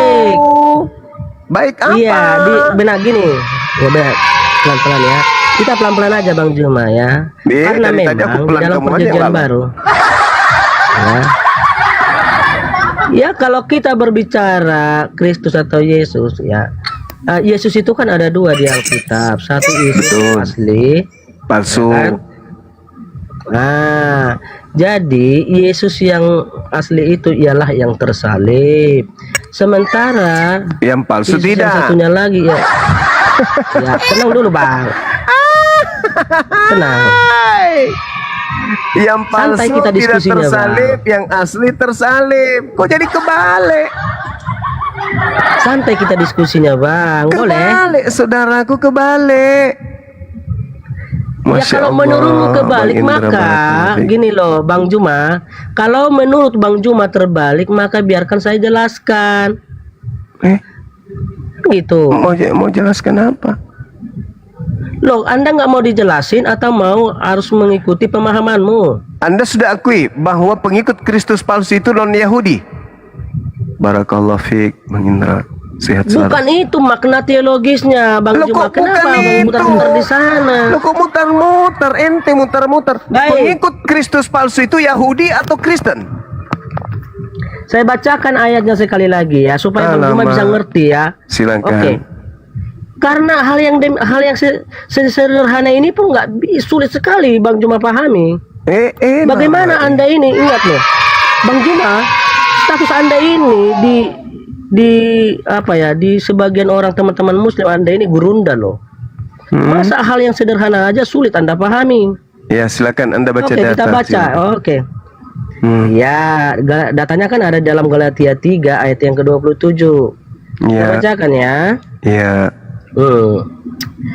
Oke, karena kamu semua ya yang dibaptis dalam Kristus telah mengenakan Kristus. Nah, makna teologisnya seperti ini loh, bahwa kita yang telah dibaptis di dalam Yesus ya, maka kita ini telah menyatu dengan Yesus. Arti menyatu di sini bukan berarti kita berubah menjadi Kristus. Kok menyatu? Mana ada menyatu di situ? Mana ada? Makanya, Kutanya dulu, gini loh, saudara. Bang Juma. Kutanya dulu, saudara. Anggota Polri itu Polri nggak? Jangan Anda bawa analogi Polri, Bang. Loh, kenapa? Supaya Anda sadar. Beda. Polri, dengar ya. Enggak. Loh. Tenang ya Bang Juma gitu. Anda yang harus tenang. Galatia 3 gini Bang Juma. Enggak. Galatia 3 ayat yang ke-27 itu tidak berdiri hanya sampai di situ. Alkitab ini kan ditulis secara sistematis Bang Juma, bukan per ayat-ayat. Justru karena itu. Justru karena itu. Makanya biarkan saya jelaskan. Karena yang mengerti Alkitab itu adalah orang Kristen. Loh, kalau Anda yang mengerti, Alkitab itu orang Kristen. kalau Anda mengerti, Anda bisa menjelaskan secara benar kepada saya. Sekarang saya tanya sama saudara. Makanya biar sekali lagi saya jelaskan ya. TNI, anggota TNI apakah TNI? Nanti kan bisa jawab dia. Kok Bang Juma kok lari-lari ke TNI lah, ke Polri lah, sebentar lagi. Anggota Polri apakah Polri? Saya harus membawa itu. Karena kitab Anda yang mengatakan itu Bang Juma. Kitab Anda mengatakan bahwa, dengar dulu. Kitab Anda yang mengatakan bahwa Kristen itu adalah anggota Kristus. Dari mana Abang tahu, Bang? Kristen itu anggota Kristus. Dari mana Abang tahu itu? Bahaya ini. Bahaya. Pertanggungjawabkan narasi Abang. Dari mana Abang tahu itu? Bahaya ini. Bingung kan? Bahaya. Bukan bingung. Anda yang tidak pernah baca dalil. Bahaya. Dari mana lagi yang nggak saya baca? Ingat ya, saya udah bilang Bang Juma, saya ini Kristen ya, punya kapasitas menjelaskan Alkitab dan mengerti Alkitab. Betul? Betul. Coba Anda baca 1 Korintus 12 di mana Kristen disebut sebagai anggota Kristus. Baik, ayat berapa? Katanya paham barusan. Aku udah bocorkan lu padahal. Tapi masih bertanya. Ya, makanya gini, kalau Bang Juma itu berbicaranya tadi katanya paham. Yang punya kitab dia, maka dia yang lebih paham. Yang mana yang mau Anda mau saya jelaskan? Yang mana? Yo, santai aja kita diskusinya Bang Juma. Nggak usah pakai Saya mengatakan Kristen itu disebut sebagai anggota Kristus. Iya, masalahnya apa di situ? Masalahnya. Nah, sekarang saya bertanya, kalau anggota polisi nggak? Kok analoginya gimana? Harus begitu. Karena Kristen Bang disebut Juma sebagai anggota Kristus. Gimana? Gimana dong? Gimana dong? Bang Juma kok muter-muternya di situ? Di situ yang muter-muter. Anda dijelaskan gini loh Bang Juma. Sekarang saya tanya Gini. sama saudara, kalau anggota TNI, apakah TNI? Logi apanya? Analoginya nggak nyambung loh Bang Juma. Kok Bang Juma nggak gini nyambung? ya, Nggak, saya- saudara, jawab aja saya dulu. beritahu loh Bang Juma. Jawab aja dulu. Kalau anggota TNI, apakah TNI? Jawab dulu. Aduh, kok ke situ ke TNI lah, ke Polri lah, apa macam. Makin melebar pembahasannya Bang Juma. Masalah generasi. Tunjukin, Karena maksudnya kita gini, belum Bang Juma. mengatakan Kristen itu adalah anggota Kristus. Oke, Ayo. sejauh yang Anda pahami apa makna anggota Kristus Bang Juma? Ya Ya, pelan-pelan aja apa kita makna belajar anggota Alkitab ya. polisi? Aduh, Pak ya, awak bertanya, dia bertanya. Ya itu Sampai pagi jawabannya, pun kita jawabanmu bertanya-tanya itulah ini. jawaban pertanyaanmu. Jawaban saudara itulah jawaban pertanyaan saudara. Jawaban Anda itu yang jadi pertanyaan, yang jawabannya. Ayo. Bang Juma, kalau saya pahami itu hanyalah sebuah alibi untuk menghilangkan ya atau mengabaikan pertanyaan saya. Itu hanya sebuah alibi itu Bang Juma. Kalau Anda ditanya maka fokus Anda menjawab, bukan bertanya. Gitu Justru loh. yang Itu saudara-saudara namanya Anda diskusi. mendengarkan, bukan? Hah? Bagaimana Kristen disebut sebagai anggota Kristus? Anggota TNI sudah pasti TNI. Anggota Polri sudah pasti Polri. Betul? Jadi gini loh Bang Juma, Ya kok jadi saya gini? bertanya, Jawab Bang. dulu, jawab dulu Ya dong. makanya Jawab dulu. Anggota TNI apakah masalahnya Masalahnya Bang Juma kan nggak ngerti apa itu anggota Kristus. Apa makna anggota Kristus kan TNI Bang Juma apakah nggak tahu. TNI? Kutanya dulu, jawab. Kita tidak di sini Bang Juma kita tidak membahas Kutanya TNI loh Bang dulu, Juma. anggota TNI apakah TNI?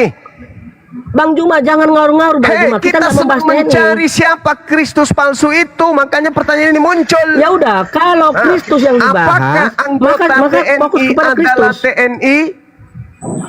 Bang Juma, jangan bahas-bahas TNI loh. Kita nggak bahas TNI di sini. Kenapa emang? Saya bangga menjadi keluarga Beda. TNI. Kenapa? Iya, Saya ulang lagi Kristus pertanyaan saya. Gini loh Bang Juma. Apakah anggota TNI adalah TNI? Halo. Kok tanya-tanya TNI?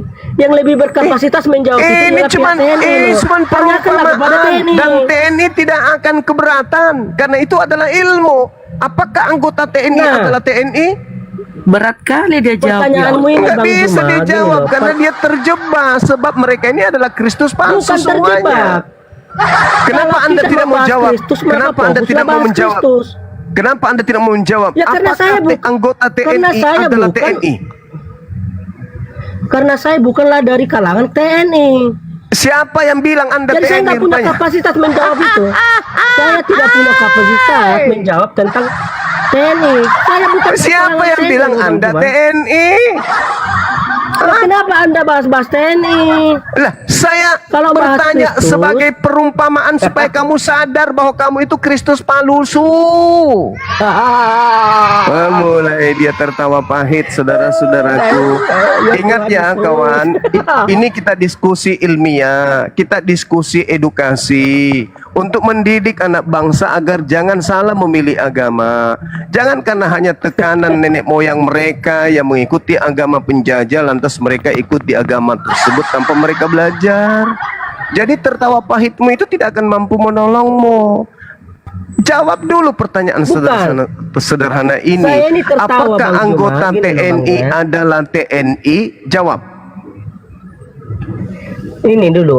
Anda jangan salah artikan saya tertawa. Saya tertawa karena Itu kita kan sedang membahas tertawa Kristus. Anda pahit malah itu. bahas-bahas TNI.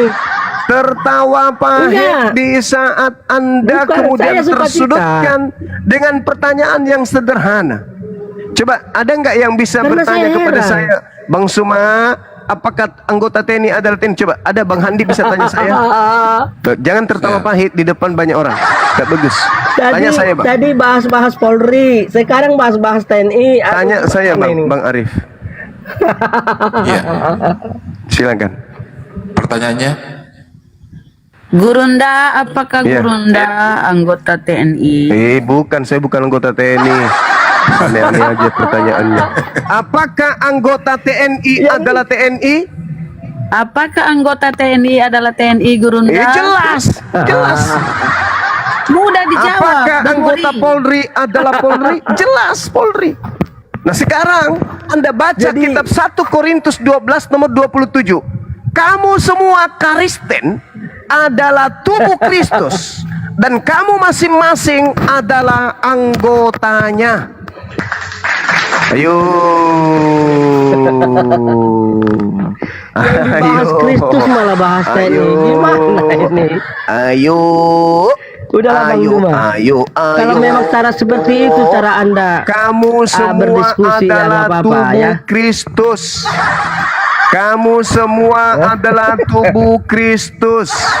Yang bukan Kristus tetapi mengaku tubuh Kristus, palsu enggak teman-teman? Yang bukan Kristus tapi tubuhnya Kristus, apakah asli teman-teman? Palsu.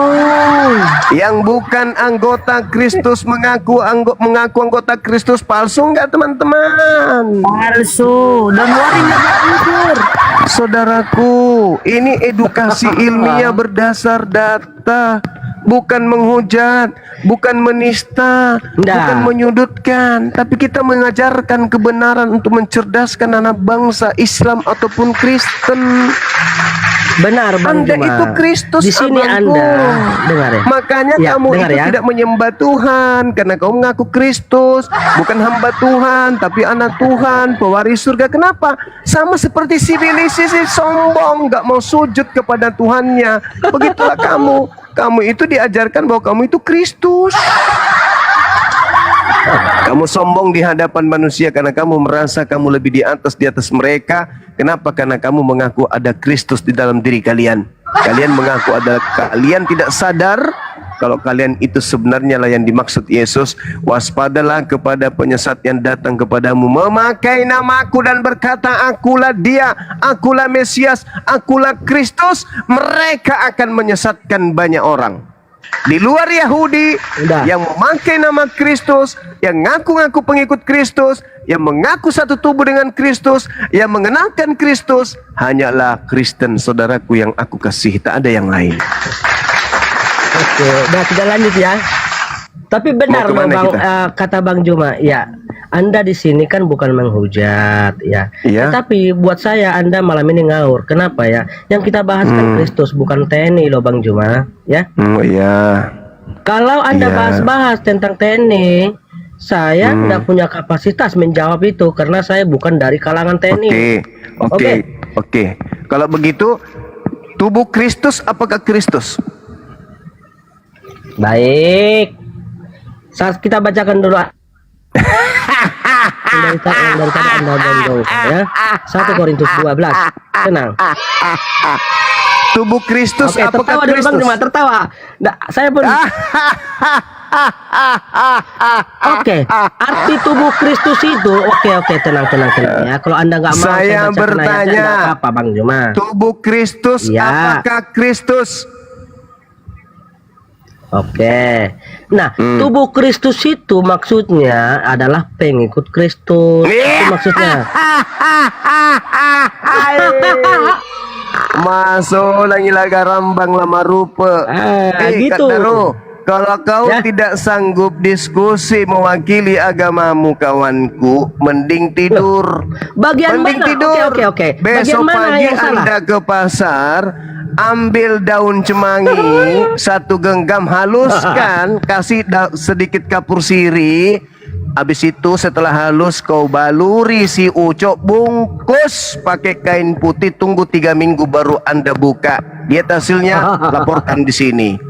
Jangan diskusi agama.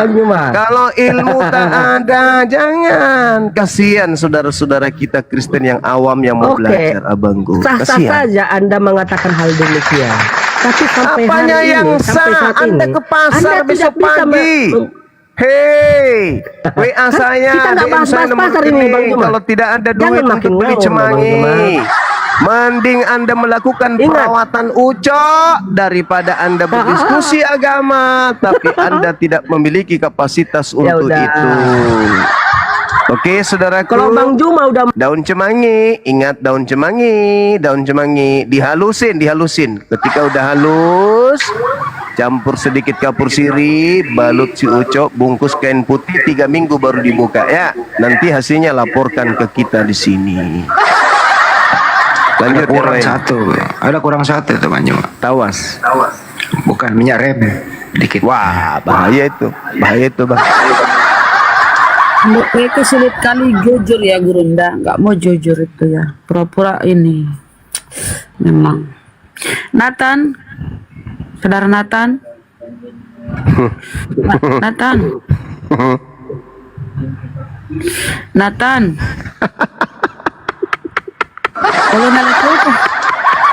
kalau melakukan itu beli cemangi, betul mama. Kalau Anda yang mengetik di bawah pedas, berarti pernah coba.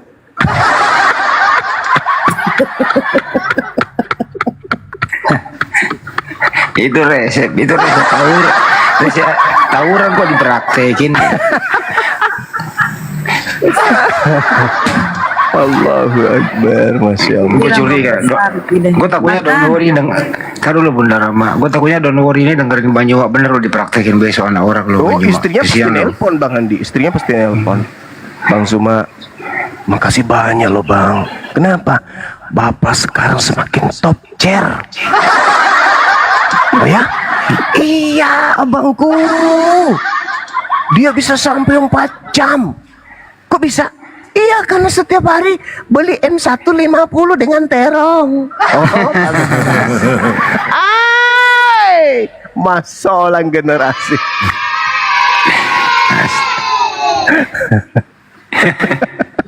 Ada.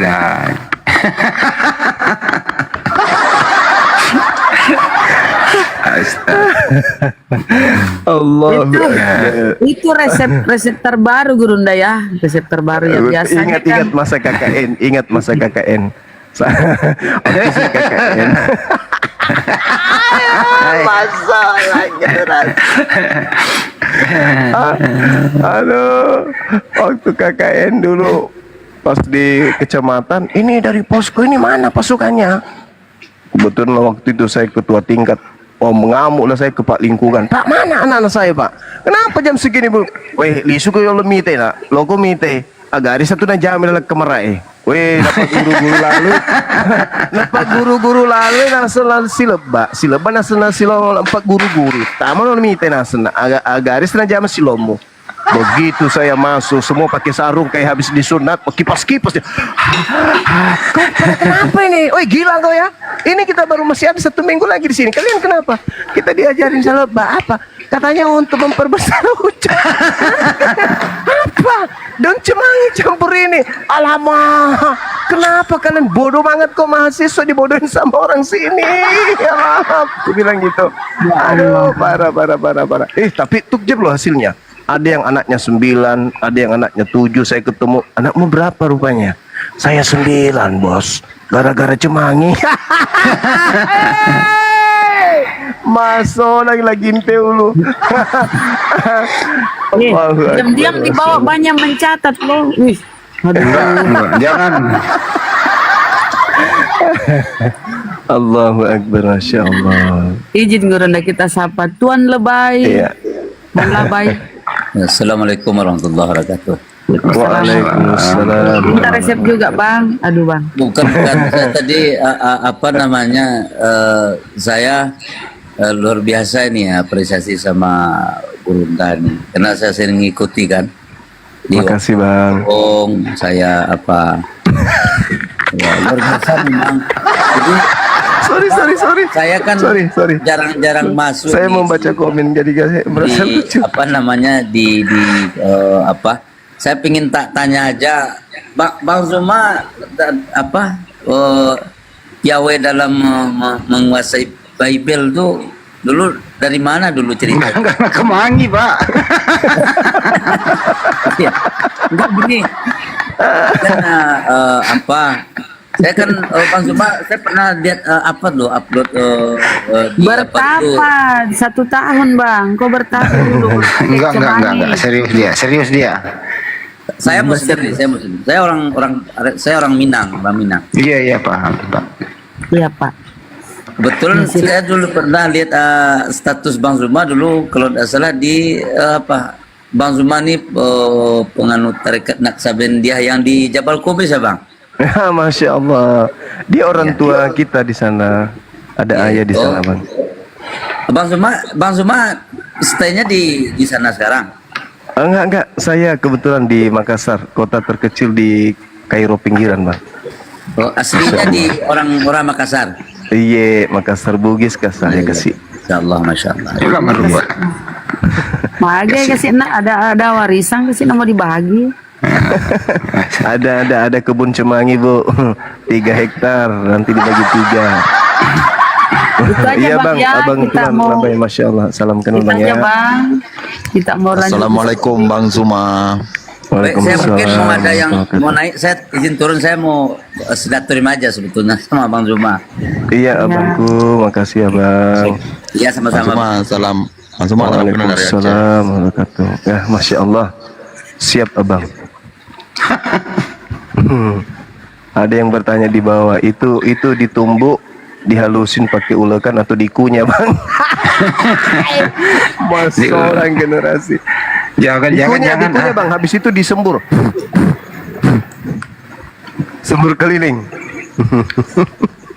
Allah. Sembur keliling itu.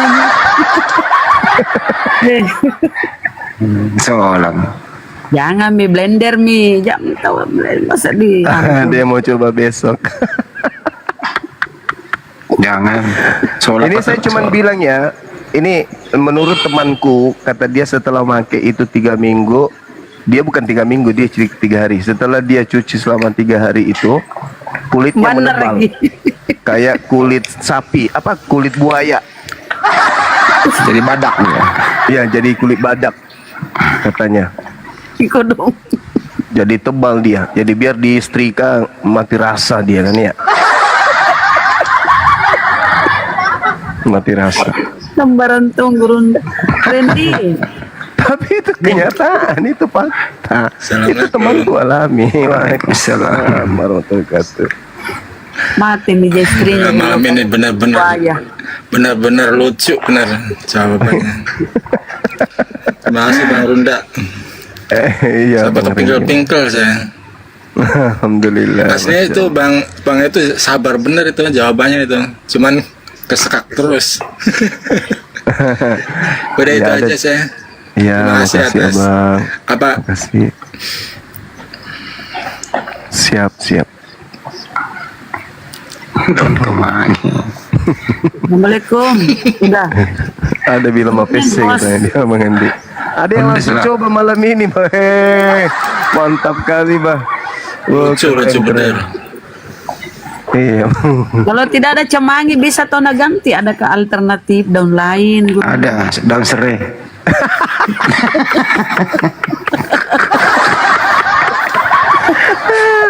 Yang saya tahu cuma cemangi, kemangi atau cemangi.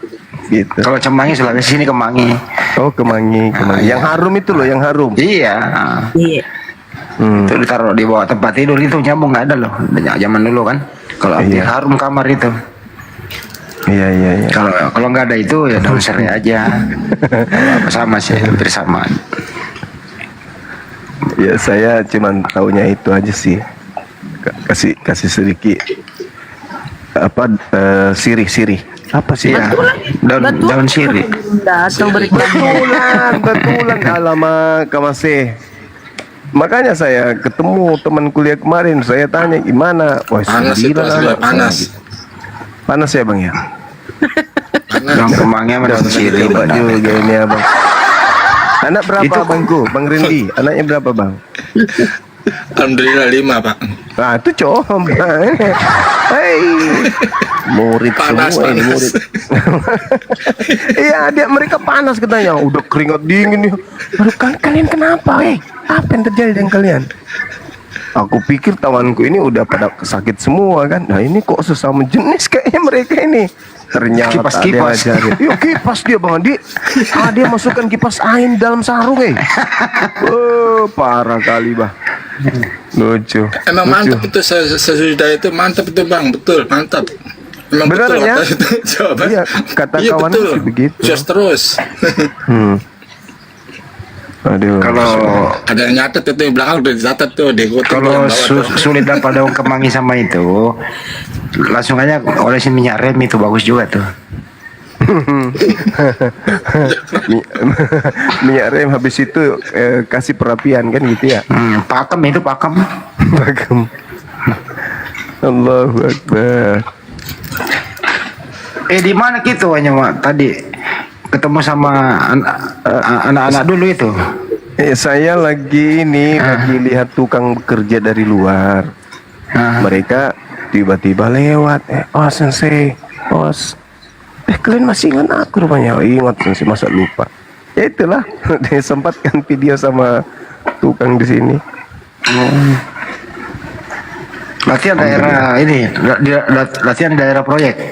Iya, dia di masjid, di sekretariat API mereka izin untuk tradisi. Ya udah silakan gitu. Mau di dalam atau di luar silakan aja. Mereka milih di masjid sambil membersihkan masjid kata beliau. Udahlah. Mantap. Oke, kita lanjutkan serius. Tadi mode menghibur ya, bercanda. Tapi masih ada pertanyaan tadi, serius sekali bertanya katanya. Daun kemangi tua atau muda? Bos, masih dibahas. Pokoknya saya nggak tahu, mereka cuma bilang begitu. Jadi ambil yang ini ya, yang jangan terlalu tua, nanti jadi gatel. Kita sapa Ancu,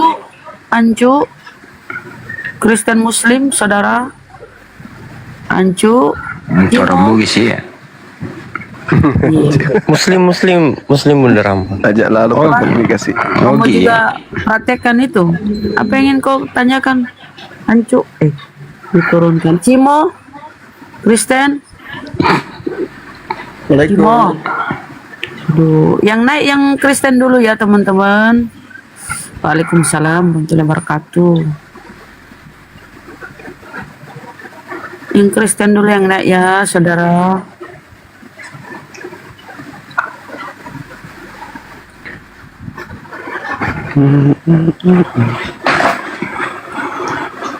Dua 1 Korintus 12 nomor 27 itu nggak bisa ngelak itu. Udah pasti itu. Anggota ya, anggota. Iya. Kamu semua adalah tubuh Kristus. Itu aja. Tapi mereka nggak jujur ya. Kalau jujur udah ketahuan bahwa itulah.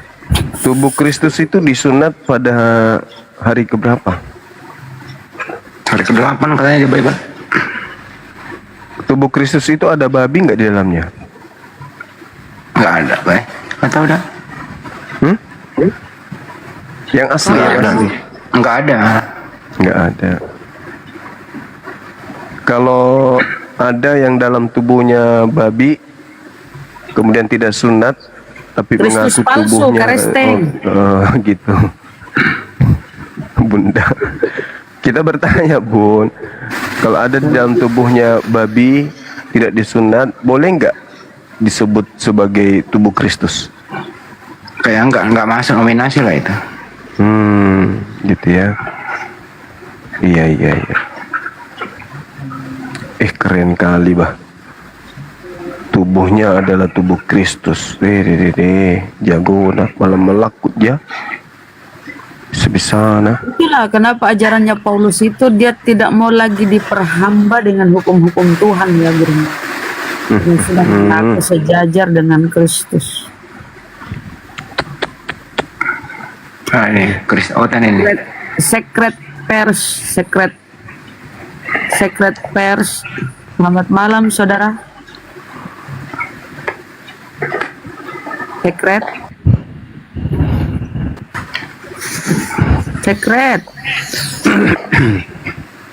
Nih mama Salah pencet kayak. Cakar du ya Jena.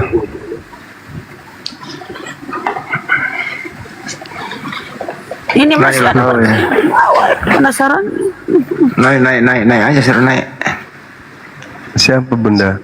Masih seputaran Cemangi, ditumbuk atau dikasih air ke tanah? Pakai air atau tidak? Pakai air ludah. Aduh ya Allah ya Rabbi. Lebih bagus dikunyah sebenarnya. Dikunyah. Iya, pakai ikan bakar toh. Jangan coba-coba. Campur nasi satu Iya. piring. Iya, kalau sari laut, kalau ikan bakar. Sari puding juga enak bang. Bukan cuma sari laut. Daripada sariawan.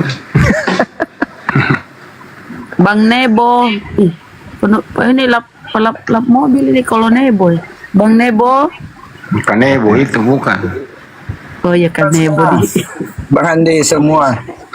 Bukan rasa kan Bang Suma mau pese lah ilaha illallah. Mau pese ada Bang Suma. Ya, Penono kak. Penono kak mau pese.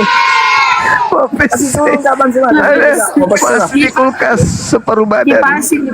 Kipasi Bang. Ini di kipas ini Bang Suma lewat pese naman rasa gagal.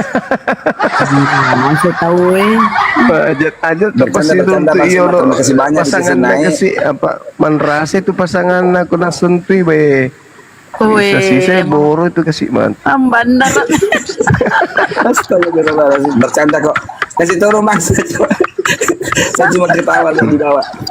Kasih turun Bang, terima kasih banyak. Jangan dulu di ini Bang, jangan dulu dipergunakan itu. Nggak bisa.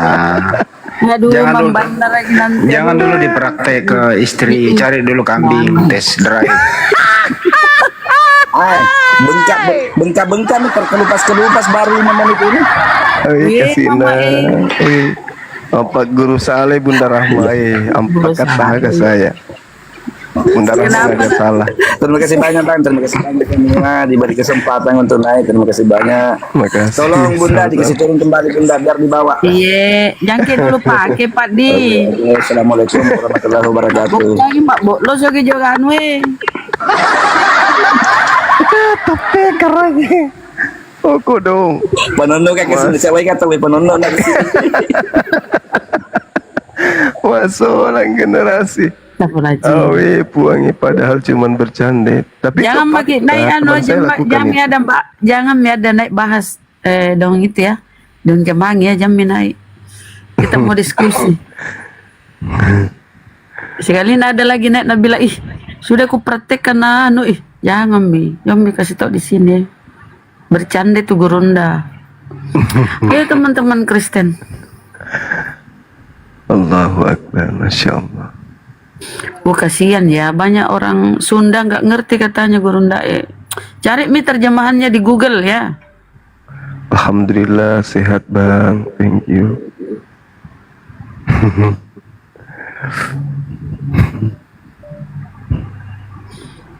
Malah Kristen. Gara-gara Kristus palsu kabur Kristen. Saya jadi tertarik mau cari Kemangi.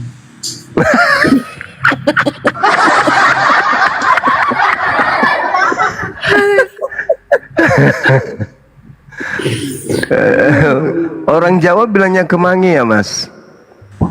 Iya Kemangi. Oh Kemangi. Kalau kami nih Dubai ini orang bilangnya Cemangi. Gitu toh.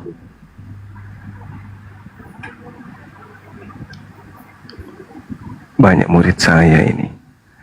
Besok-besok, makasih Bang Suma. Berkat Anda Ibu lari rumah. Dari rumah sudah 3 hari nggak pulang-pulang. Kenapa Bapak nggak pulang? Ucoknya menyengat. Astagfirullahaladzim ya Allah ya Karim. Astagfirullahaladzim. Bercanda. Astagfirullahaladzim. Itulah kalau ini. Aduh. Ayo naik teman-teman. Jadi begitu teman-teman ya, mereka itu tahu tapi nggak mau jujur. Nah, dipanggil aja, siapa Bunda, dipanggil aja. Ayo, anggota Kristus naik. Ya tahu. Ya tahu. Anggota Kristus naik Ki.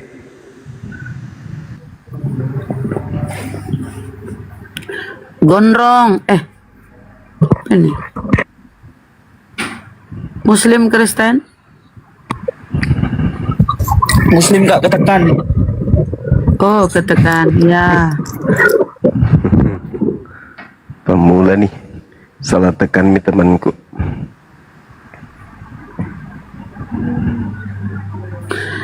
Tubuh Kristus.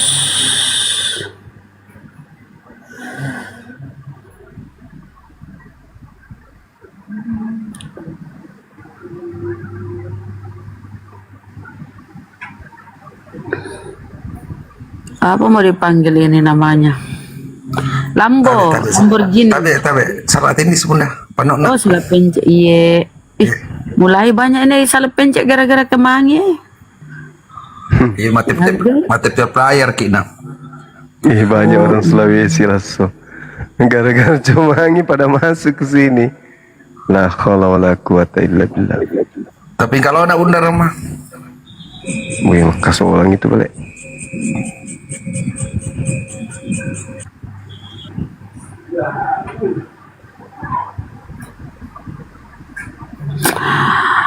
Ayo anggota-anggota tubuh Kristus palsu.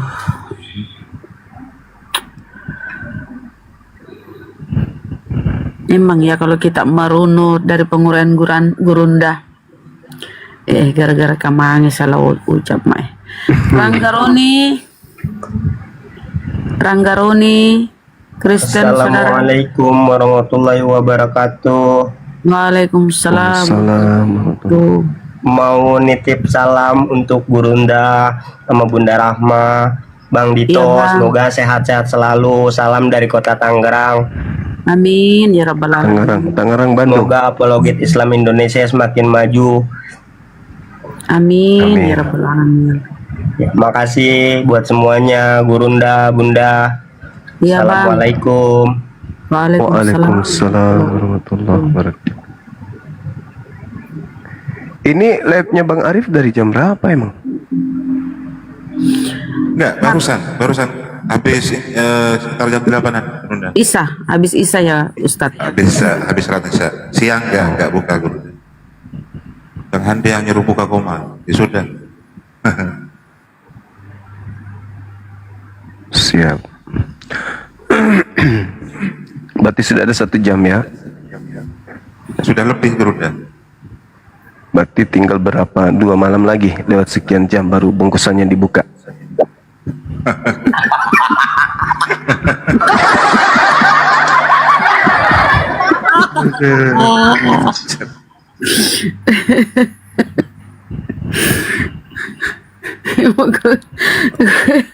Kalau ada kumpul-kumpul orang kasih tahu deh.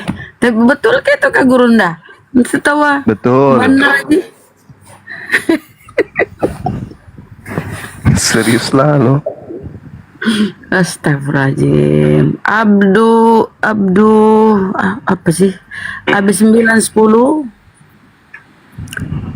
Halo, selamat malam Bang. Malam. Kristen, saudara. Paten noten ini Bu. Wih, paten.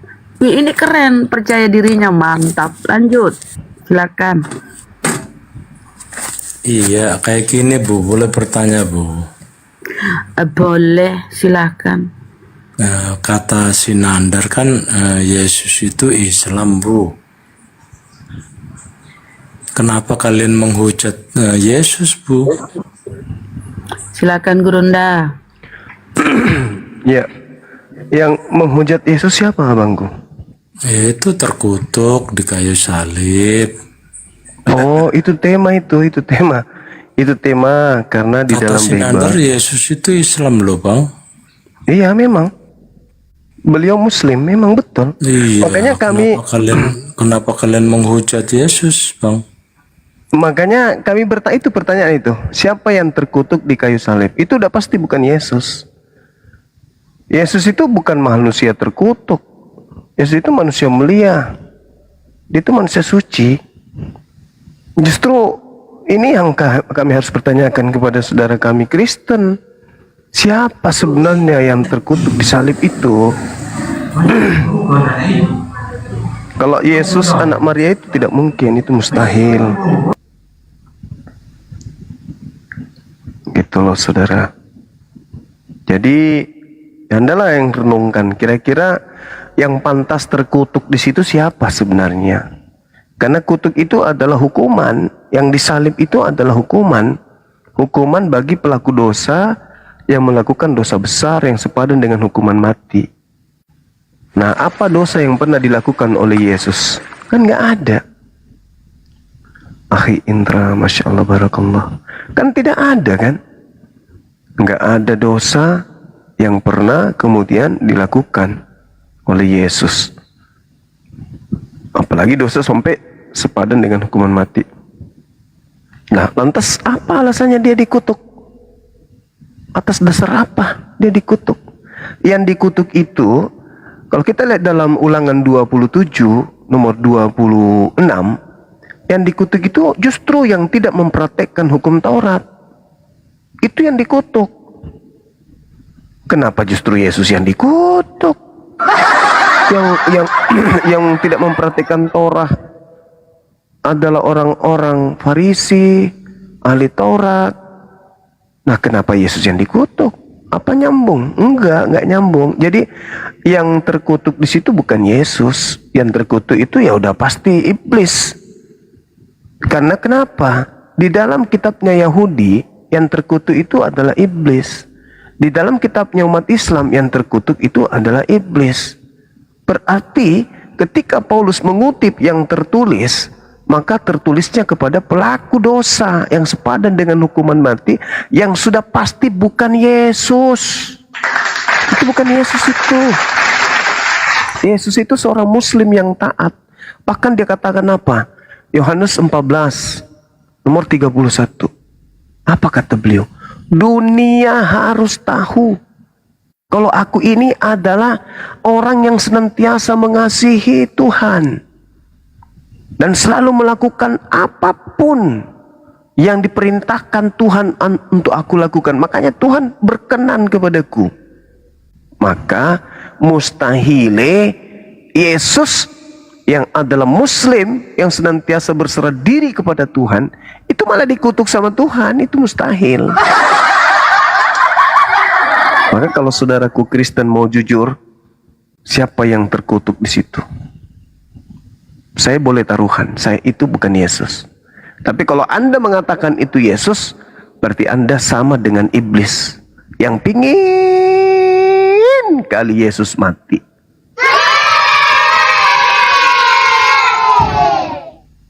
Oke? Bolehkah kami meminta bukti bahwa yang mati terkutuk di situ adalah Yesus? Silakan.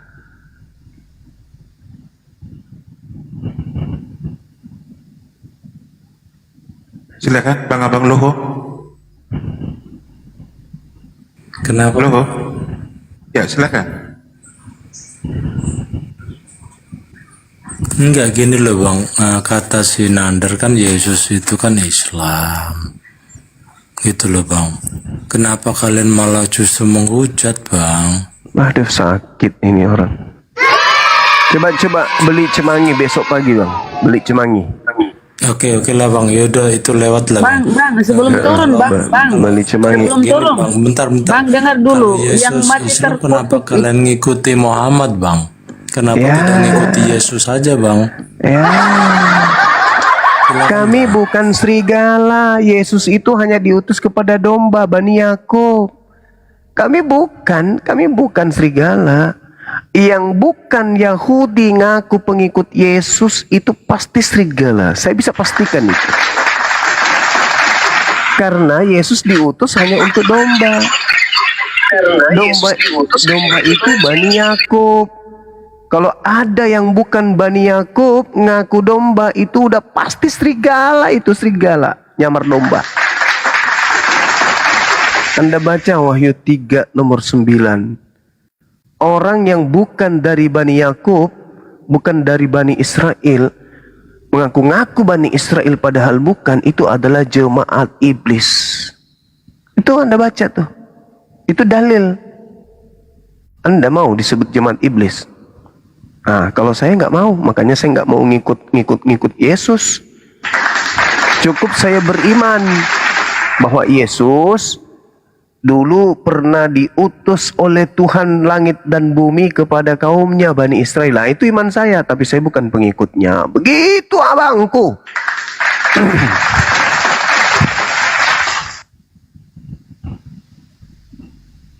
Ini cancer ini kayaknya mau curhat deh Cemangi. Serius deh. Habis Cemangi di kulkas dihabisin sama dia nih. Tapi dari tadi abang bawanya Bible terus bang. Kenapa tidak bisa menjelaskan pakai Al-Quran bang? Nah, Bible aja kalian tidak percaya, apalagi Quran. Oh gitu ya bang. Ada nggak di dalam Bible Yesus diutus hanya kepada domba yang sesat dari umat Gini Israel? loh, bang.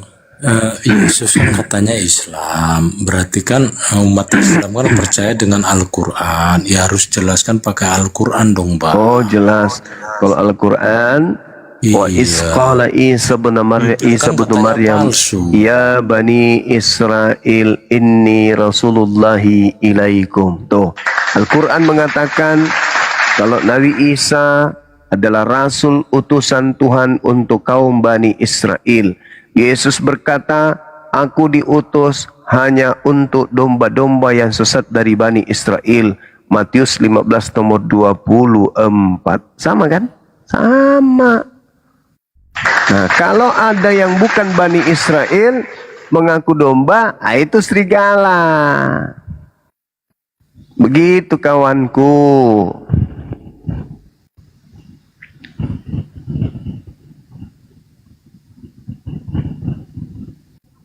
Jadi yang menghujat Yesus itu bukan kami. Yang menghujat Yesus itu ya kitab Anda. Coba Anda baca Galatia 3 nomor 13. Terkutuklah Kristus. Itu kan Kristus di situ. Kristus telah menebus Kristen dari kutuk hukum Taurat dengan jalan menjadi kutuk karena Kristen. Sebab ada tertulis, terkutuklah orang yang digantung di atas tiang salib. Nah, berarti kalian penyembah orang yang terkutuk kan? Sedangkan Islam yang terkutuk itu iblis. Yahudi yang terkutuk itu iblis. Di Anda, Tuhan Anda yang terkutuk. Berarti yang Anda sembah adalah, pantas gak, boleh gak Tuhan terkutuk bang? Tidak bisa. Yang terkutuk adalah sibilisis. Itu fakta saudaraku, itu fakta. Yang terkutuk dalam Kejadian 3 itu iblis. Yang terkutuk dalam surah As-Sad itu iblis. Surah Sad, sorry. Itu iblis. Nah, di Kristen yang terkutuk adalah Tuhannya Kristen. Nah, ini bahaya ini. Sembahan Anda itu mati dengan jalan kutuk. Wah, bahaya. Ngeri, bah.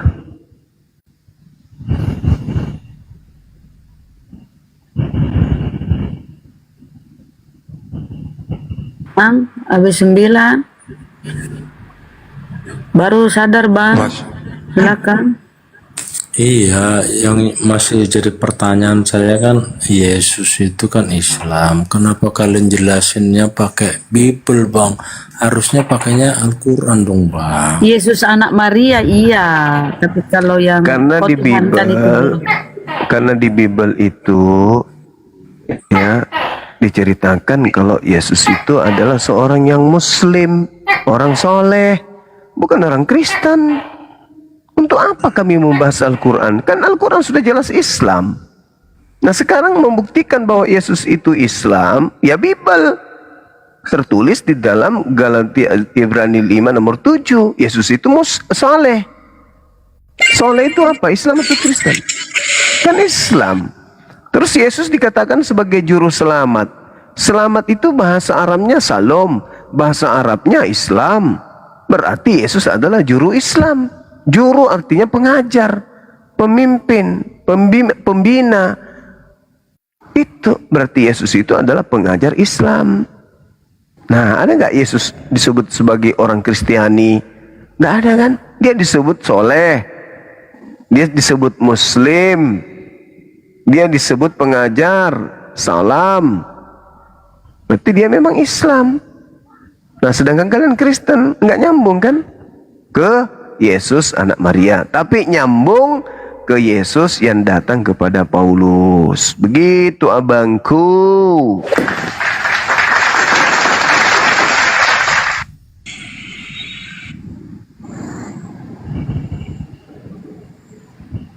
Udah ya, Cemangi ya bang ya, besok ya Cemangi. Dia orang ini enggak, orang ini cuma bisa curhat dia. Ya. Ya udah ada masalah ini udah. Aduh, siapa ini? Kasih Marwoto. Marwoto. Bang Marwoto monitor. Kalau Yesus terkutuk maksudnya gimana bang itu maksudnya? Yesus terkutuk itu artinya Yesus itu adalah penghuni neraka, orang yang dikutuk Tuhan. Kan kalau kita semua ini terkutuk, aku ngerti karena kita semua kan nanti jadi tengkorak tuh. Nah, aku ngerti, Betul, tapi ya. kalau Yesus terkutuk nggak paham. Apa meja? Yesus terkutuk itu kan dalam Galatia 3 nomor 13 abangku. Terus kan Yesus dikatakan menghapus hukum Taurat kan. Nah, barangkali itu maksudnya untuk di surga nanti Bang Suma, karena kan di surganya Islam itu kan babi jadi halal kan. Babi jadi halal? Di mana pula itu tertulis? Di surga semua jadi halal di surga itu. Tapi tidak ada dibahas babi di situ bang. Iya.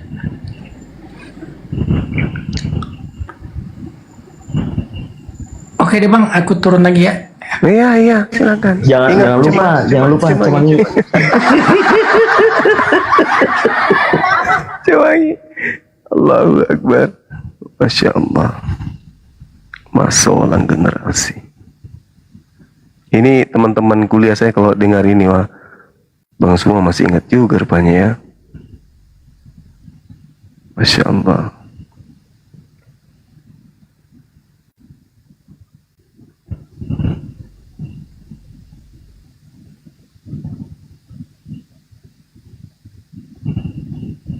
Bravo.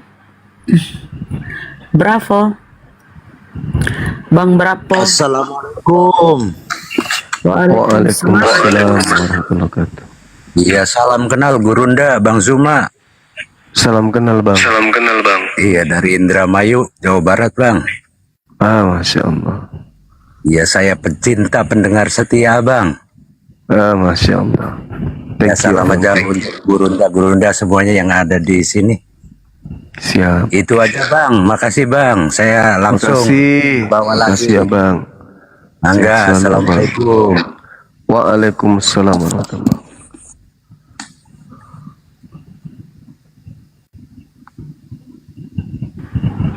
Turun, Bang. Ayo semangat teman-teman Kristen. Masih ada waktu. Kalian tersadarkan.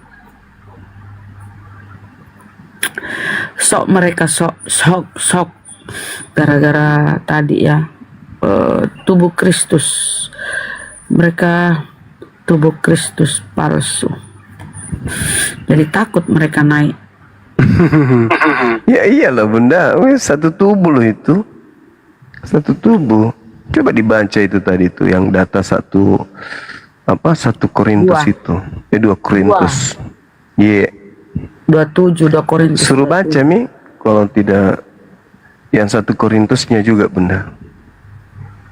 1 Korintus berapa ya? 12:27 coba kita baca. 12:27. Japanes Kristen Muslim saudara.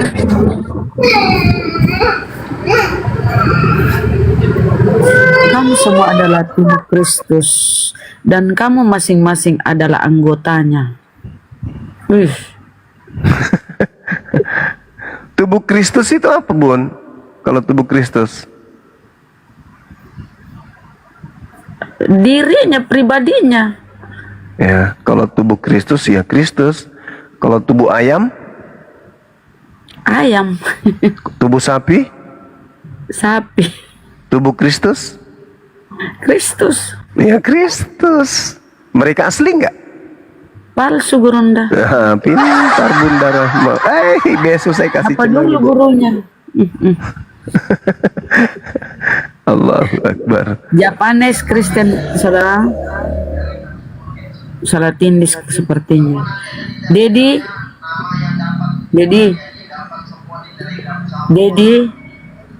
Pak Dedi.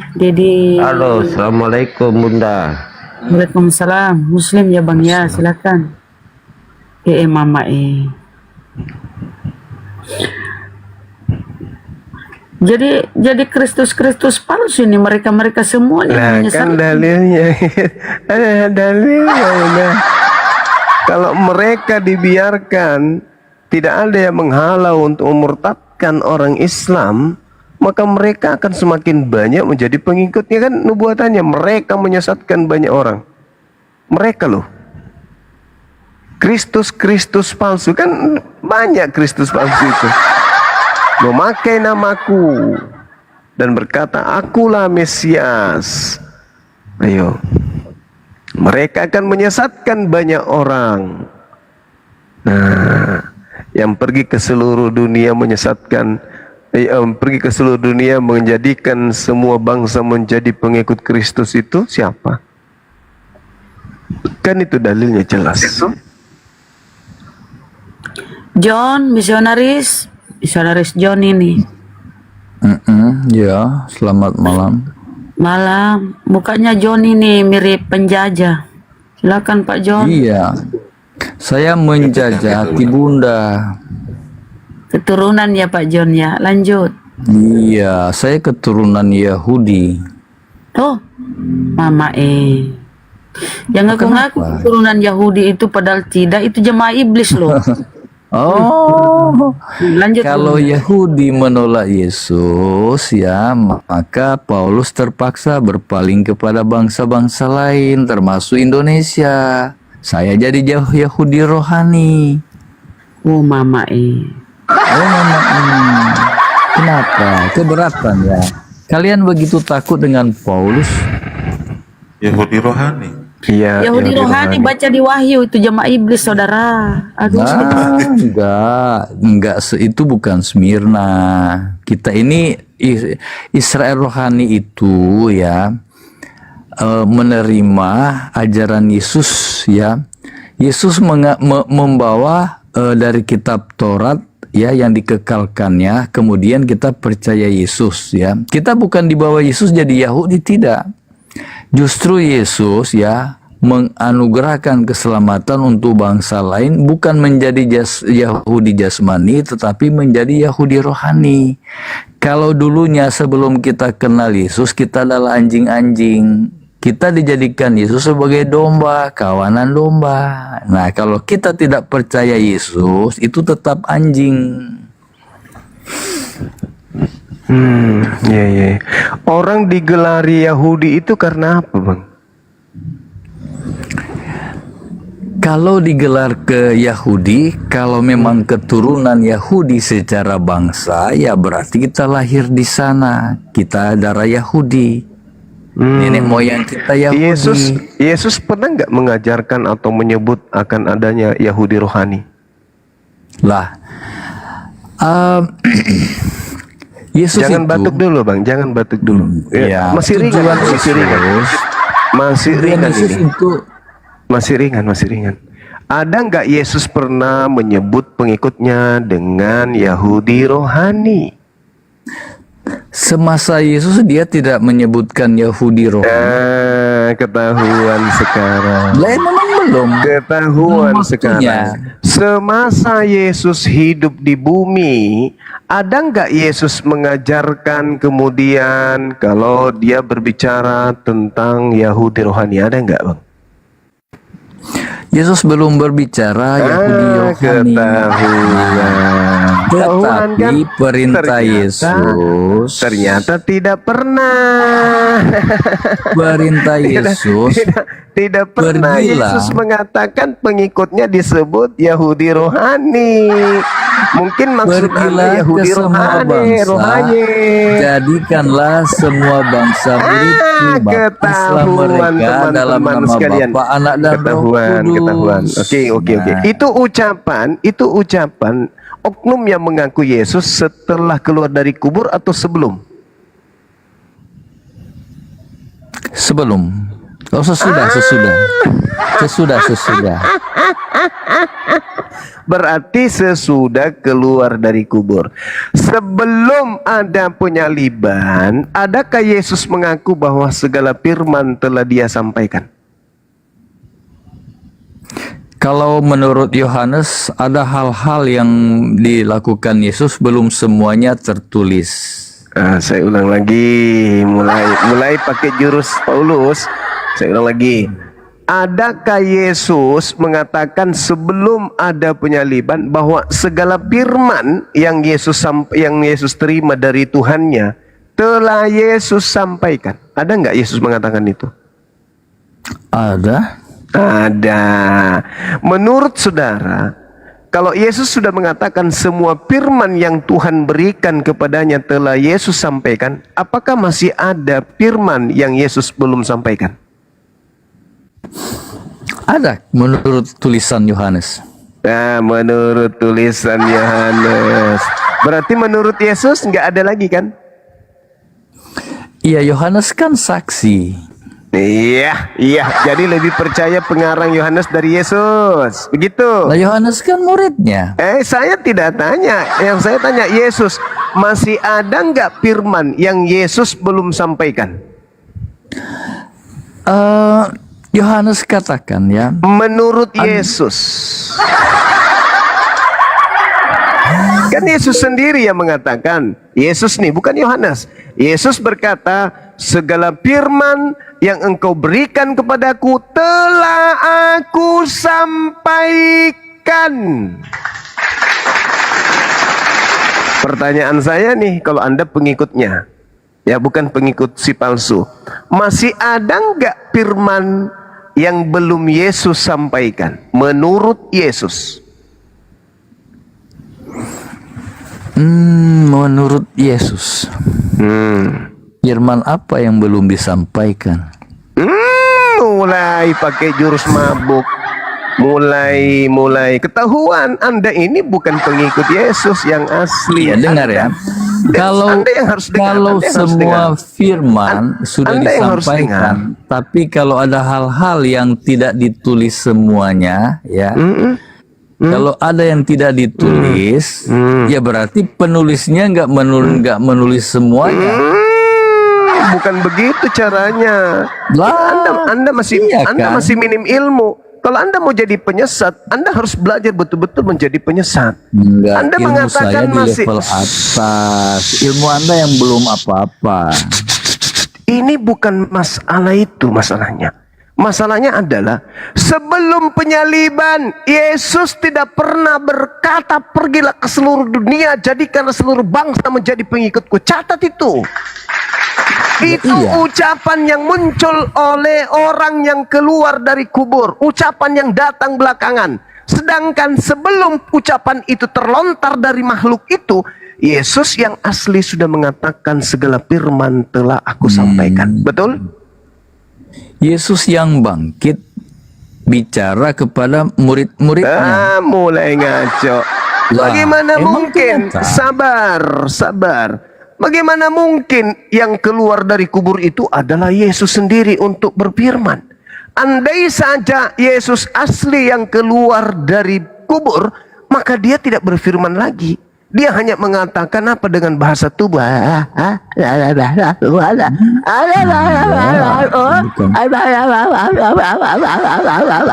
Dia cuma mengatakan begitu. Ya, Kenapa? Yesus menampakkan diri Sabar dulu, saudaraku John yang aku kasihi. Kalau Yesus yang muncul dari kubur itu Yesus yang asli, dan dia berkata-kata hal baru, maka saya katakan dia adalah Yesus itu pembohong laknatullah. Kenapa? Karena sebelum dia keluar dari kubur, dia sudah mengatakan bahwa segala firman yang engkau berikan telah aku sampaikan kepada mereka. Mereka telah menerimanya dan mereka percaya bahwa engkau lah yang telah mengutus aku. Tiba-tiba datang lagi dia membawa firman baru. Pembohong, penipu. Apa firman barunya? Apa firman barunya? Firman barunya karena dia masih berkata-kata, masih ada firman yang dia ucapkan setelah itu, berarti dia pembohong, pendusta. Katanya sudah tidak ada lagi firman, masih berfirman lagi. Pembohong dia. Ke Ananias dia berfirman yang baru, ke Paulus dia berfirman baru, ke pengarang kitab Wahyu dia berfirman baru. Dasar pembohong, dusta. Segala firman yang engkau berikan kepadaku telah aku sampaikan kepada mereka. Titik. Kalau dia adalah orang benar, dia tidak mungkin berdusta. Maka tak ada lagi firman, karena dia sudah terangkat ke langit. Iya. Ketika dia bangkit, yang datang dia keluar dari kubur dia itu hanya bukan mengulangi. dia. Dia mengulangi apa yang pernah dia katakan kepada Di mana Yesus sebelum tragedi penyaliban mengatakan pergilah ke seluruh dunia, jadikan seluruh bangsa menjadi muridku. Itu di mana? Kalau itu adalah pengulangan, di mana? Dia pernah perintahkan murid-muridnya saudaraku John, ini bukan gereja, saudara John. Ini bukan gereja. Saatnya kita membantu pemerintah untuk mencerdaskan anak bangsa supaya jangan ditipu oleh ajaran penjajah. Jangan. Itu menurut Anda. Itu kan menurut Anda. Yesus Itu kan hanya mengatakan pikiran segala firman. Anda. Saya ulang lagi. Yesus berkata, segala firman yang engkau berikan telah aku sampaikan kepada mereka. Mereka telah menerimanya. Ada enggak firman diantaranya adalah Akulah Yesus tunas Daud sang bintang timur. Ada enggak? Enggak ada. Itu firman baru yang ada terlontar di tahun 100.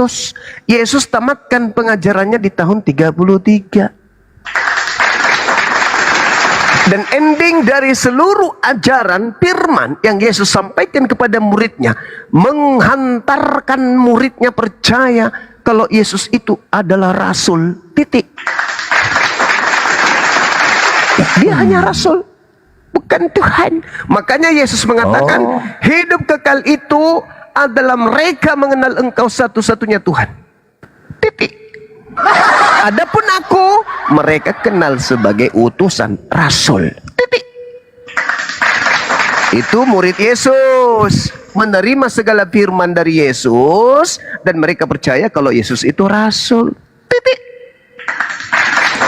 Kelompok pengikut Yesus palsu agak aneh. Akulah Yesus yang kaniaya. Akulah Yesus Halal bin Sakar Lucifer sang bintang timur. Pergilah ke seluruh dunia, jadikanlah seluruh bangsa menjadi muridku. Kok agak lain? Sebelum tidak, kau ada salah. tragedi Soal bintang penyaliban, timur Anda gagal paham. sebelum ada penyaliban, Yesus bintang sudah timur mengatakan iblis kepada beda dengan ke-12 Yesus. muridnya. Matius 12 jelas Yesus berpesan nomor 5, nomor 6 kepada ke-12 muridnya agar jangan ke bangsa lain. Ada yang keluar dari kubur, pergilah ke bangsa lain, jadikanlah seluruh bangsa lain menjadi muridku. Udah pasti bukan Yesus itu. Karena Yesus yang asli sudah mengatakan segala firman yang engkau berikan kepadaku telah aku sampaikan.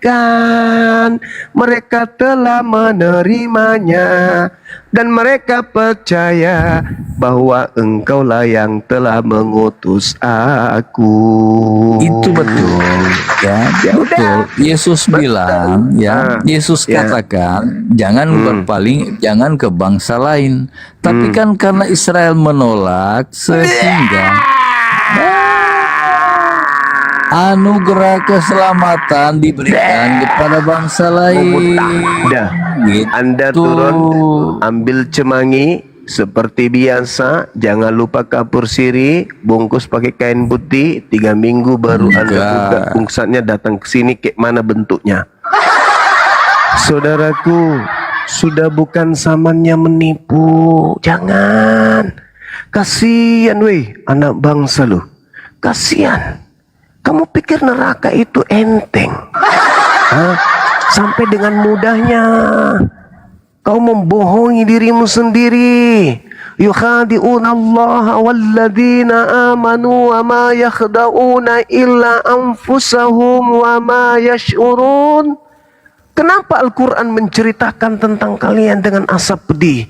Karena kalian itu bisa melihat, tapi tidak bisa membaca. Bisa mendengar, tapi tak bisa menganalisa. Kalian itu punya mata, punya telinga, punya hati, tapi kalian tidak gunakan. Summum bukmun umyum fahum la yarji'un. Sebagian manusia itu memang pantas untuk menjadi sesat. Farikan hada wa farikan haqqa alaihimud dalala. Kenapa bisa demikian?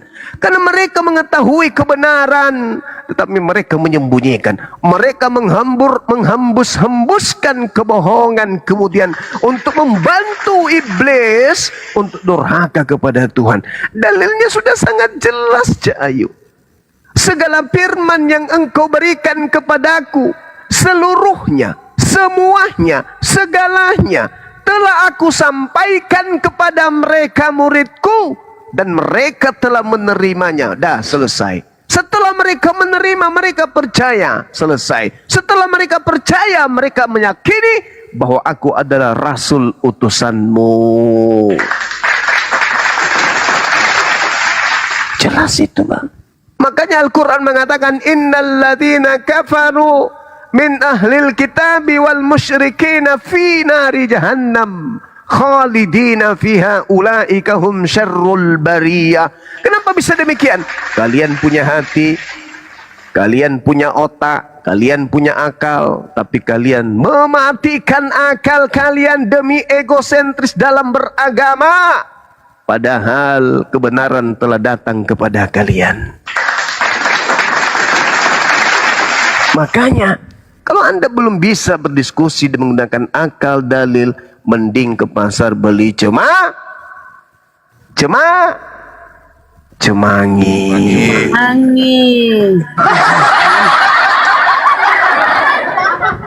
Oke, silakan. Ada lagi bakso karesteng, saudara. Daging yang diberi roh gagal jadi bakso, jadi daging manusia dia. Tadi itu misionaris Burundi. Bakso, Kristen. Tipu-tipu misionaris, teman. Lu? Kristen, saudara. Ya, Kristen. Mantap, silakan. Ya, ini saya tanggapi ya tentang Bang Juma yang mengatakan sebab segala firman yang kau sampaikan kepadaku. Artinya Juma tidak memahami ayat itu ya. Itu kan merupakan dua sifat Yesus. Tentu Yesus mengatakan bahwa jadikanlah semua muridku, itu perkataan Yesus langsung ya. Segala firman telah disampaikan. Ya, ada lagi firman lain.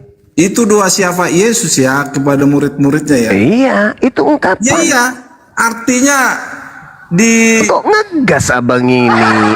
Enggak dong. Santai aja nya. Abang tahu nggak? Paham nggak makna dua sifat? Bang Juma, saya tanya kau. Kata syafaat itu Anda curi dari mana lagi? Iya, maksudku, Anda paham nggak dua syafaat? Tahu? Paham? Apa syafaat? Apa syafaat? Iya, Syafaat makanya kau rutin. harus paham. Di mana di sana Maksud kau? ente syafaat rutin?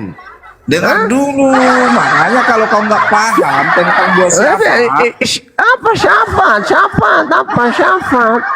makanya kau Syafaat bilang rutin. tadi, makanya kau harus paham ayat itu. Jangan kau Paham apa? Paham. tapi kau nggak paham. Jangan ngegas abangku. Ya, betul Jangan ngegas. malu-malu. Kalau mau belajar yuk, mari Artinya, kita ajarin. Hei, Kau harus ngerti dua syafaat di sana. apa sih Fiat? Kau Apa korelasikan sih, Fiat? dengan perkataan ini? Yesus langsung, itu sangat tidak etis. Yesusnya itu dalam keadaan berdoa dan menyatakan iman kepada Tuhannya. Anda harus tahu itu. Apakah Yesus itu sedang dua syafaat. berpura-pura? Kau ngerti nggak dua syafaat?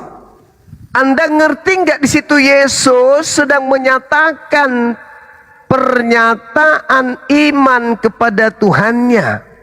Itu posisi Yesus sedang tulus-tulusnya menyatakan keadaan fakta real. Makanya Bang, kalau baca ayat itu jangan separuh-separuh. Makanya baca separuh.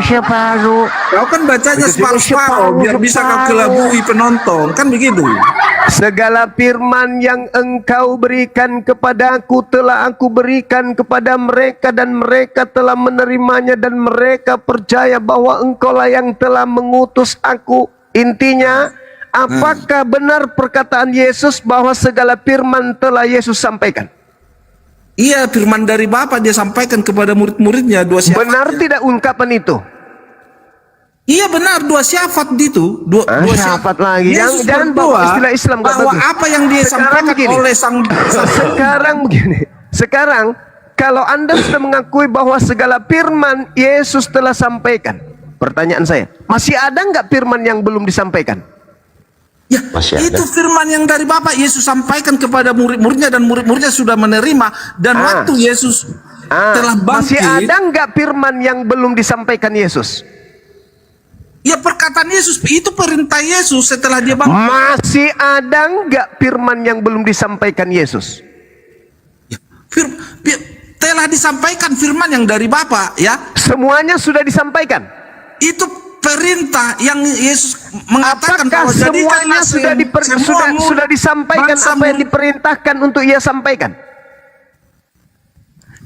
Abang nggak bisa komparasi ya? Apakah Yesus mengakui bahwa segala firman telah Yesus sampaikan? Sudah yang dari Bapa ya kan? Bahwa Yesus sudah menyampaikan firman yang dari Bapa kepada murid-muridnya. Kalau Anda sudah mengakui bahwa segala firman yang dari Bapa sudah Yesus sampaikan, lalu firman dari mana lagi yang Yesus belum sampaikan? Yang di Matius 28:19 itu perintah Yesus ya, karena itu itu bukan perintah Bapa. Itu bukan perintah Bapa. Bukan perintah Bapa, itu langsung dari perkataan Yesus. Allahu Akbar. Ya iya dong, kau harus, makanya kau harus edukatif lah, jangan kau mencomot ayat. Allahu Akbar, Allahu Ya, Akbar, harus bisa Allahu Akbar, komparasi. Makanya kau walillahil hamd. mengerti nggak dua syafaat itu? Allahu Akbar. Coba apa Allahu arti dua Akbar. syafaat itu? Coba. Allahu Akbar. Ya Oke, jangan diam Allahu dulu. Akbar. Diam Kau dulu, Allahu diam dulu. Akbar, udah kau Diam udah dulu, mengelabui saudaraku. penonton. Diam dulu, saudaraku, diam ya, diam. Jadi gini, kawan. Ketika Anda mengakui bahwa segala firman yang dari Bapa sudah disampaikan dan Anda mengatakan bahwa yang datang di Matius 8 adalah firman Yesus sendiri, bukan dari Bapa. Ingat, Yesus mengatakan, aku tidak berkata-kata dari diriku sendiri. Apa yang aku katakan dan apa yang aku sampaikan adalah apa yang diperintahkan oleh Bapa untuk aku katakan, aku sampaikan. Yohanes 12 nomor 49, 50, dan perkataan Tuhan itu adalah kekal. Oke? Kalau Yesus yang asli mengatakan dia tidak berkata-kata dari dirinya sendiri, lalu Yesus siapa ini yang keluar dari kubur yang berkata-kata seenak perutnya dari dirinya sendiri? Siapa ini, Bang? Makanya Bang, harus kau bisa bedakan. Itu perintah Yesus. Yesus mengatakan, diam dulu. Bisa kau diam. Kata-kata dari Bisa kau diam, biar saya sendiri. jelaskan, biar pintar kau. Bisa kau diam. Kalau Anda ingin membuat saya pintar, jawab pertanyaan saya. Yesus Makanya mengatakan, diam, biar pintar Yesus kau. mengatakan, aku tidak berkata-kata dari diriku sendiri. Pertanyaan saya, dengarkan. Apakah Yesus bisa berkata-kata dari dirinya sendiri? Itu perintah itu yang dikatakan Yesus, bahwa segala firman yang diberikan oleh Allah Yesus Bapa, mengatakan, aku Dia tidak sudah memberi berkata-kata kepada dari diriku murid-muridnya. sendiri. Anda mengatakan segala firman dari Bapa memang sudah selesai, tapi ada firman dari Yesus sendiri. Yesus mengatakan, aku tidak berkata-kata dari diriku sendiri. Mana yang betul, Anda atau Yesus? Kau nggak paham, itu perintah, di sana perintah. Waduh, kau nggak paham, kau bacot banyak. Kau nggak ada apa-apamu kalau sama saya ya. Kau selalu turunkan saya. Kau nggak ngerti dua siapa. Kau paham nggak? Dua siapa? Makanya kau kalau sama aku, kau menceret kau. Doa Kamu mending turun cari pasti menceret sama aku, cemangi. Cuma. Jangan lupa kasih sedikit daun sirih. Oke. Mencerek kau sama aku Juma, kau nggak bisa. Jangan Kau konek menceret di sama aku, komar Juma. dengan modal buta seperti itu. Kamu dipermalukan di sini. Kasihan saudara saya Kristen yang masih mau belajar. Anda sendiri yang mengatakan dan mengklaim segala firman dari Bapa sudah Yesus sampaikan. Nah, sekarang yang di Matius 28 itu adalah firman Yesus sendiri, dari dirinya sendiri, perkataan dari dirinya sendiri. Sementara Yesus yang asli berkata, aku tidak berkata-kata dari diriku sendiri. Apa yang aku katakan adalah apa yang diperintahkan Bapa untuk aku katakan dan aku sampaikan. Aku ngarang sendiri sampean. Aku tidak berkata-kata dari diriku sendiri. Sampean mengatakan, itu perkataan dari dirinya sendiri. Yohanes 14 nomor 24, firman yang kau dengar dari mulutku itu bukan dari aku tapi dari Bapa. Berarti jelas Anda sedang membuka tabir kalau yang keluar dari kubur itu bukan Yesus anak Maria. Gampang kok. Gampang. Gampang kalau Bang, silakan Bang Lubis. Ini nanti diturunkan lagi. Asalkan tertib nggak? Ayo silakan. Begini ya, Yesus itu dua natur, itu harus kita. Jadi begini. Secara iman Kristen, sampo natur muncul. Enggak. Gini. Penjual sampo. Saya bisa buktikan. Cuma saya bisa buktikan dia. Sekarang begini Bang. Enggak, saya buktikan dulu. Saya buktikan. Saya tidak mau berbicara. Aku udah capek ditipu dan dibohongi. Bukan. Dia nacur. Yes. Terserah kamu kalau kamu mau dibohongi. Dengar dulu. Dengar. Dari tadi kamu bicara. Hei dua natur, dengarkan saya. Ketika Yesus mengatakan hidup kekal Cuma kamu memahami Alkitab itu jangan pola pikirmu. Kita harus masuk ke dalam pola pikirnya. Hidup kekal menurut Yesus, mengenal Makanya Yesus. Kamu tinggal bilang, coba buktikan Yesus itu dua natur. Saya akan buktikan. Yesus. Enggak, kamu bilang aja ke saya. Coba buktikan Yesus itu dua natur. Saya tidak mau tertipu. Nah, kamu malu kan, takut kan? Kamu takut. Kita pakai data ucapan Yesus aja, Abang. Oke, saya pakai data, pakai ucapan Yesus. Dengarkan kalau gitu. Jangan ketakutan. Ini bukan gereja. Dengar aja. Tadi kamu sudah bicara. Dengar aja. Habis itu Anda tanggapin. Menurut Yesus, hidup kekal itu adalah mereka mengenal Yesus yang engkau utus. Ketika ingin memperoleh hidup yang kekal, orang-orang mengenal Yesus sebagai utusan Tuhan. Anda mau menambahi? Udah. Hidup kekal itu adalah mereka mengenal Engkau satu-satunya Tuhan dan mengenal Yesus Kristus yang Engkau utus yang juga adalah Tuhan. Ada dua berarti. Udah belum? Udah belum? Sekarang saya bertanya. Nanti Anda sambung dengan penjelasan saudara. Untuk mendapatkan hidup yang kekal, Yesus dikenal sebagai utusan Tuhan atau dikenal sebagai utusan Tuhan yang ilahi? Jawab. Jawab. Nah, biar saya jawab ya. Ya. Makanya tadi benar itu Bang Bakso tadi. Kita harus mengetahui dulu nih. Yohanes 17 itu konteksnya sebagai doa. Ya, pahami. Akan dapat nanti bahwa Yesus itu dua natur. Di mana hidup dia kekal tadi, hidup kekal. Dengar dulu. Menurut Yesus. Dengar dulu. Saya makanya tidak mau hidup kekal menurut penyesat. Kalau kamu tidak mau dengar, menurut Yesus, kamu harus belajar gitu loh. Gereja ngajarin saya, pret. Saya coba kamu buka Yohanes 14 ayat 23. Dengarkan saya, dengarkan. Baca dulu Yohanes 14 ayat 23. Menurut Yesus, hidup kekal itu menurut Yesus mengenal dua natur atau satu natur. Mengenal Yesus satu natur atau dua natur untuk hidup kekal. Jawab. Makanya ketika dia berbicara sebagai hamba, kenapa kamu harus benar-benar pahami iman Kristen. Jangan ajarin saya. Saya bertanya. Saya harus ajari kamu memahami iman Kristen. Kamu jangan sudut pandangmu. Imannya Kristen kucluk. Saya bertanya tentang Yesus. Kamu berbicara tentang Alkitab, kucluk. Saudaraku. Kamu bicara tentang saudaraku. Saya bicara tentang Bible. Saudara, harus tunduk kepada Anda dibawa, ambil cemangi. Jangan lupa sedikit sirih.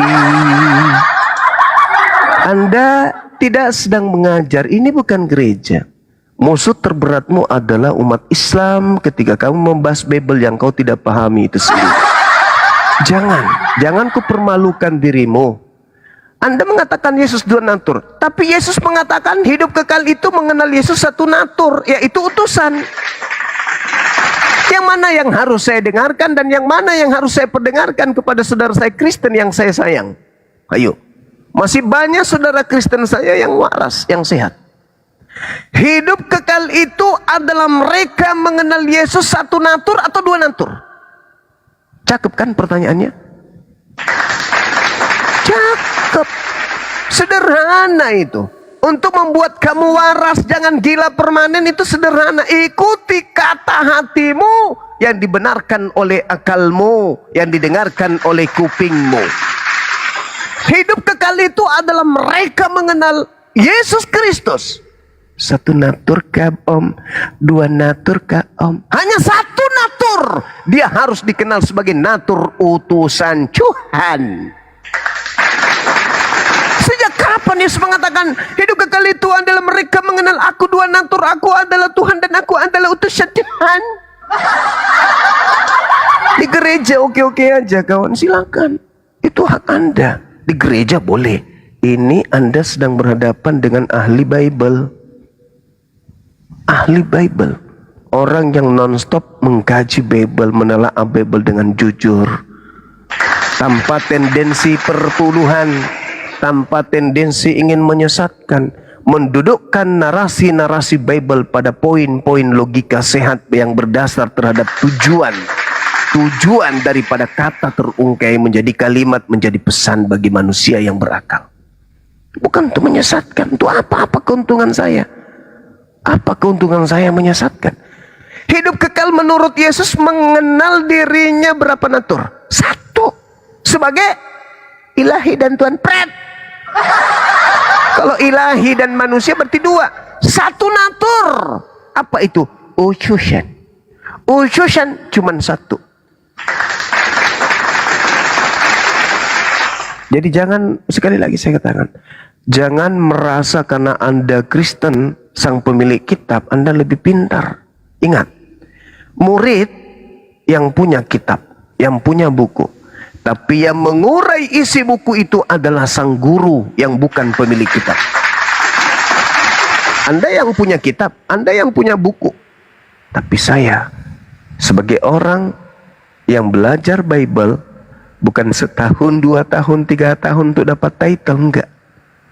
2008 Anda hitung sendiri sampai sekarang. Berapa tahun itu teman-teman? 2008 sampai sekarang. Berapa tahun kira-kira? Saya menggeluti Bible tanpa tendensi perpuluhan, tanpa tendensi ingin diangkat menjadi pemimpin, menjadi pendeta, menjadi pastor. Semata-mata ingin menyelamatkan saudara-saudara saya yang hanya mendengar khotbah di gereja, tidak belajar sendiri. 17 tahun. 17 tahun. Kalau saya di STT kira-kira title saya apa? Sudah estontong. Nah, udah estontong saya ini. Mesti mau aku datang besok. Begitu kawan, ya. Jadi jangan kan saya yang punya buku. Ya apa artinya Anda punya buku tapi Anda tidak membaca, apalagi paham. Hidup kekal itu adalah mereka mengenal Yesus sebagai berapa natur? Sebagai rasul. Sebagai rasul. Rasul itu berapa natur? Natur. Satu.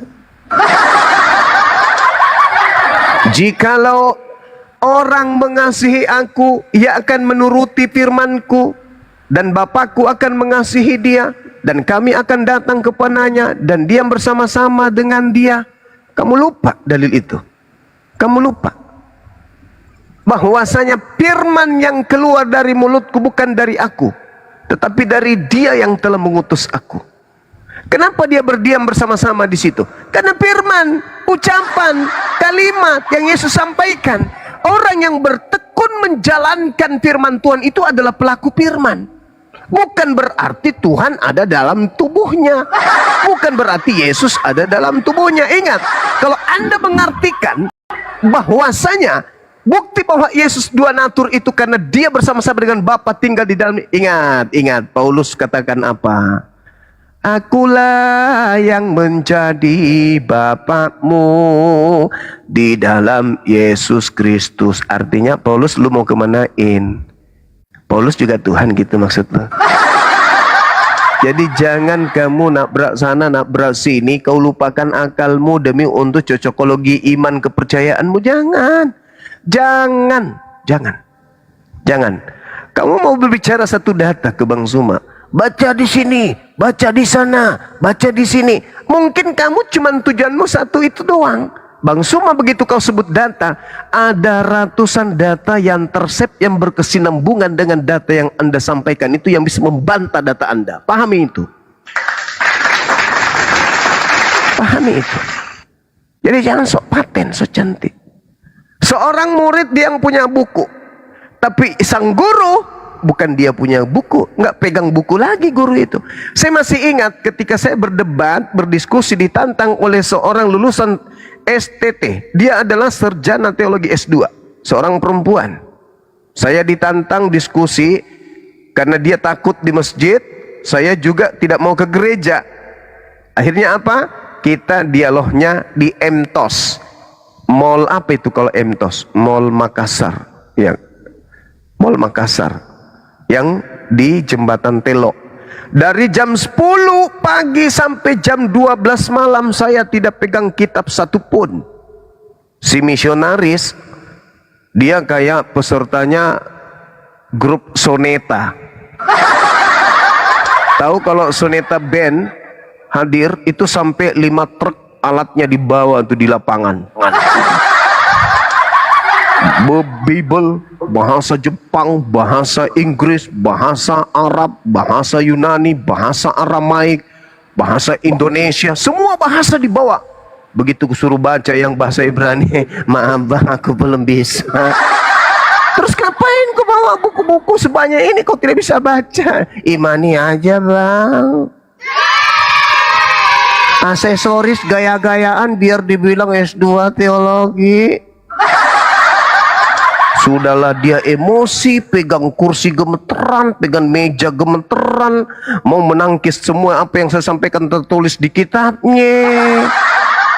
Kamu nggak bisa begitu, Nona. Jangan kau menjangkali Yesus. Yesus sendiri yang mengatakan, aku tidak berkata-kata dari diriku sendiri. Ente sekarang berbicara melebihi kapasitas Yesus, itu sebenarnya ente yang pantas dituhankan, gue bilang. Sama orang-orang lain yang menuhankan Yesus itu. Anda lebih hebat daripada Yesus. Karena Anda memiliki kapasitas mengetahui isi kepala Yesus yang Yesus tidak pernah ucapkan. Akhirnya apa yang keluar? Air keringat dan air mata emosi. Jam 12 malam.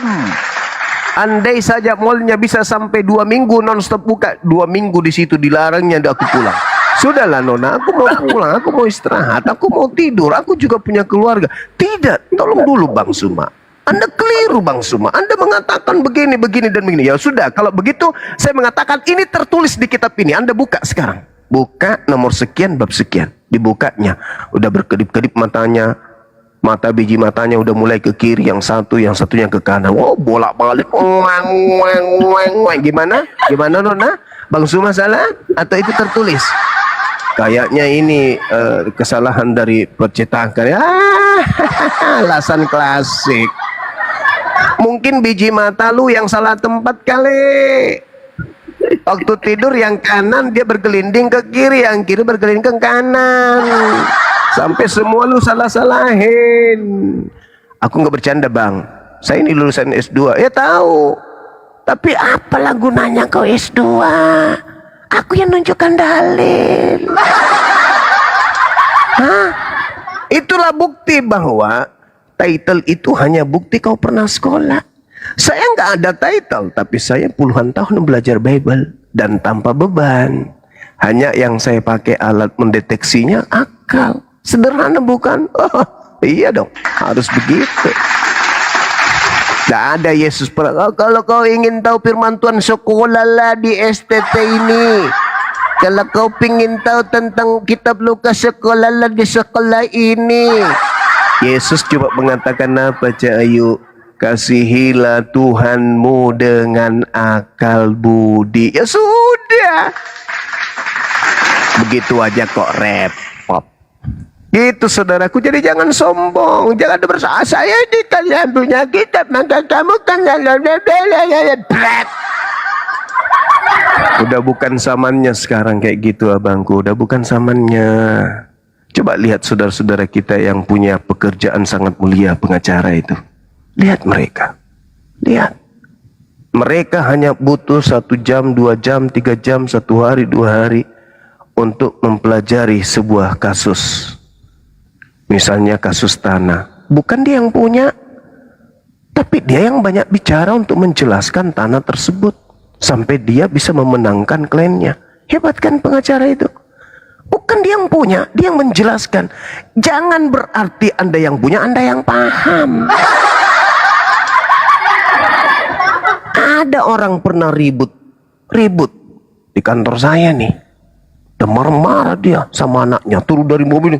Dia banting setir. Kedepak! Orang semua lagi di kantin kaget. Kenapa bapak itu? Marah-marah dia Bang sama anaknya. Kenapa dia marah? Katanya dia, ini lama kali urusannya ini. Kamu tahu ini, 1 menit ini jutaan saya kehilangan. Saya mendekat. Ada apa Pak? Mohon suaranya dikecilin sedikit Pak ya. Kasihan nasabah yang lain terganggu. Emang ada apa? Ini anak saya tidak profesional. Tidak gini. Saya sudah bilang, saya telat 1 menit saja. Ini saya perusahaan rugi. Memang Bapak ada apa? Saya janjian jam 10 deh.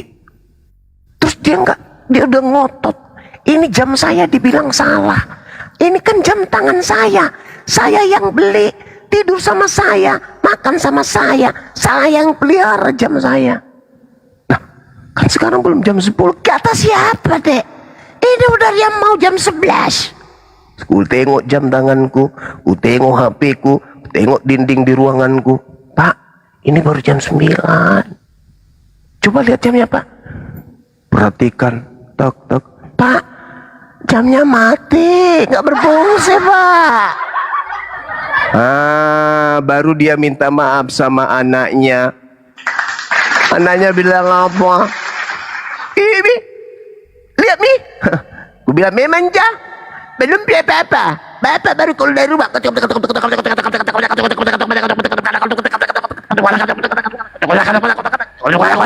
Mulut kayak helikopter. Untung saya tidak lompat dari mobil. Sudah ku bilang baru jam 7, baru jam 7, baru jam 8. Dan perhatikan terus jamnya. Jam 11 menit lewat deh.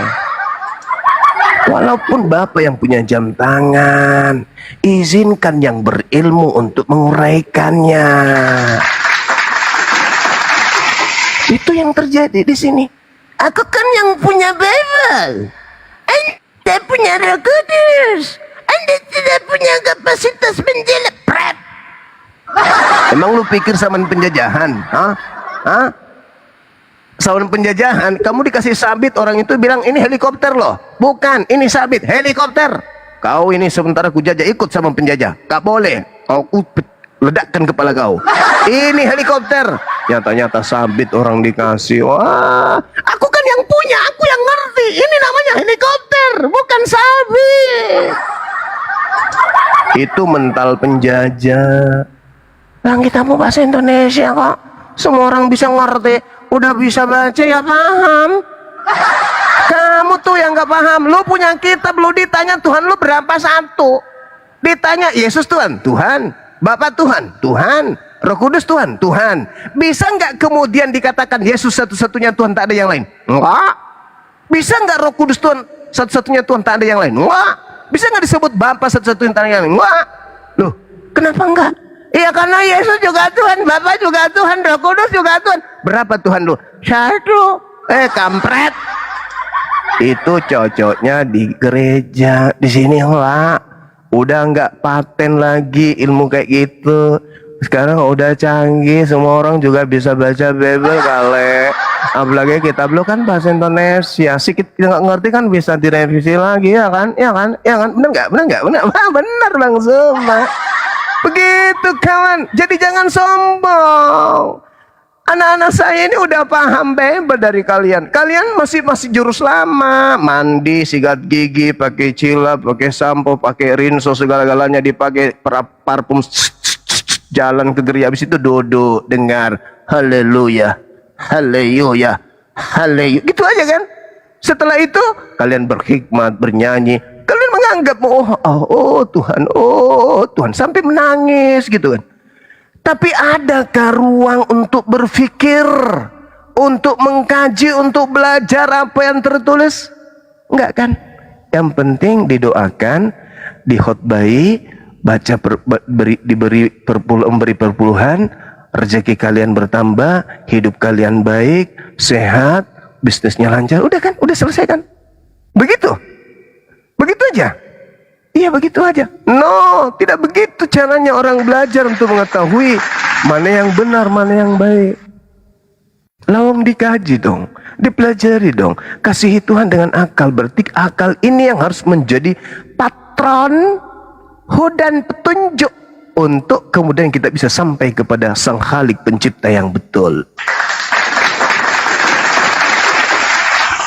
Iya kan? Iya dong. Jadi saudara-saudaraku, ini nasihat. Kalau sampean hanya modal semangat, janganlah.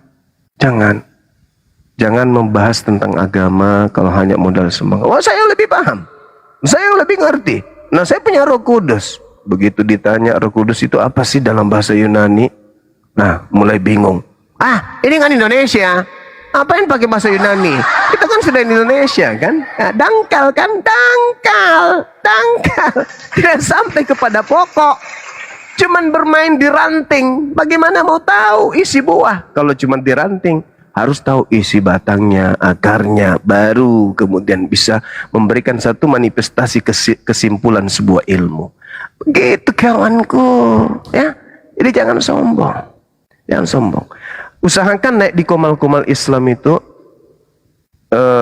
minimal paham data per data gitu ya. Jangan karena mengaku saya kan yang punya. Hati-hati ngomong kayak gitu.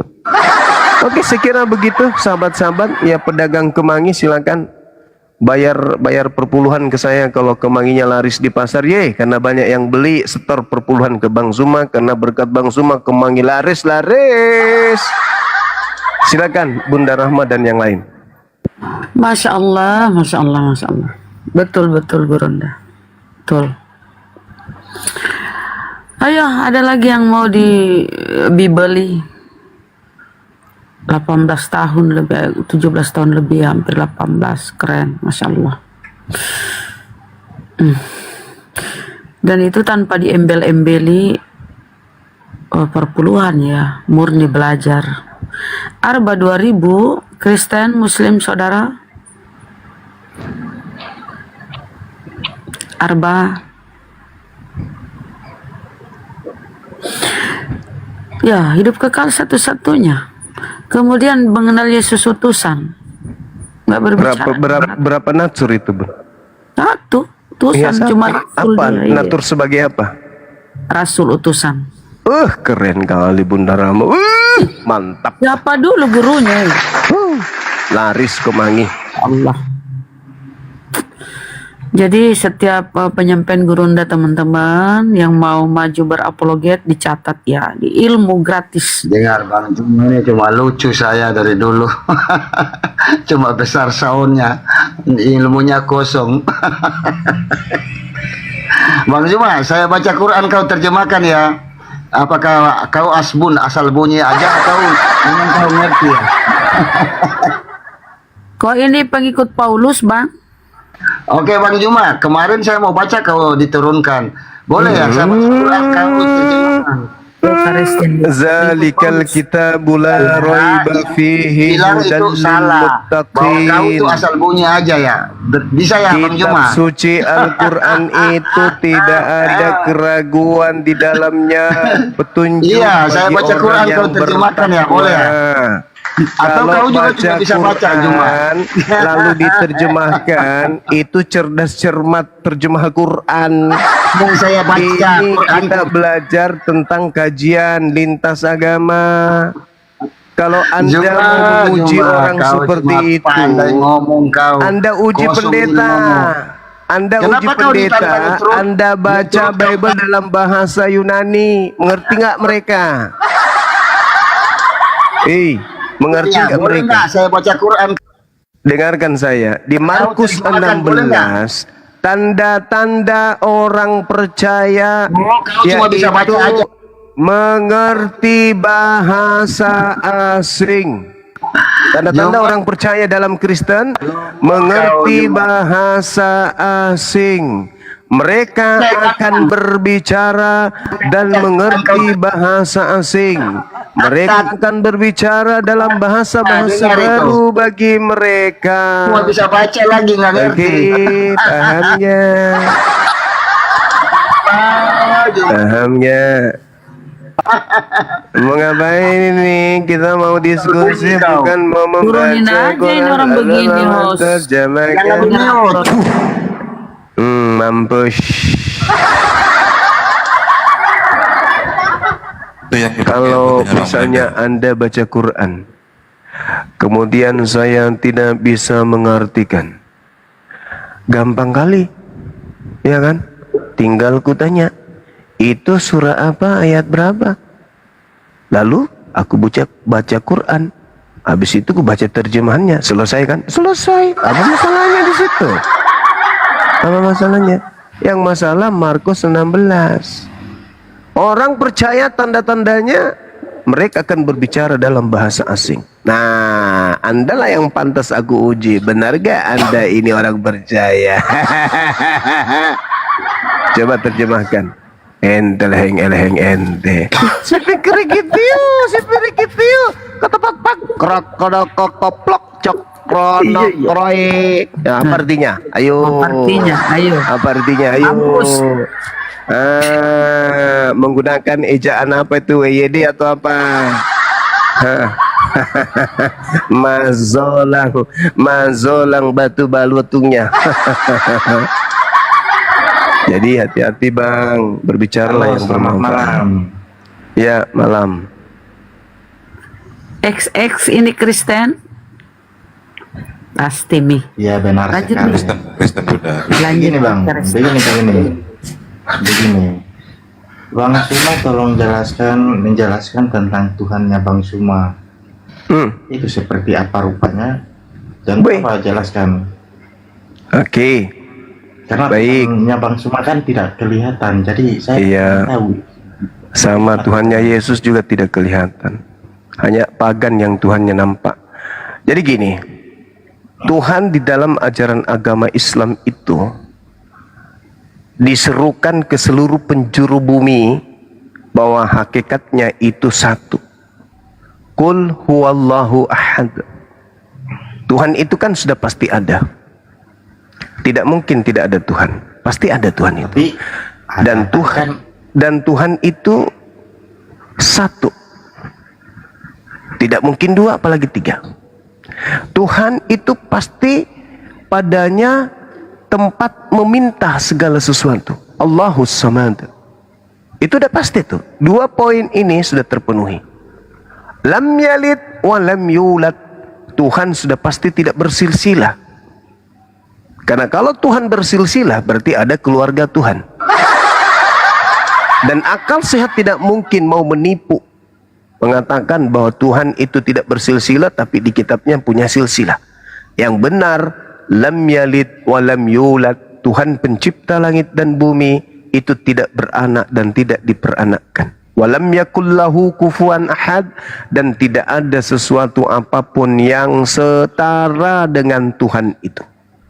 Saya menguraikan dalam kesimpulan, Tuhan itu satu, dia berkuasa atas segala sesuatunya, tempat bergantung atas segala sesuatu, tempat meminta segala sesuatu kepada dirinya, tidak beranak dan tidak diperanakkan, dan tidak ada satupun makhluk yang setara dengan dia. Pertanyaan saya, konsep Tuhan dalam Islam ini apakah masuk akal menurut saudara atau tidak masuk akal? Silakan.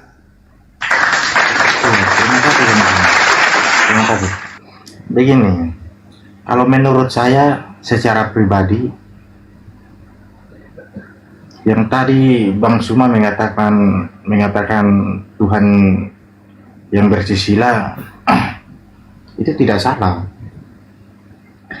Kalau saya menurut pertanyaan saya bukan begitu abangku. Pertanyaan saya, ada 4 poin yang saya sampaikan. Tuhan itu satu, Tuhan tempat bergantungnya segala sesuatu, Tuhan itu tidak beranak dan tidak diperanakkan, dan tidak ada satu makhluk pun di atas muka bumi yang setara dengan Tuhan itu. Masuk akal nggak pernyataan ketuhanan, konsep ketuhanan dalam agama saya? Kalau untuk konsep ketuhanan dalam agama situ ya, saya tidak percaya Tuhan seperti itu. Karena kalau jadi menurut saya, saudara, oke. Sabar dulu. Anda tidak percaya? Ini kan pertanyaan. Iya, sabar dulu. Saya kan Qul huwallahu ahad. Anda percaya Tuhan itu satu? Karena itu Tuhan hayalan. Anda percaya Tuhan itu satu? Cukup diimani saja, hayalan saja itu. Karena Anda percaya Tuhan itu satu? Saya belum selesai, Bang Suma sudah bicara. Anda percaya Tuhan itu satu? Bisa bicara. Anda percaya Tuhan itu satu? Ya, Tuhan itu percaya. Tapi Tuhan Anda 2, 3. Oke, udah. Yang kedua. Kalau Bang Suma kalau sudah bicara, yang kedua. Tempat meminta segala sesuatu. Apakah Anda percaya Tuhan itu tempat meminta segala sesuatu? Tuhan itu semua baik. Anda percaya? Kita semua, ya. Anda percaya? 2 lewat. Lam yalid wa lam yulad. Anda percaya Tuhan tidak beranak? Jelas Tuhan tidak beranak. 3. Walam yakul lahu kufuwan ahad. Anda percaya tak ada satupun yang setara dengan Tuhan? Anda percaya? Ya. Udah selesai. Anda mengakui konsep ketuhanan dalam Islam 4 poin? Ya. Kenapa bisa demikian? Karena sejatinya manusia itu diciptakan dengan naluri bertuhan yang benar. Oke? Sedangkan dengar. Sedangkan kalau konsep Tuhan dalam agama saudara, Tuhan Anda bukan satu tapi 3. Allahus Samad, Tuhan Anda masih meminta-minta kepada Tuhan yang lain. Lam yalid wa lam yulad, Tuhan Anda dilahirkan oleh manusia. Wa lam yakul lahu kufuwan ahad, Tuhan Anda setara dengan manusia. Gugur Tuhanan Anda. Tapi yang Anda iakan adalah konsep bertuhannya umat Islam. Subhanallah. Orang kafir pun mengakui konsep ketuhanan dalam Islam itu benar. Dan orang kafir pun mengakui konsep ketuhanan dalam agamanya tidaklah benar. Mari saya buktikan. Saudaraku, menurut saudara, antara Yesus... Kapan saya bicara? Sabar dulu, sabar. Ini kita membahas tentang Tuhan. Tadi kan Tuhan saya, sekarang Tuhan Anda. Di dalam kaidah bertuhan dalam iman saudara, 1 Yohanes 5 nomor 7, ada 3 yang bersaksi di dalam surga. Betul?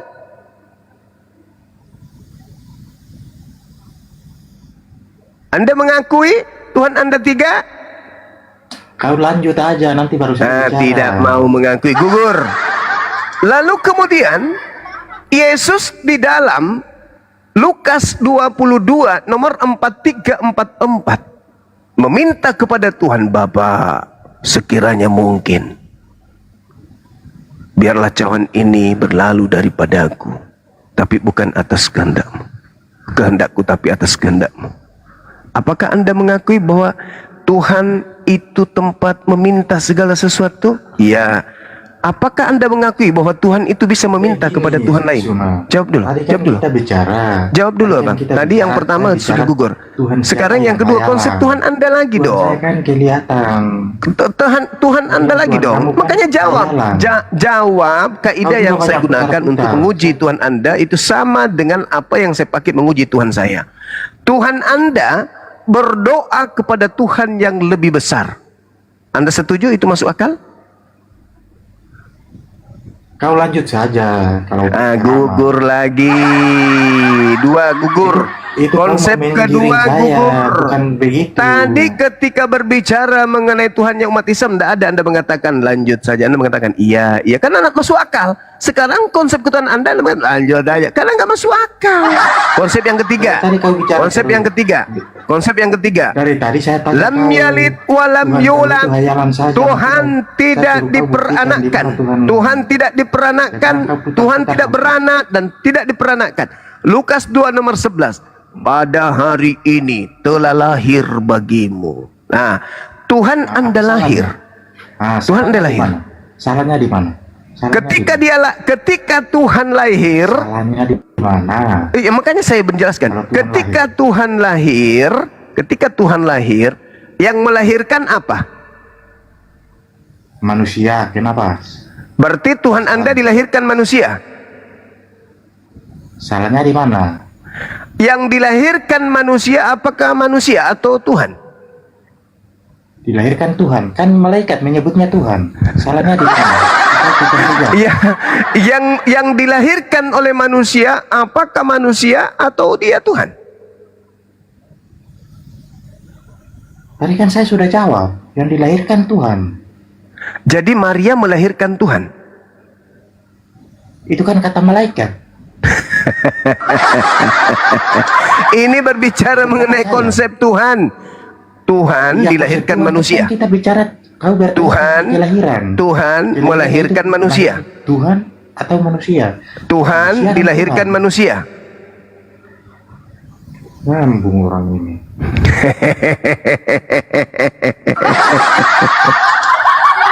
Tuhan dilahirkan manusia. Masuk akal?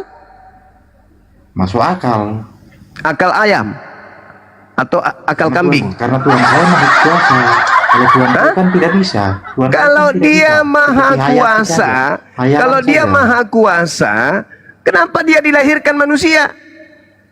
Itulah maha kuasanya. Kok itu maha kuasa? Kok maha kuasa dilahirkan manusia? Cuma kalau Tuhan Apanya ini apa yang bisa Anda nangkap di situ? Apa yang Anda bisa tangkap di situ?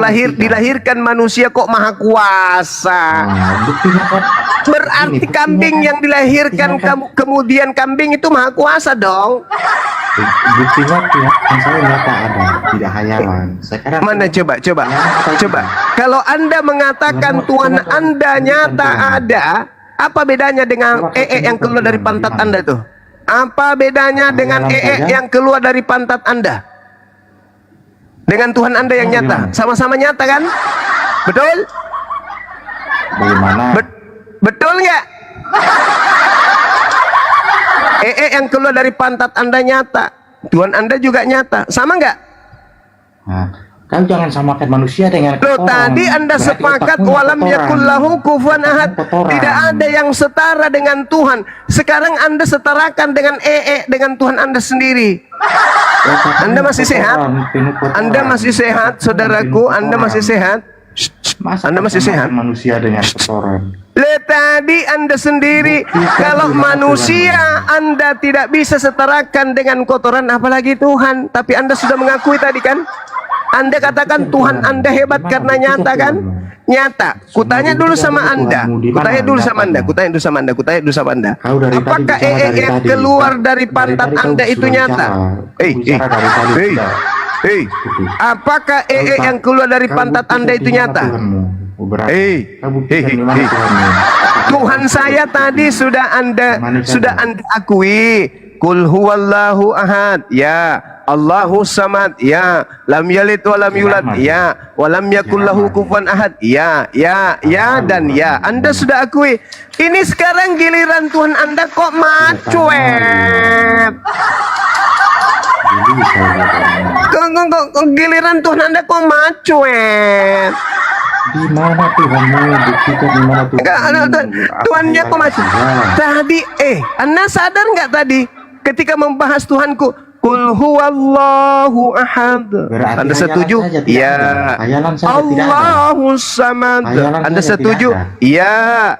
Lam yalid wa lam yulad. Anda setuju? Ya. Walam yakul lahu kufuwan ahad. Anda setuju? Iya, katanya.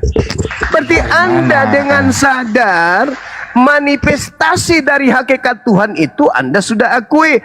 Tuhan itu satu, tempat bergantungnya segala sesuatu, tidak diperanakan, dan kemudian tidak ada yang setara dengan Dia. Sekarang malah Anda tanya,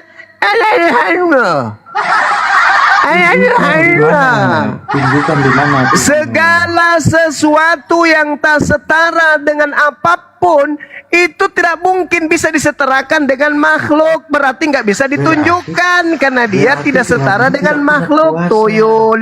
Tidak punya kuasa.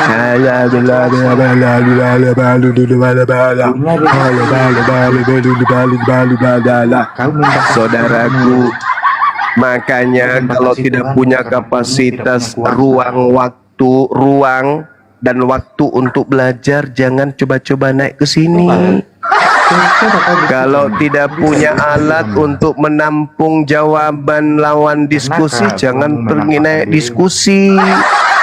Mending ke pasar, cari kemangi dan sedikit sirih, haluskan, lalu baluri ucoknya, bungkus dengan kain putih. 3 minggu ke depan baru Anda buka, lalu laporkan apa hasilnya di sini. Oke? Oke ya Bang ya? Oke, ingat Tuhanmu dilahirkan manusia. Ada ibu Tuhan, ada tante Tuhan, ada sepupunya Tuhan. Jadi Tuhan punya sepupu, Tuhan juga punya opung, Tuhanmu punya tante, sekaligus punya opung. Paman Tuhan sakit gigi, ibu Tuhan sakit kepala, tetangganya Tuhan pusing menerima surat tagihan. Tante Tuhan punya utang, shalalalalala. Tadi sudah diakui, Tuhanku sudah Anda akui. Ketika saya bertanya, konsep Tuhan dalam agamaku adalah Qul huwallahu ahad. Katakanlah wahai seluruh makhluk, Tuhan itu esa, Allahus samad, Tuhan tempat bergantungnya segala sesuatu. Lam yalid wa lam yulad, Tuhan tidak beranak dan tidak diperanakkan. Wa lam yakul lahu kufuwan ahad, dan Tuhan itu tak ada satupun yang setara dengan dirinya. Apa jawaban Anda? Ya, iya, iya, iya, iya, iya, iya, iya, iya. Anda secara manusiawi, insting kemanusiaan Anda masih normal ketika berhadapan dengan kaidah bertuhan dalam Islam. Tetapi ketika berbicara mengenai konsep ketuhanan dalam agama Anda sendiri, domba-domba Zuma, Anda ditanya kuasa Tuhanmu itu seperti apa? Itu ditanya XX tadi. Kuasa Tuhanmu itu jelaskan. tentang konsep Tuhanmu kan nyut-nyutan kan, padahal konsepnya jelas. Andai saja Anda tidak mengiyakan konsep Islam, gugur keislaman kami menurut pandangan saudara. Tapi tadi ya, apa kuasa Tuhanmu? Jelaskan. Iya katanya. Giliran ditanya tentang Tuhannya, apakah Tuhan itu bisa diperanakkan dan bisa beranak dan bisa diperanakkan? Bisa. Itulah bukti Tuhan saya kuasa. Buktinya Tuhannya bisa kuasa karena bisa menjadi anak orang.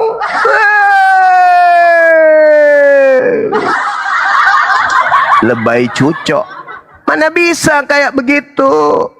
Anda membawa konsep Trimurti. Tuhan bisa jadi dewa, bisa jadi manusia. Dewa dilahirkan manusia. Itu Trimurti punya konsep. Ditanya ngeyel, emosi, nada kenceng. Padahal kita diskusinya santai aja. Kita bertanya alon-alon. Dasar pijakannya juga ayat suci Quran. Kenapa Anda mengiyakan? Apakah Tuhan itu satu? Ya. Apakah Tuhan tempat meminta segala sesuatu? Ya. Apakah Tuhan tidak beranak dan tidak diperanakkan? Ya. Apakah Tuhan tidak setara dengan apapun? Ya. Apa yang Anda protes di situ rupanya setelah Anda mengiyakan? Kemanusiaan Anda, kewarasan Anda membuat kemudian konsep dalam Tuhan di Islam itu lulus.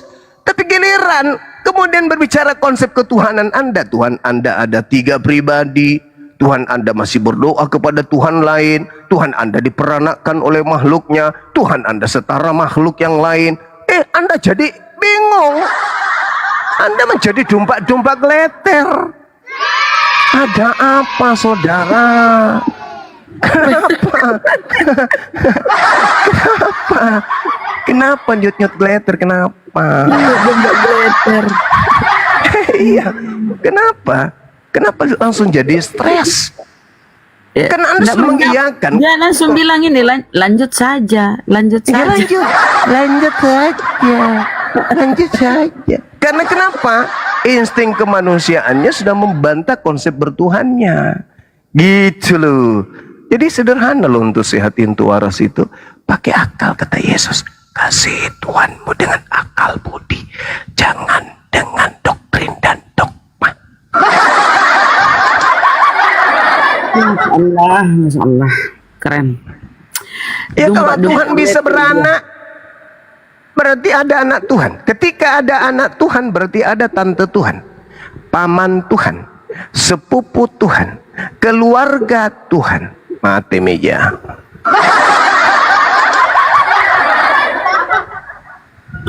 Oke, Yason, mungkin Yason ini udah nggak tahan lagi mau bicara. Silakan Pak Yason, tanggapi keluarga Tuhan. Iya, tadi kan ini kan panjang lebar ini ceritakan Bung Zuma ini, tetapi kan aku dari tadi sebenarnya menunggu gimana sih, kan XX tadi nanya gimana sih, coba uraikan bagaimana konsep ketuhanan Anda dan kuasanya itu dinyatakan seperti apa, itu juga mau kita tahu ini. Tapi terlalu panjang, terlalu cerdik, akhirnya kan nggak ngerti kita jadinya.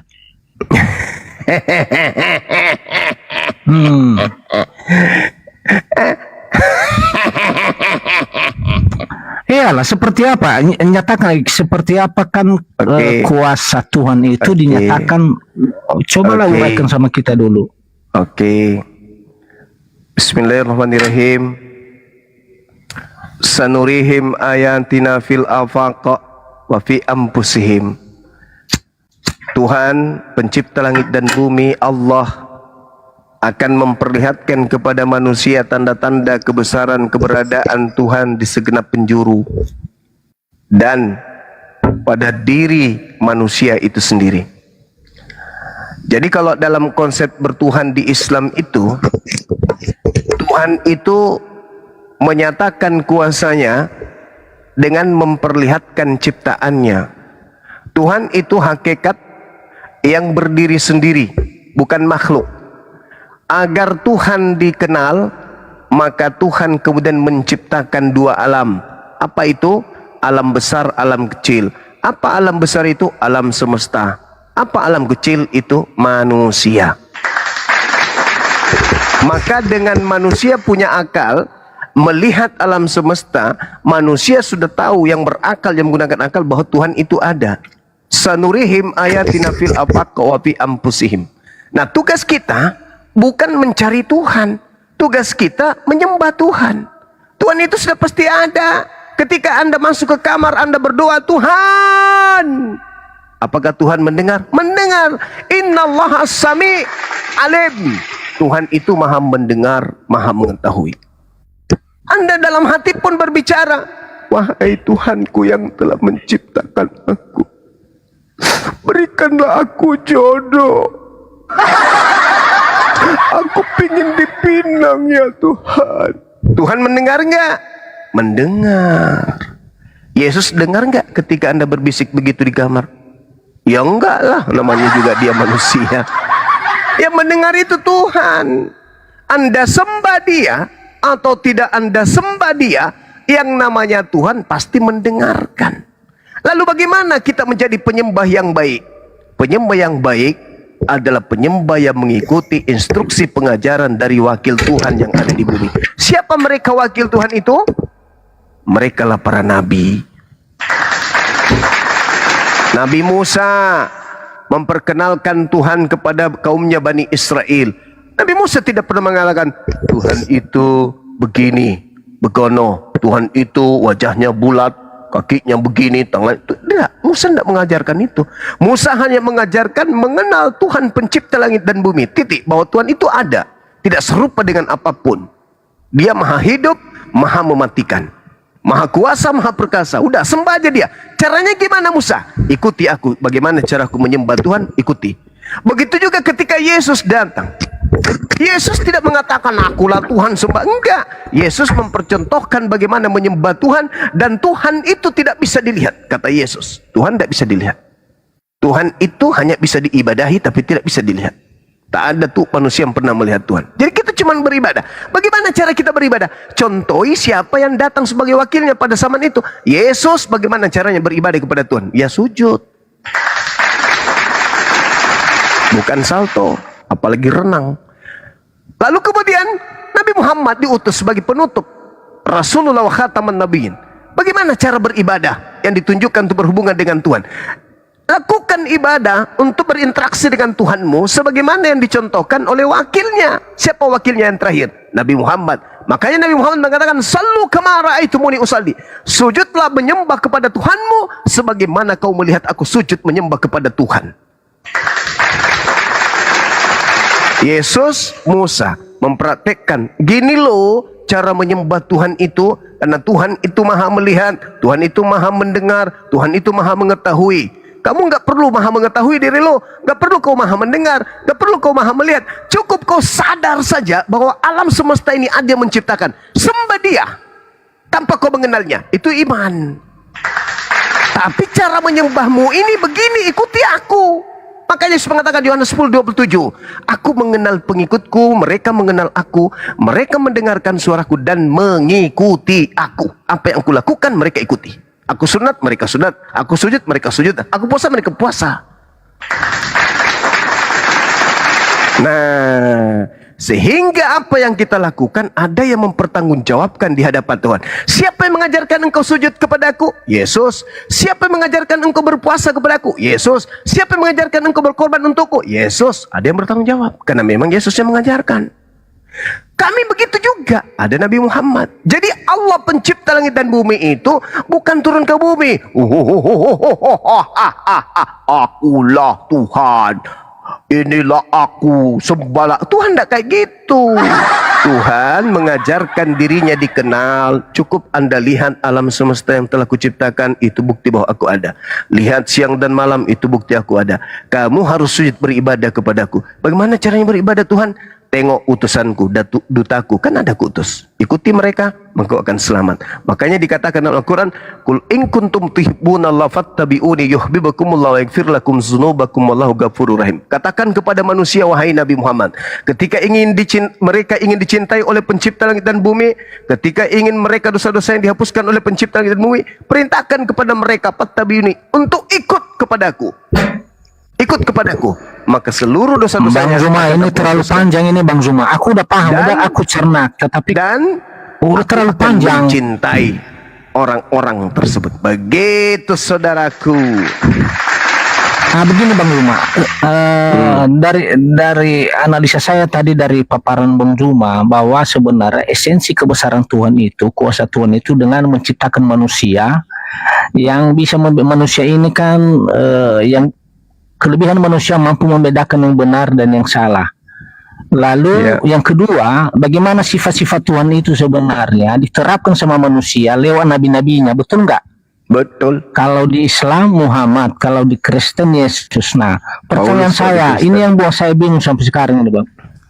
Lalu antara yang memberikan teladan ini, antara yang memberikan teladan nabi-nabi ini, Muhammad sama Yesus, menurut Bang Zuma, siapa yang bisa dicontoh di antara mereka ini?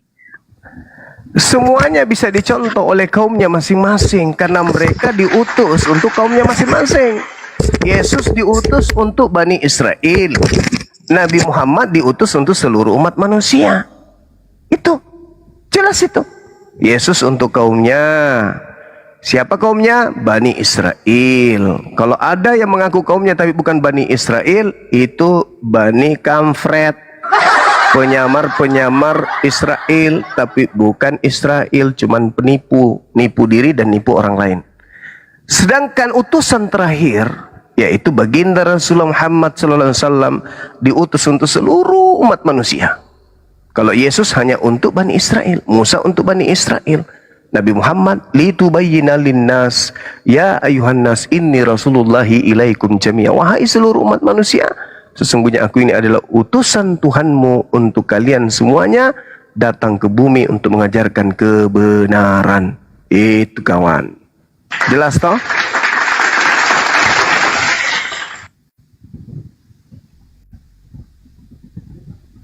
Ada lagi?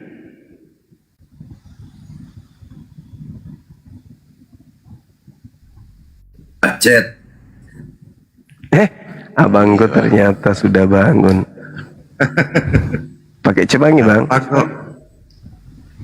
Ikuti terus Berunda dengan istri saya nih ketawa-ketawa dari tadi. Saya mau blokir istri saya nih karena ketawa terus dengan Berunda. Yang penting nggak mempengaruhi ke pasar besok pagi ya Bangku, aman itu. Nah, Toke aja mengatakan iya betul. Nah, Toke,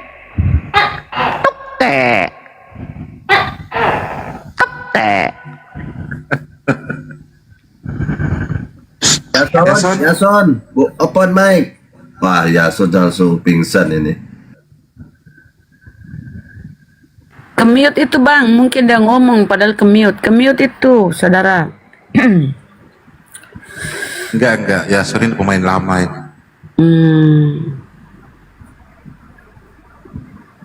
Lah kan, Yason, dibuka mute-nya. Teman-teman yang di bawah tetap layar yuk, serta tetap layar teman-teman. Yang belum posting ulang.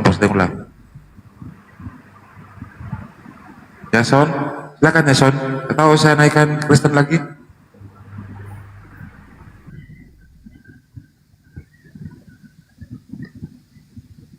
Yason, macet Yason.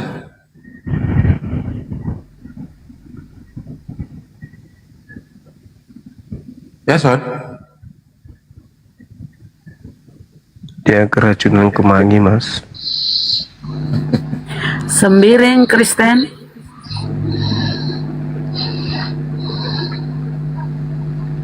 Sembiring Kurnia. Sembiring tidur sembiring. Kita bahas yang buta huruf lagi. Selamat malam semua. Kita bahas yang buta huruf. Baca Petrus 2 ayat 2 tentang nabi-nabi itu. Ya. Boleh Bang, boleh. Boleh. Ya, bahas. Tapi jangan ada hujatan Bang ya. Nggak usah hujatan. Oke. Baca itu langsung turun. Iya. Baca tuh. Iya, dalilnya di mana? Jangan mutar-mutar. Ya. Dalilnya di mana, Bang? Jangan mutar-mutar. Dalilnya di mana? Tentang nabi-nabi palsu itu. Yuk. Oh, nabi-nabi Petrus palsu. 2 ayat 2. Ya. Oke, baik Tentang Bang. nabi palsu. Yuk, Boleh saya baca dari nomor 1-nya, Bang? Boleh Bang ya? Ayo baca. Oke, baik. Kalau enggak aku turun. Ya, saya baca Bang. Jangan turun dulu Bang. Cuma ini masih banyak kok. Sebagaimana nabi-nabi palsu dahulu tampil di tengah-tengah umat Elohim, demikian pula di antara kamu. Kamu di sini siapa Bang? Udah kabur Bunda. Kabur duluan Bunda. Aduh. Malu dia Bang. Karena jawabannya nabi palsu itu ada di situ nomor 1-nya Bang. Ada di nomor 1-nya jawabannya. Sebagaimana nabi-nabi palsu dahulu tampil di tengah-tengah umat Elohim. Umat Elohim loh ya. Demikian pula di antara kamu. Kamu itu siapa di situ? Kamu di situ siapa? Bani Israel. Bani Israel abad keberapa? 1.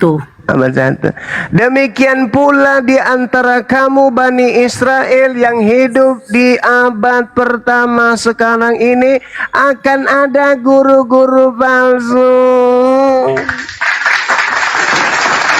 Guru-guru palsunya ada di antara kamu. Kamu siapa? Bani Israel Gurunda. Bani abad keberapa? 1 Gurunda. Abad pertama. Mereka akan memasukkan pengajaran-pengajaran sesat yang membinasakan. Bahkan mereka akan menyangkal penguasa yang telah menebus mereka. Yesaya 63 nomor 9. Pengajaran-pengajaran sesat yang membinasakan. Bahkan mereka akan menyangkal penguasa yang telah menebus mereka. Dan dengan jalan demikian segera mendatangkan kebinasaan atas diri mereka. Banyak orang akan mengikuti cara hidup mereka yang dikuasai hawa nafsu. Siapa yang mengikuti hawa nafsu? Yang tadinya babi haram menjadi halal, yang tadinya babi haram menjadi halal, yang tadinya nggak boleh ada ilah lain selain ilah Israel menjadikan ilah Romawi menjadi Tuhan, yang tadinya ibadah sabat merubahnya menjadi hari Minggu. Siapa itu? Dikuasai hawa nafsu. Segala makanan halal, semua boleh. Dengan mereka, karena mereka jalan kebenaran akan dihujat. Jalan kebenaran itu Torah. Betul? Betul. Siapa sekarang yang mengatakan Torah itu adalah artinya? Paulus. Dan karena serakahnya guru-guru palsu itu akan berusaha mencari untung dari kamu. Siapa yang memungut perpuluhan di luar suku Lewi? Dengan cerita-cerita isapan jempol belaka. Siapa yang menceritakan ada keluar dari kubur jadi Tuhan, nebus dosa waris, ada mewariskan dosa. Itu cerita-cerita tanpa dalil. Yesus kemudian dikutuk, Adam dikutuk, keturunan dikutuk. Itu semua cerita-cerita isapan jempol tanpa dalil. Tetapi untuk perbuatan mereka itu hukuman telah lama tersedia dan kebinasaan tidak akan tertunda. Siapa yang dijanjikan dilemparkan karena melakukan kejahatan, hanyalah daripadaku kalian semua menjadi itu siapa? Karesteng Gurunda. Jadi kalau berbicara mengenai nabi-nabi palsu, mereka pengajar-pengajar palsu yang memasukkan pengajaran palsu ke dalam ajaran para nabi Bani Israel. Kita baca kalau berbicara mengenai nabi palsu, Matius 7:22-23. Tanda-tanda pengikut nabi palsu: 1. Memanggil Yesus Tuhan, bernubuat pakai nama Yesus, bermukjizat pakai nama Yesus, mengusir setan pakai nama Yesus. Itulah tanda-tanda pengikut nabi palsu. Siapa itu? Siapa? Karesteng Gurunda. Na'udzubillah tsumma na'udzubillah. Kita lari ke perjanjian lama, kitabnya orang Yahudi yang membahas tentang nabi palsu. Kita lihat di Yeremia 23, di data yang ada di dalam kitab-kitab mereka sendiri. Nomor 15-nya terang dikatakan begini.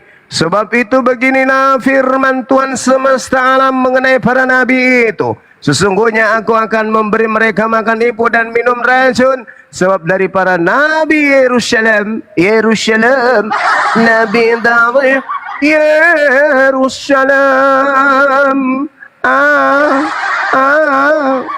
Di data nomor 15-nya dikatakan Yeremia 23. Sebab itu beginilah firman Tuhan semesta alam mengenai para nabi itu. Sesungguhnya aku akan memberi mereka makan ibu dan minum racun. Sebab daripada nabi-nabi Yerusalem telah meluas kefasikannya ke seluruh negeri. Ya nanti orang ini Barasanji. Jadi kalau dibaca terbalik dari belakang ke depan juga sama, yang kena di situ adalah nabi dari Yerusalem.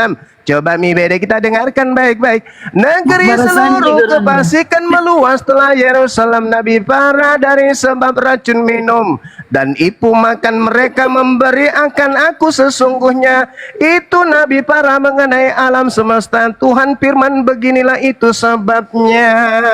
Masalah generasi. Jadi kalau kita berbicara mengenai nabi palsu, nabi palsunya itu dari Yerusalem yang mati di atas salib minum racun anggur asam itu Yohanes 19:30 sembahan Kristen yang memasukkan pengajaran-pengajaran palsu kepada ajaran Yahudi itu, yaitu perjanjian baru masuk ke dalam kitabnya Yahudi bercampur ke dalamnya. Jadi tak ada lagi yang lain selain mereka. Jadi kalau cuman setengah-setengah ilmu, sekali lagi mending kemangi campur apa? Kapur siri. Kapur siri. Gitu saudaraku. Dibungkus itu kain pembungkusnya putih atau warna merah Gurunda? Bisa putih, bisa pakai softcase bekas milik istri, jangan milik tetangga. Karena di situ masih ada pembalutnya, masih ada keratnya, bisa. Noise ki, Daeng, Bang Handi noise. Ah, begitu tadi saudara. kayak Barasanji ki Gurunda bagusnya. Kayak Barasanji ki. Cocok nih karena cakarudo kita.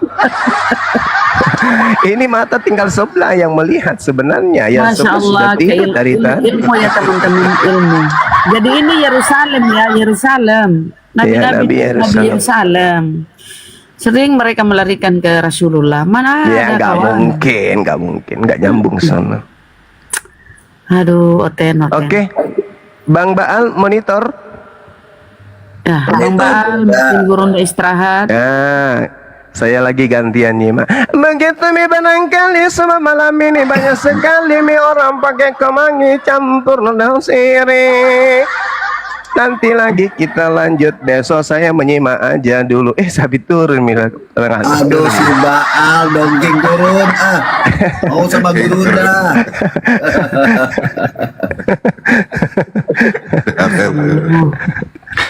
Kesingin itu damu pang kesingin jajarmu para pai songkokmu nang kalimat di balo li bagi-bagi ni sokok Iya. Maletan rina so tawana coki. Gitu Bang Andi. Baletan rina sumanretan ritongko tawana cokian ada rajo kawan ni tawana to malasay. Gambaran Tommy Bang Handi ya. Siapa? Transbali Kristen saudara. Transbali cabut kita di situ ya. Astagfirullahaladzim. Udah Gurunda jangan terlalu banyak ketawa ya. Astagfirullahaladzim. Cocok. Balas ya. Transbali Kristen saudara. Rupanya dia tertidur. Turunin Bunda. Kirasu Kristen Kirasu 666. Saya Islam, Pak. Oh Islam, silakan. Ini jamnya Bang Handi nih. Jam ngantuk-ngantuk nih Bang Handi biasanya. Silakan Handi. Para kalau tambah dulu. Halo. Saya ingin bertanya kepada teman-teman Muslim ini. Kristen boleh? Bang. Para boleh Kristen. tidak? Boleh tidak saya bertanya kepada Kristen. kalian? Sebentar Halo. Bang, aku tanya dulu. Ada dia. Halo Ji. Kasih nah. Kirasu Kristen Muslim ya. Ya Allah. Apa yang disampaikan? Saya Bang? Muslim, Bang. Kenapa tadi diturunkan itu mau bertanya? Naikkan lagi dia. Iya. Mana ada diturunkan, nggak ada. Moderator nggak ada yang nurunin, nggak ada. Kepental itu kayaknya, kepental jaringan. Makanya dia bilang halo. Halo. Diki Kristen saudara. Diki Kristen. Muslim Kak. Oh, apa yang disampaikan? Nggak ada, cuman mendengar aja Kak. Oh, izin dibawa aja Bang ya. Ya. Assalamualaikum. Waalaikumsalam. Anatomi Kristen. Assalamualaikum Bunda, turunin Bunda. Oh, salah pencet ya Bang ya. Ya Bunda, turunin Bunda. Oke.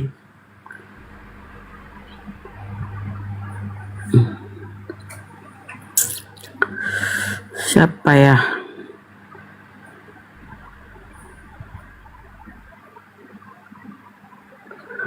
Roy Kristen saudara.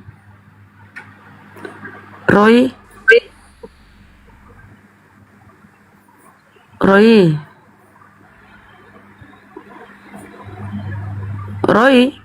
Jordan.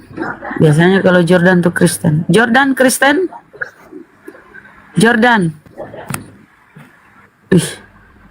Udah banyak salah pencet kalau jam begini.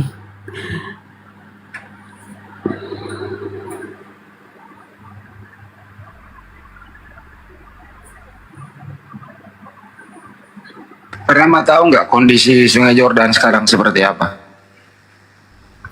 Sungai Jordan? Enggak. Gimana Deng perkembangannya Sungai Jordan? Kan di situ Yesus dibaptis toh? Nggak terus, coba buka Google. Nggak terurus kayaknya katanya sih. Oh. Padahal di situ Tuhannya ditobatkan. Warung Aryo. Ayo teman-teman yang Coba aku cek terakhir ya kondisi Sungai Jordan sekarang. sudah ada itu ini Ustadz Arif komal yang ini berapa ke 1 2 3 sudah ada komal 10 kalau di update 10 kota. Ya, bagi yang gak anti rungkat. Oh begitu. Iya. Aryo. Siap. Aryo Jordan warung, aduh pada tidur.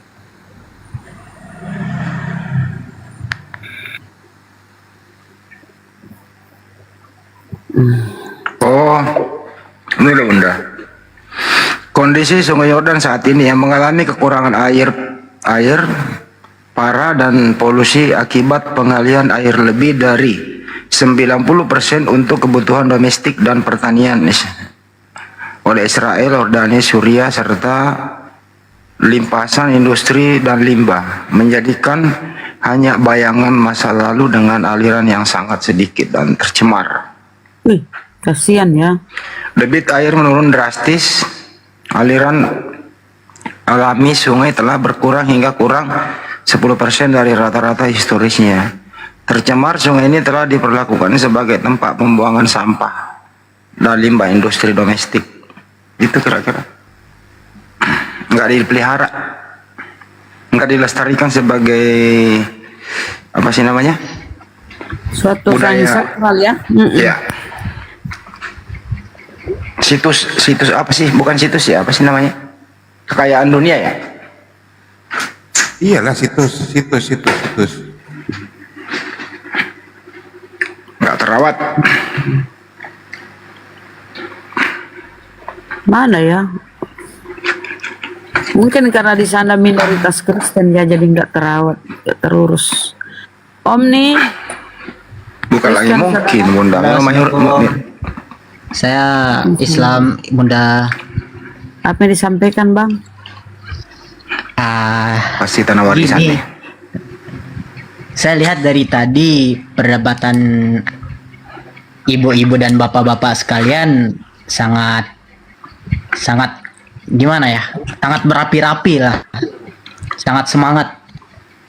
Saya merasa takjub kepada Anda semua. Jadi kalau boleh tahu,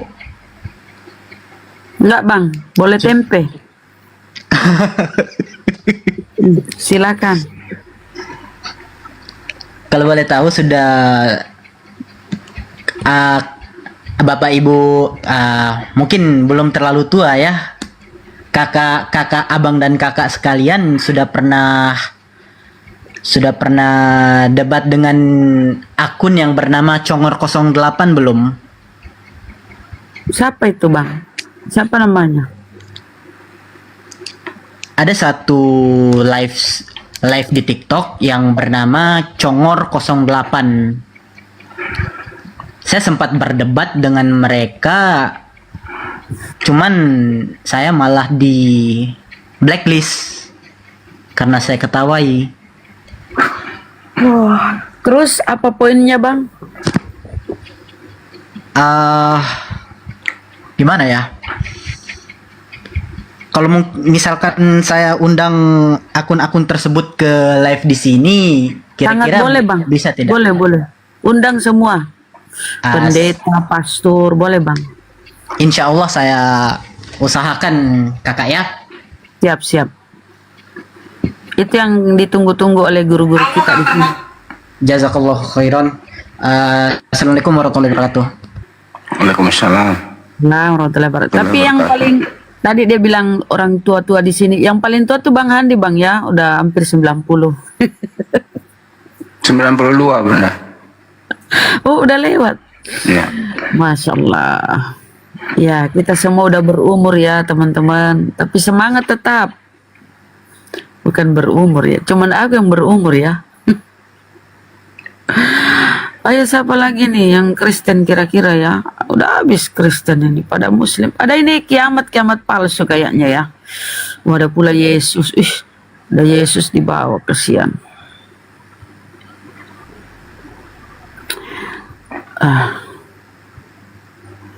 Jamu, kalau jamu kayaknya Islam. Jamu Islam.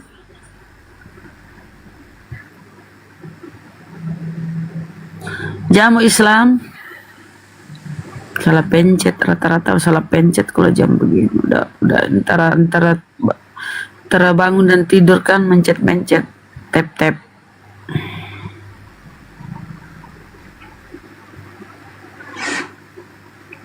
Bosiku ini ngilu-ngilu terus ini, aduh. Udah Panas dalam itu, Daeng. Panas dalam. Jospen diundang Jospen. Pak Andi. Aswan, woi baru bangun ini Bang balik. Aswan. Assalamualaikum. Halo. Waalaikumsalam. Apa disampaikan Bang? Saya mau nanya boleh kah? Boleh. Sini saya respon, Bang. Sebentar Bang Aswan. Bang, sebentar. Itu Jordan udah book open mic. Jordan Kristen? Iya, saya Kristen. Boleh mau diskusi, Bang? Semangat, Bang. Membela iman Anda. Boleh? Boleh Kak. Silakan. Itu Aswan mau nanya dulu sebentar, apa dahuluin dulu. Izin Bang ya, saudara saya mau bertanya. Bang Aswan, silakan. Ini saya mau nanya tentang hadis Nabi, boleh kah? Waduh, internet itu Bang. Next Jangan dulu, aja ya. Bang, ya. Ini ya Itu nanti. tentang hadis Nabi yang menceritakan. Bang, nanti Bang kita ada diskusi, ini bukan kajian nanti Bang ya. Silakan Bang Jordan. Oh, sama Bang Bakla tuh Bang Handi. Bang Handi sudah ini. Bang Handi. Ini topiknya apa sih? Sudah mengalir ini topiknya ya. Bebas. Jordan silakan. Bapak mau bertanya atau gimana, silakan.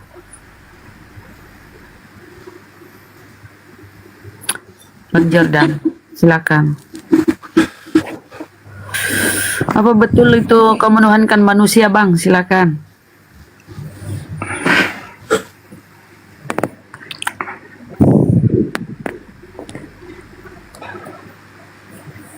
Oh, belum. Gimana Kak?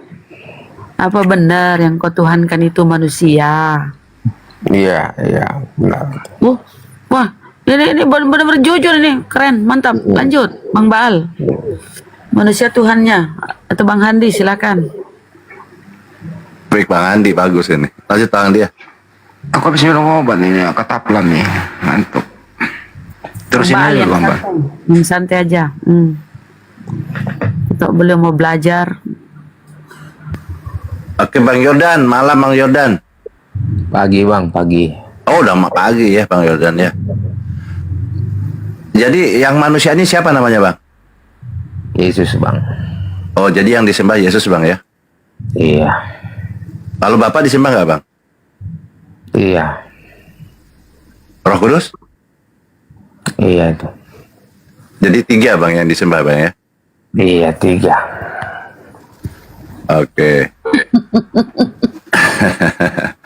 Jadi gini Bang, ada satu pengajaran dari Yesus yang bagus nih Bang ya.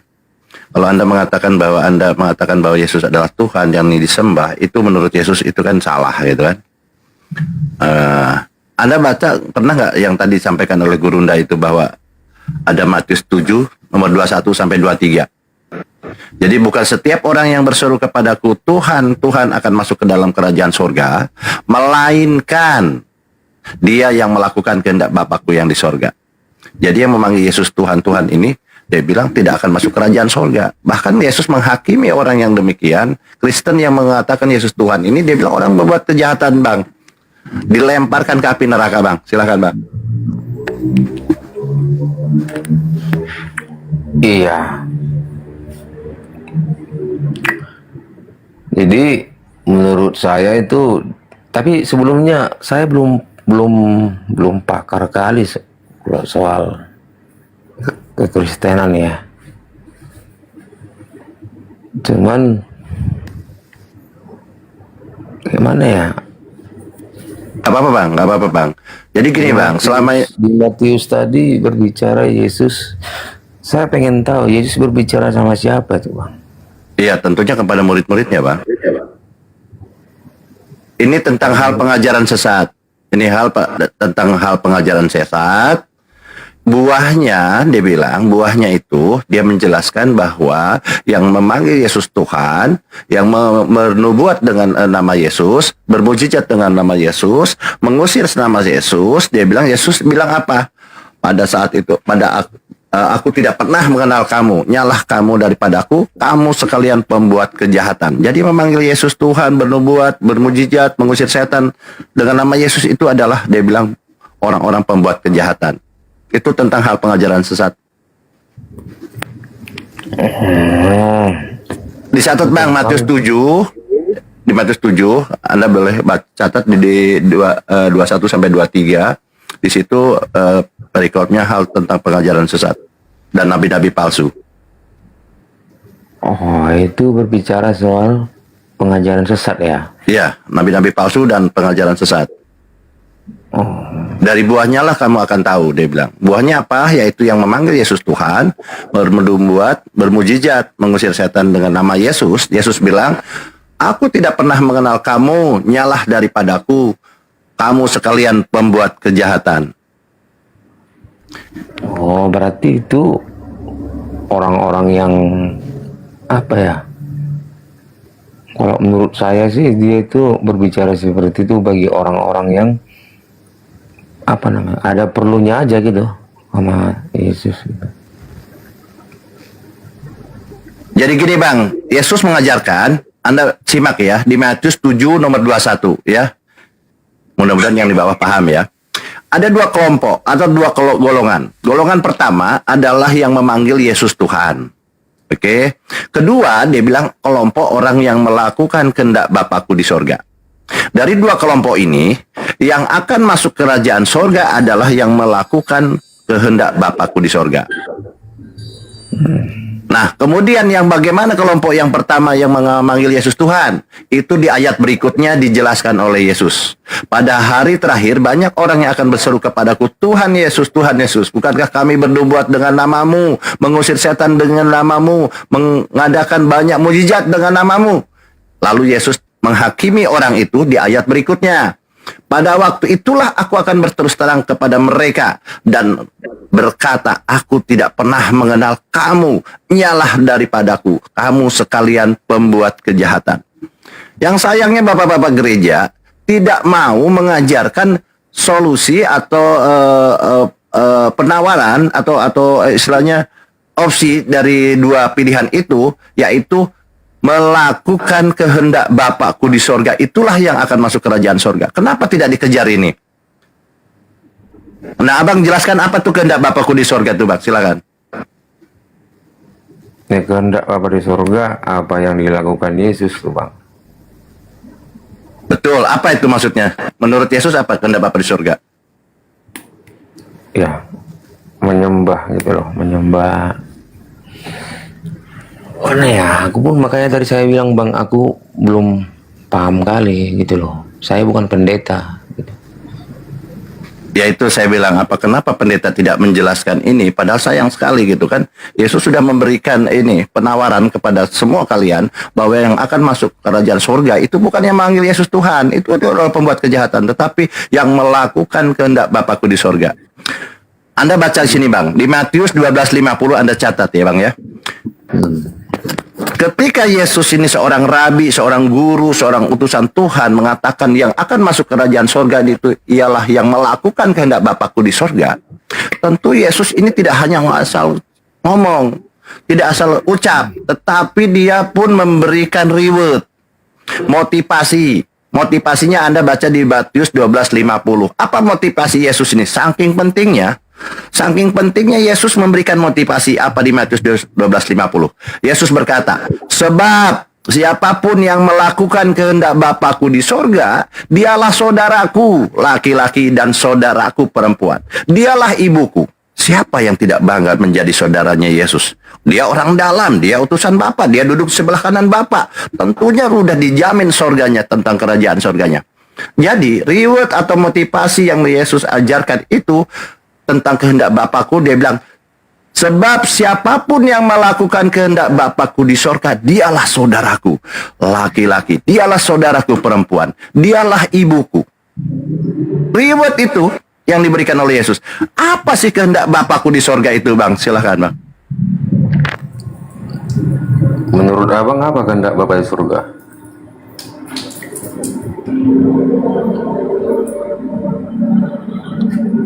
Kalau menurut Bapak di surga itu yang baik Bang, tidak ada kejahatan itu. Kalau menurut saya.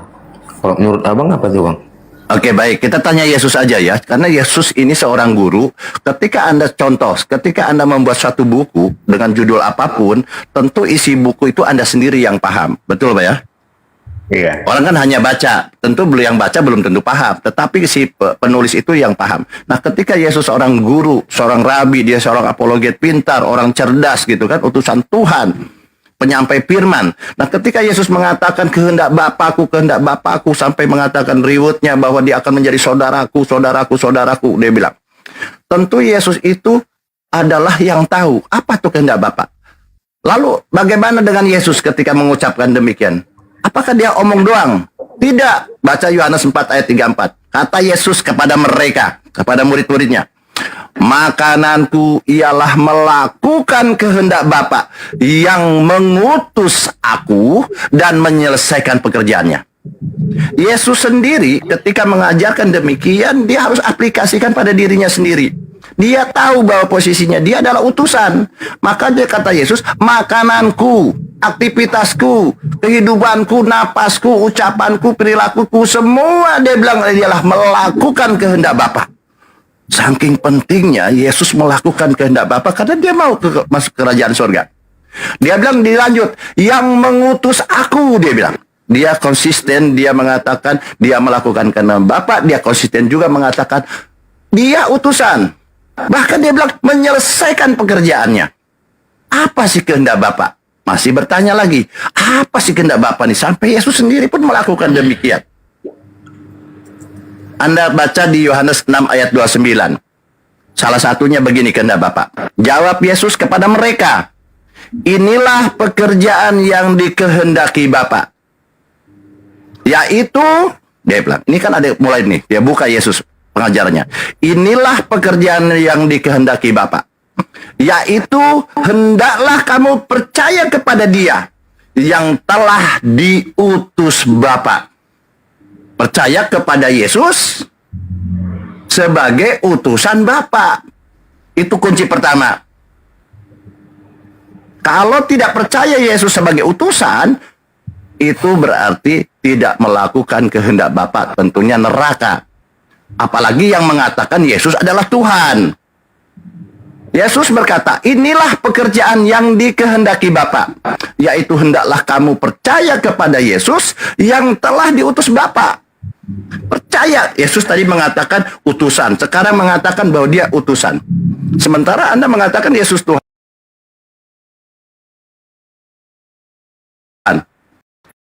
Percaya kepada Yesus sebagai utusan Bapa sudah sempurna. Tidak, Yesus bilang. Tidak cukup kalian percaya kepada aku, kalian akan masuk kerajaan surga. Yesus melanjutkan di ayat lainnya. Yohanes 17 ayat 3. Inilah hidup yang kekal. Inilah hidup tentang kerajaan surga, dia bilang. Yaitu bahwa mereka mengenal engkau satu-satunya Bapa yang benar. Satu-satunya Bapa yang benar. Bukan dua, bukan ada Bapa, Putra, dan Roh Kudus. Tidak, dia bilang, satu-satunya Bapa yang benar, dan mengenal aku Yesus, Kristus yang telah engkau utus. Konsisten Yesus. Konsisten dia mengatakan, aku utusan Bapa. Hidup yang kekal itu adalah mengenal engkau satu-satunya Bapa yang benar di surga ini, dan mengenal aku Yesus Kristus yang telah engkau utus. Begitu Bang. Jadi pertama, dia memperkenalkan dirinya untuk masuk kerajaan surga, memperkenalkan dirinya kepada Bani Israel bahwa akulah Mesias, akulah utusan, akulah Rasulullah, akulah Rasul Allah, seperti itu. Dan Bapa ini adalah satu-satunya Tuhan yang benar. Jadi mengenal Yesus tidak akan sempurna kalau tidak mengenal Bapa. Mengenal Bapa pun tidak akan sempurna kalau tidak mengenal Yesus. Jadi dua-duanya untuk masuk kerajaan surga harus mengenal Bapanya, harus mengenal Yesus. Yang terutama Bapanya adalah Tuhan, Yesus adalah utusan. Itu Bang sementara, lanjut Bang. Gitu. Jadi menurut Abang kalau gimana ya? Tadi Abang bicara soal Yohanes 17 ayat 3. Jadi kalau misalnya Yohanes 3 ayat 16 itu gimana Bang? Menurut Abang itu?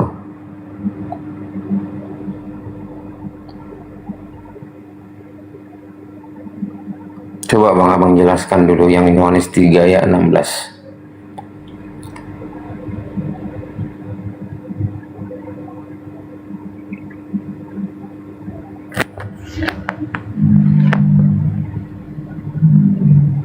Halo Bang.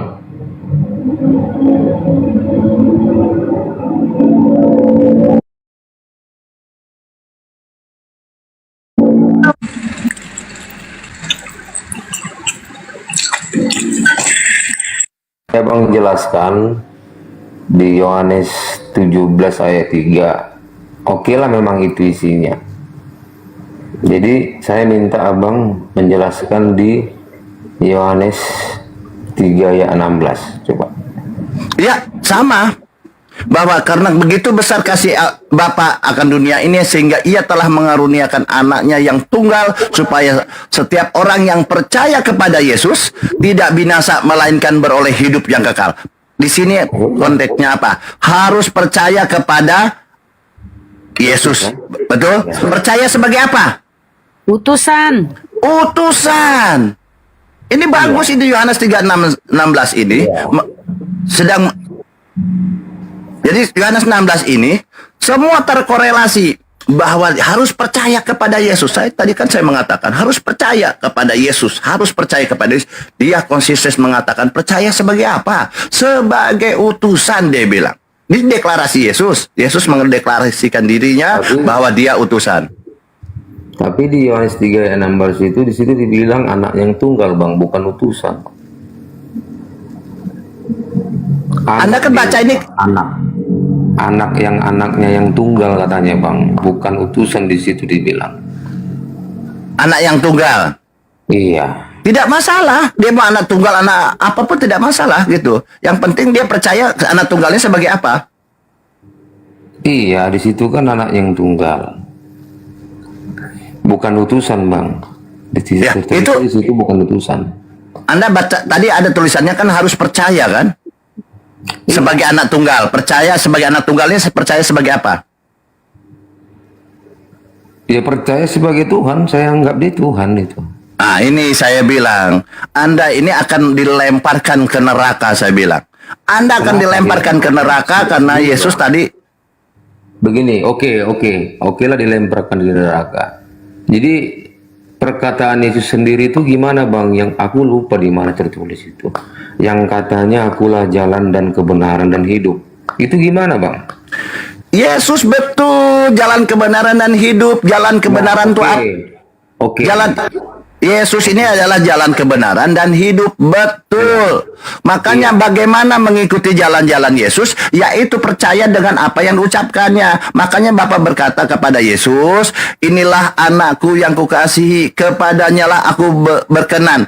Maka apa dia bilang? Dengarkan.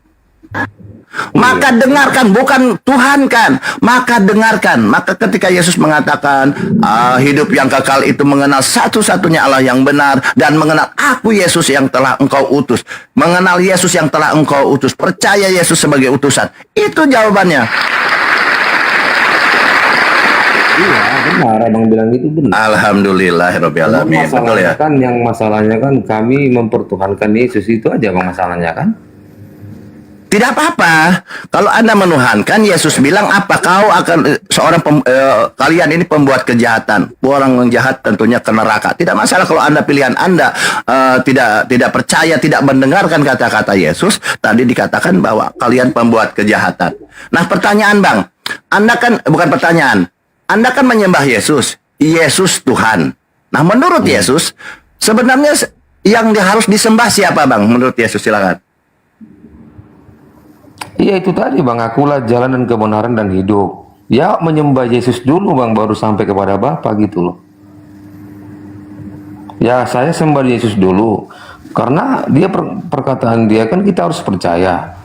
Kalau tidak melalui dia, kita nggak sampai ke Bapa gitu loh. Jadi kita harus percaya Yesus, kita sembah dia gitu loh. Oke. Oke, saya ulang Bang ya. Saya ulang. Ya oke nggak apa-apa. Anda kan oke, nggak masalah. Yes, Bapaknya berkata kepada Yesus, inilah anakku yang kukasihi, kepadanya lah aku berkenan. Maka dengarkanlah. Bukan sembahlah, tapi dengarkanlah. Dengarkanlah. Maka ketika inilah pekerjaan yang dikehendaki Bapa, dia bilang, yaitu hendaklah kamu percaya, Yesus bilang nih, kepada Yesus yang telah diutus Bapa. Percaya tadi bilang. Anda kan mengutip Yohanes 6:9 tadi. Harus percaya. Kepada siapa? Kepada Yesus. Ia sebagai utusan Bapa. Nah, konteksnya ke dalam penyembahan. Kalau kita sudah percaya Yesus adalah utusan, Bapa adalah Tuhan satu-satunya yang benar, lalu kepada siapa kita harus menyembah? Apakah kepada Yesus atau kepada Bapa? Silakan. Ya Yesus bang, kan yang tadi kan udah saya jawab. Akulah jalan dan kebenaran. Gak bisa kita sampai kepada Bapa kalau tidak melalui Yesus. Jadi kita harus mengikuti ajaran Yesus. Dan kita harus percaya kepada Dia, bahwa Dialah satu-satunya jalan menuju kebenaran, menuju hidup. Jadi kami Kristen menuhankan Dia itu gak masalah sebenarnya. Karena memang kami anggap Dia itu Tuhan. Satu. Yang kedua, kenapa kami anggap Dia itu Tuhan? Dia itu tidak pernah melakukan kejahatan sedikit pun. Nah, yang kedua, Dia anak Allah tunggal. Begitu. Oke lah, Dia anak Allah tunggal. Cuman kita Kristen itu menuhankan Dia.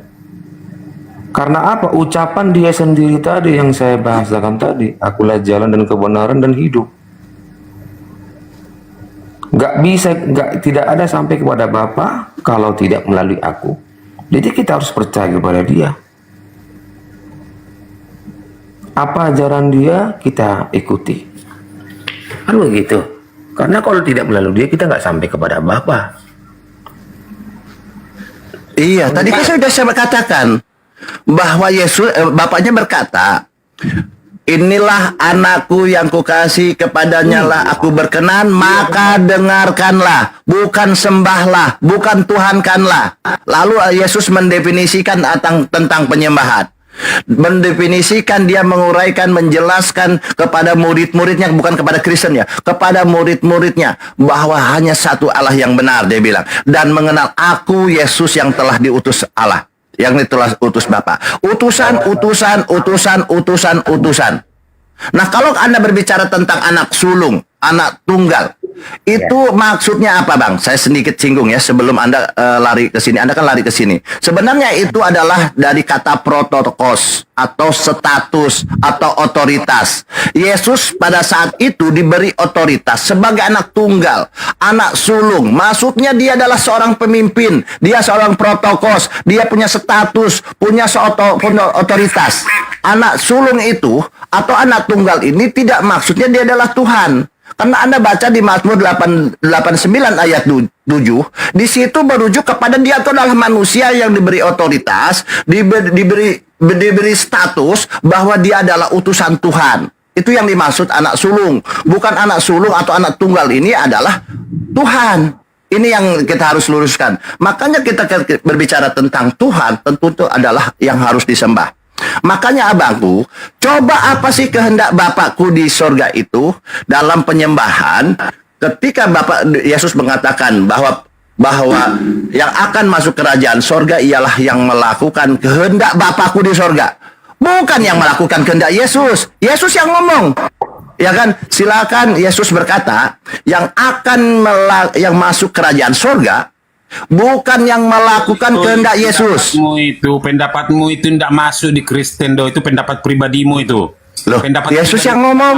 Tidak laku di Kristen itu pendapat pribadimu. Kau tidak paham Alkitab kau. Jangan sebentar kau Alkitab kau, botol kau. Bentar bang, Saya ulang ya. Matius 7:21. Iya. Yesus yang ngomong, bukan pendapat saya. Bukan setiap orang yang berseru kepadaku Tuhan, Tuhan akan masuk ke dalam kerajaan sorga. Melainkan dia yang melakukan kehendak Bapakku di sorga. Itu yang akan masuk di sorga. Kalau kalian mengatakan, oh Yesus Tuhan, karena ini, karena itu kan asumsi Anda. Tetapi apa kata Yesus yang memanggil Yesus Tuhan, yang menyembah Yesus? Kalian ini pembuat kejahatan. Bukan kata saya. Nah, kalau berbicara tentang siapa Tuhan, oh Yesus Tuhan. Menurut Yesus bukan. Kalian mengatakan Yesus Tuhan ini adalah pembuat kejahatan. Karena Yesus menggunakan kata melainkan. Anda paham? Ketika Yesus mengatakan bukan setiap orang yang berseru kepadaku Tuhan, Tuhan akan masuk ke dalam kerajaan sorga. Yesus menggunakan kata melainkan. Melainkan dia yang melakukan kehendak Bapakku di sorga. Melainkan itu artinya maknanya apa? Melainkan adalah kata penghubung interaktif yang menolak kalimat sebelumnya dengan kalimat berikutnya. Jadi ditolak itu orang yang memanggil kata Tuhan, Tuhan ini ditolak. Buktinya di Matius 23 yang memanggil Yesus Tuhan ini adalah pembuat kejahatan. Gampang kok, ini bahasa Indonesia gampang sekali. Nah, dalam penyembahan, Oke, sekarang begini Bang, sebentar saya potong. Bagi yang memanggil Yesus itu Tuhan adalah membuat kejahatan. Kejahatan apa itu Bang? Yang membuat, Abang bilang kan tadi, yang memanggil Yesus itu Tuhan, itu bagi orang yang membuat kejahatan. Jadi saya tanya sama Abang, kejahatan apa yang dibuat orang itu yang memanggil Tuhan? Oke, kejahatan apa? Tentunya dia tidak tunduk dan tidak patuh kepada ajaran Yesus. Ya kan? Itu adalah sesuatu yang tidak tunduk itu siapa? Orang yang memanggil Yesus Tuhan. Tidak, Abang salah. Loh, ini Yesus yang ngomong. Abang salah di situ, Bang. Pengertian Abang itu salah. Itu Abang berbicara Yesus seperti itu bagi orang yang tidak percaya kepada Dia. Anda baca lagi. Anda baca lagi. Saya ulang ya. Enggak. Bukan setiap Bang Baal. Abang Islam, saya Kristen. Kan begitu. Saya juga bisa berasumsi seperti Abang juga gitu loh. Abang berasumsi sendiri tentang pengertian Alkitab kami. Dan saya juga bisa berasumsi tentang pribadi saya tentang Al-Quran kalian. Saya bisa. Dengar, Bang Jordan. Begini Bang Da. Saya sudah dengar, tadi sudah saya dengar, gantian. Abang percaya nggak Yesus itu sebagai utusan? Abang percaya nggak Yesus mati dan bangkit hari ketiga? Abang percaya nggak? Iya, saya percaya Yesus utusan, tetapi Yesus tidak mengatakan bahwa dia disalib ya. Yesus mengatakan tidak disalib. Iya, karena jadi tidak mati dan bangkit. Di Al-Quran kalian tidak ada seperti itu. Dia akan tetap di Bible, Bang, di Bible. Jadi jangan lari dulu, Bang. Kita selesaikan dulu. Kenapa di sini jangan lari dulu? Anda kan bertanya tadi membuat kejahatan. Kenapa dikatakan membuat kejahatan? Ya, oke. Yesus ini sudah open book. Udah open book, sudah dibuka. Anda tinggal baca. Seolah-olah Abang di situ menyaksikan Yesus yang ngomong gitu. Lah itu tulisannya Yesus. Jadi Bible bukan ngomong. Jadi dia bukan Bible bukan tulisan Yesus. Bukan perkataan Yesus. Bible itu bukan tulisan Yesus, bukan. Bukan perkataan Yesus, maksud saya bukan perkataan Yesus. Iya, bukan Oke, kalau begitu dengar perkataan Yesus. Nah, seperti saya sabar dulu. Anda kan bertanya tadi sebentar dulu. Kan Anda bertanya, apa sih yang membuat kejahatan tadi? Orang-orang yang memanggil Yesus dibuat kejahatan.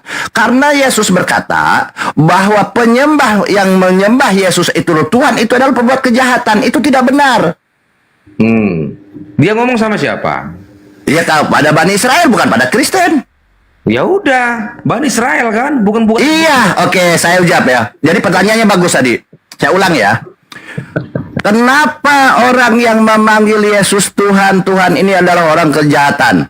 Karena dia itu orang salah. Orang salah dalam menyembah. Orang yang salah menyembah itu neraka. Di mana Baal, anak baik, pintar, cerdas, kau mengatakan bahwa itu adalah buat kejahatan. Ini apa maksudnya? Anda baca Yohanes 4 ayat 23 menurut Yesus. Menurut Yesus, kalian ini pembuat kejahatan. Tentang kehendak Bapa, saya bacakan. Harus hikmat ya. Anda kan bertanya tadi. Sabar dulu. Anda kan bertanya tadi, apa kejahatannya? Sekarang gini, Bang. Enggak, Anda kan bertanya tadi kejahatannya apa? Oke, saya jawab. Yesus yang jawab, oke? Kejahatannya itu bagi yang tidak mengikuti ajaran Tuhan. Itu yang Abang bilang kan, itu kejahatan kan? Bukan ini, Mak. Nih detailnya seperti ini, Bang. Saya kasih tahu. Saya kasih tahu dulu, Bang. Abang kan tidak pernah baca Bible. Oke, saya ajari ya. Bang, saya sering baca, cuman lupa. Oke, makanya saya ajari, saya ingetin. Jadi kenapa dikatakan oleh Yesus sebagai pembuat kejahatan? Ya, kenapa yang mengatakan Yesus Tuhan, bernubuat dengan nama Yesus, bermujizat dengan nama Yesus, mengusir setan dengan nama Yesus adalah orang-orang pembuat kejahatan? Karena ada jawabannya. Karena kalian menyembah Yesus itu Tuhan, Tuhan itu adalah jahat. Apa jawabannya? Di Yohanes 4 ayat 23. Yesus berkata demikian. Tetapi saatnya akan datang dan sudah tiba sekarang bahwa penyembah-penyembah benar, ingat, penyembah-penyembah benar akan menyembah Bapa dalam roh dan kebenaran. Sebab apa? Sebab Bapa menghendaki penyembah-penyembah demikian. Gampang kok. Jadi Yesus menekankan di sini, ini menyembah Bapa ini adalah penyembah-penyembah benar. Nah, kalau kalian menyembah tadi katanya menyembah Yesus, Yesus Tuhan kata begini, itu penyembah salah. Penyembah salah ini adalah penyembah-penyembah yang jahat. Yang sebenarnya harus bapaknya, kau sembah anaknya. Yang seharusnya kau sembah adalah bapaknya, kau sembah utusannya. Makanya dibilang apa? Makanya sebentar bang, paham saya di situ. Maksud abang saya paham. Ngapain saya sembah anaknya? Kan begitu, itu maksud abang kan? Karena perkataan Yesus tadi, saya bilang tadi, kalau nggak melalui Yesus, saya nggak bakalan sampai kepada Bapa itu yang di sorga. Paham kan? Saya nggak mungkin melalui Muhammad bang, karena bukan Muhammad. Saya nggak mungkin melalui Abraham, tidak. Itu melalui Yesus dulu, baru sampai kepada Bapa. Melalui apa? Penyembahannya atau pengajarannya? Ya semua ajaran. Nah, inilah yang Yesus katakan. Yesus tidak mengatakan harus menyembah Bapa, harus menyembah aku. Tidak. Yesus tidak mengatakan, saya baca ulang ya. Gantian dulu. Abang ngomong nih. Gantian dulu. Jadi Yohanes 4 ayat 23 begini ya teman-teman. Ini kata Yesus tentang penyembahan. Tidak pernah mengatakan bahwa harus menyembah Bapa, juga harus menyembah aku. Tetapi Yesus mengatakan mengikuti aku, akulah jalan kebenaran dan hidup. Jalannya yang diikuti, pengajarannya. Yohanes 4 ayat 23 dikatakan gini. Tetapi saatnya akan tiba dan sudah tiba sekarang, bahwa penyembah-penyembah benar akan menyembah Bapa dalam roh dan kebenaran. Sebab Bapa menghendaki penyembah-penyembah demikian. Gampang kata Yesus. Apa susahnya? Makanya kalian ini sebagai orang-orang jahat menurut Yesus. Gitu loh bang. Lalu bagaimana hukum penyembah-penyembah Yesus? Apakah benar atau salah? Salah menurut Yesus. Lihat saya bacakan. Tadi mengatakan menyembah benar ini adalah menyembah Bapa. Oke, menurut Yesus. Karena itulah yang dikehendaki Bapa. Dan mengenal aku Yesus adalah utusan. Jangan sembah utusan. Lalu bagaimana kelompok-kelompok Kristen ini di neraka? Mana datanya? Tadi dikatakan ya, mereka pembuat kejahatan. Saya tambahkan di Matius 15 ayat 9. Sia-sialah mereka menyembah aku, dia bilang. Sia-sia. Yesus yang ngomong. Karena mereka mengajarkan hukum akal-akalan manusia. Yesus berkata, percuma mereka menyembah aku, sebab peraturan-peraturan manusia mereka ajarkan seolah-olah itu peraturanku. Nah, kalian menyembah Yesus ini hanya akal-akalan manusia, dia bilang. Hanya seolah-olah itu dari peraturan dari Yesus, padahal Yesus tidak mengatakan demikian. Jadi demikian, Bunda Rama, dilanjut. Ini yang dikatakan Yesus, bahwa memang mereka ini adalah penyembah-penyembah salah, dan mereka itu memang wajib dimasukkan ke neraka. Bukan kata saya, ya, seperti itu. Silakan. Iya, itu Yesus berkata, aku adalah jalan, kebenaran. Karena apa yang disampaikan oleh Yesus, pengajaran Yesus itulah jalan. Apa pengajarannya? Yohanes 17:2. Shalom. Oke, bentar ya, Mbak Bunda, Hani. sebentar Bunda, saya belum jawab tadi Bunda. Bentar berku tanggapi Bang ya. Yohanes 17:2. Apa kata Yesus? Aku akan memberikan hidup kekal kepada mereka yang engkau berikan kepadaku. Inilah termasuk pengajaran-pengajaran ini.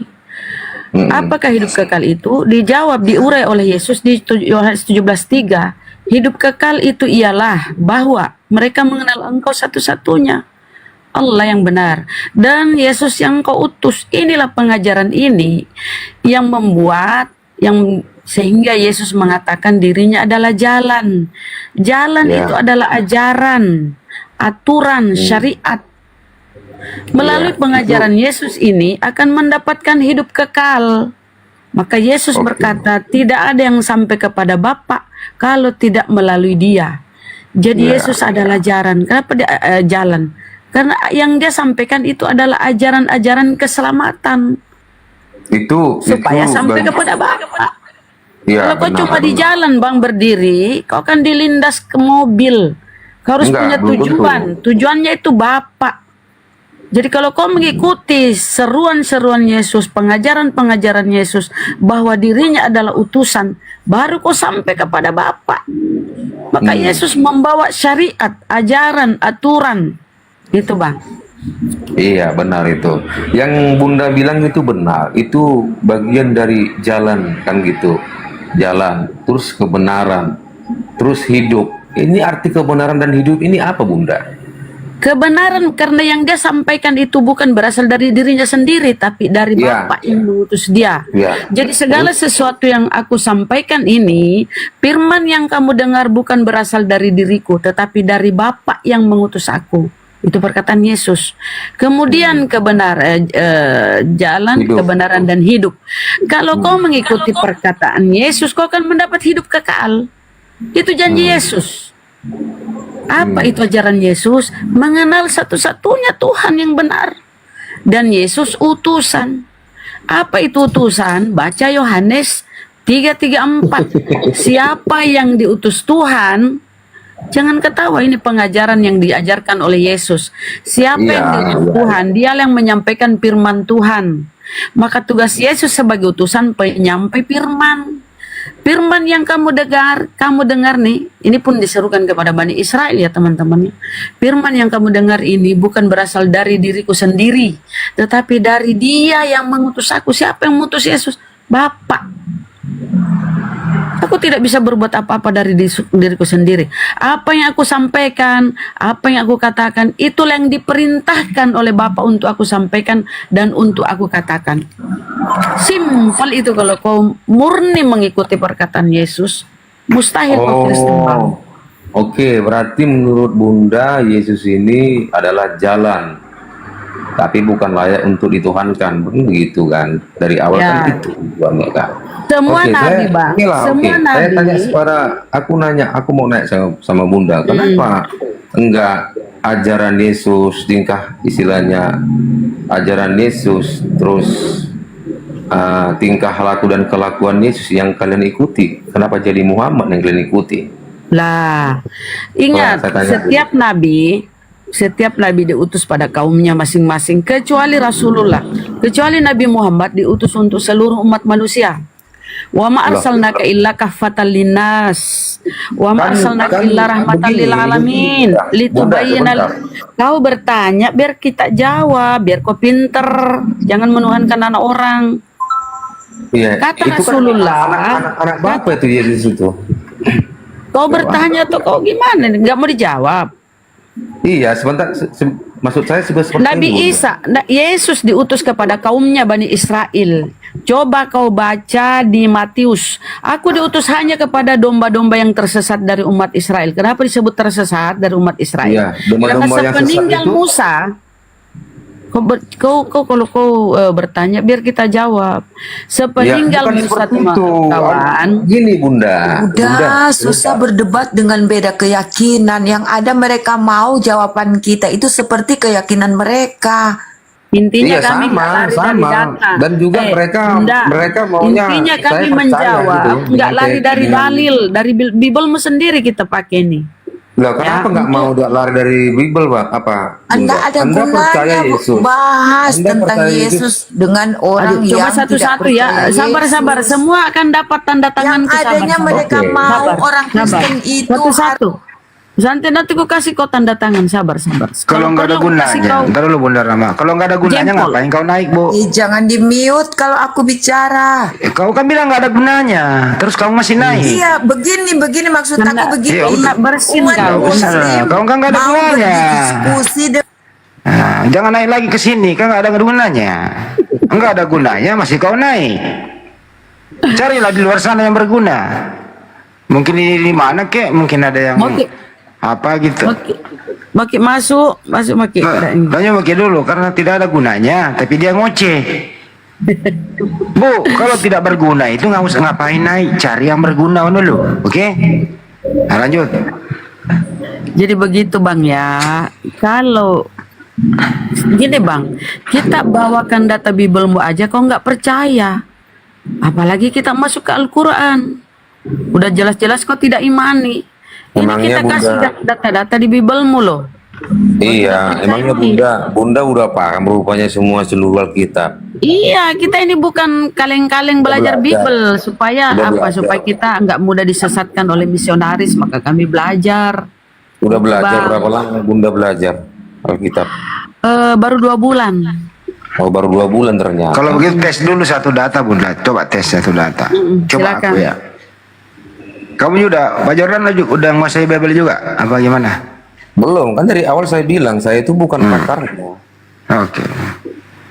Jadi kalau Bible itu kan terjemahnya bahasa Indonesia mudah dipahami toh? Iya, gampang. Oke, Memang gampang. Coba Dipahami. contoh satu nih. Kasih contoh satu ya. Yang paling sering-sering nih. Yohanes 17:3 itu udah pernah baca belum? Apa isinya itu, Bang? Yesus di situ utusan Tuhan. Yang dibilang Bang Baal tadi. Iya, percaya nggak kalau Yesus itu utusan Tuhan? Iya, saya percaya. Baik, percaya pinter. Kalau utusan Tuhan itu bisa nggak menjadi Tuhan? Bisa Bang. Utusan Tuhan bisa menjadi Tuhan? Ya, bisa. Gimana caranya itu ya? Ya, Bang kan lebih paham kan?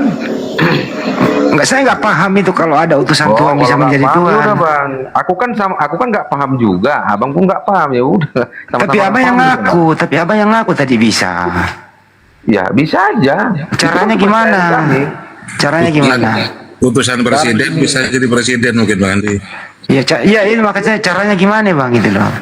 Ya, caranya seperti ini, Bang. Umpamanya Iya. seperti ini. Saya, Bang, orang biasa. Saya juga bisa jadi presiden. Oh, gitu. Ya, gitulah logikanya seperti itu. Ya, baik. Presiden itu sama dengan Tuhan gitu. Ya, Anda tunduk nggak dengan peraturan presiden? Enggak, saya ini bukan aturan. Ini kan berbicara Tuhan, bukan berbicara presiden. Ya, Anda kan bertanya tadi. Saya nggak pernah nanya Anda tentang presiden. Bagaimana utusan Tuhan bisa jadi Tuhan gitu loh. Ya, namanya dia anaknya. Mananya kau nih? Anaknya siapa? Ya, anaknya Bapak. Kan cuma dia tunggal anaknya. Emang siapa lagi? Bukannya Yesus anaknya Maria? Astagfirullahaladzim. Lo kok istighfar? Berarti Baal tadi bohong dong. Yesus itu sebenarnya punya bapak nggak sih? Dia punya bapak. Siapa nama bapaknya? Ya, dia kan mengaruniakan anak yang tunggal. Siapa anak yang tunggal yang tertulis? Ya, siapa nama bapaknya? Yesus. Siapa nama bapaknya Yesus? Ya, bapak itu. Bapak siapa? Nah, ini lebih kolot lagi kalau ngomong Loh, sama kan Anda bilang tadi Yesus punya bapak. Saya nanya bapaknya siapa? Ya, bapaknya itu Allah, Bang. Oke, ibunya namanya siapa? Ibu siapa? Ibunya Yesus. Itu Maria. Maria. Ya. Jadi punya ibu, punya bapak ya? Ya, iya. Kau kan punya bapak juga. Bapaknya Yesus Tuhan. Apa? Bapaknya Yesus Tuhan atau bukan? Tuhan. Tuhan. Kalau Yesus Ya. Tuhan atau bukan? Tuhan. Ada berapa tuh Tuhan? 2. Oh, Tuhanmu 2. Iya. Ngomong dong dari tadi. Iya. Ya udah, Tuhanmu 2. Tuhan kalian 2 aja pun kami nggak pernah nanya kok. Itu Tuhanmu aja, 2 gitu. Iya, kalian aja pun menganggap Muhammad Tuhan kok. Rob kalian apalagi? Di mana pernah saya menganggap Nabi Muhammad Tuhan, di mana? Emangnya Tuhan itu Muhammad itu bukan Rob kalian? Bukan, dia Nabi saya. Ya, oh Nabi Muhammad bukan Rob kalian. Bukan. Oh, ya udah buang aja Bang tulisan Rob itu Bang. Di mana tertulis itu? Tertulis di mana? Ya kau yang tahu kok. Lo kau yang nuduh kok. Ya, kenapa nggak mau ngasih tahu? Kau yang nuduh, mestinya kau yang kasih lihat. Gimana sih kau diskusi ini? Inilah kalau saya melawan orang sakit gigi, coy. Begini. Jadi Tuhanmu 2 ya? Minum dulu obatmu Bang, baru mau lawan sama saya. Jadi Tuhan Bapa sama Tuhan Anak gitu, oke? Iya, Nah, Tuhan sekarang, oke. Yang mati di tiang salib Tuhan yang mana? Itu Yesus. Oh, jadi Tuhan mati? Ya, bukan mati Bang. Lah, Terus itu Yesus yang mati bang, Yesus yang mati. Yesus Tuhan nggak? Iya, kalau kan ya Yesus Tuhan. Berarti Tuhan mati. Gimana sih kamu ini? Oke, ya, dia mati bang, mati. Oke, Saya siapa yang bunuh Tuhan? Siapa yang bunuh Tuhan? Orang bangsa Romawi itu. Yang ciptain pembunuh Tuhan siapa? Astaga, siapa yang bunuh Tuhan? Saya bilang bangsa Romawi yang ciptain apa?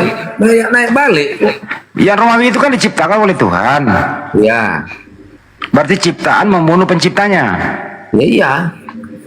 Lebih kuat mana itu? Yang pencipta. Ya mati penciptanya kok. Hah? Ciptaan membunuh penciptanya, lebih kuat mana? Pencipta. Loh dia mati kok, nggak bisa lawan penciptanya. Pencipta mana mati? Loh yang mati di tiang salib siapa? Yesus. Yesus pencipta nggak?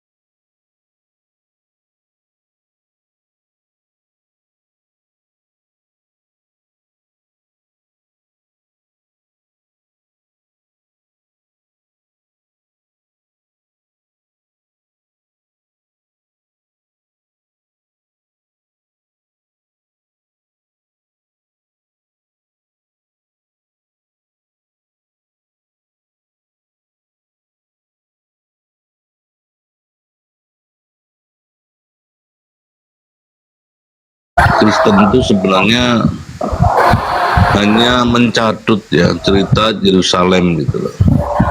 Nah sebenarnya Tuhannya aja dewa ya, dewa Theos kan. Nah Tuhannya Kristen itu kan Theos sebenarnya nih ya, yang disusun kembali oleh romo-romo gereja di Konstantinopel ya, waktu zaman kekuasaannya Raja Konstantin ya pada abad keempat.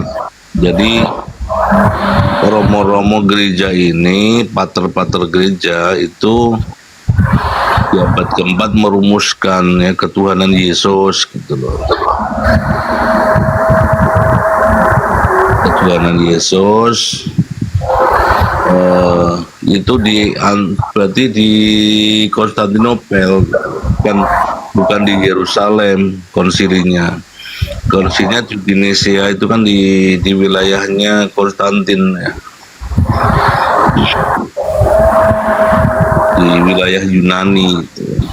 Dan Kristen itu untuk pertama kalinya berdiri, awalnya didirikan oleh Paulus dan Barnabas di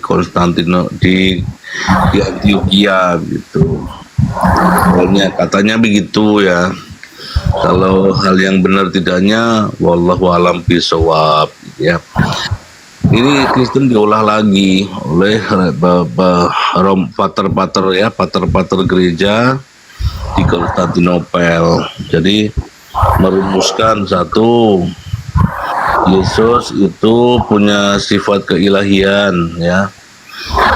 Lalu Yesus adalah agama kedua dengan dewa, dengan Theos. Jadi ini ada Theos dan ada Kurios gitu. Nah, Yesusnya ini Kuriosnya gitu. Ya, anak yang menjadi anak dewa, diangkat anak oleh dewa Theos menurut perumusan dari pater-pater gereja di Antioquia gitu, pater-pater gereja awal ya. Nah, konsili kedua itu pengukuhan daripada Dwi Tunggal ya, sama Yesus dengan Dewa Theos ya. Itu belum ada Roh Kudus, baru di konsili ketiga baru ada perumusan Roh Kudus gitu ya. Ini buat teman-teman biar tahu ya. Dan konsili ini diakui oleh Katolik, Roma, dan juga Ortodoks ya. Tidak tahu yang jelas konsili ini diakui oleh Roma. Mengenai Ortodoks karena dia lahirnya di Ortodoks itu adalah ibaratnya Kristen Timur, kalau Romawi itu Kristen Barat, jadi ya diakui juga. Nah, kenapa ada konsili? Ya untuk pengukuhan kekristenan gitu lah. Kalau kepercayaan Aurianisme ya, itu yang dianatema atau dikatakan bidat ya oleh pater-pater gereja.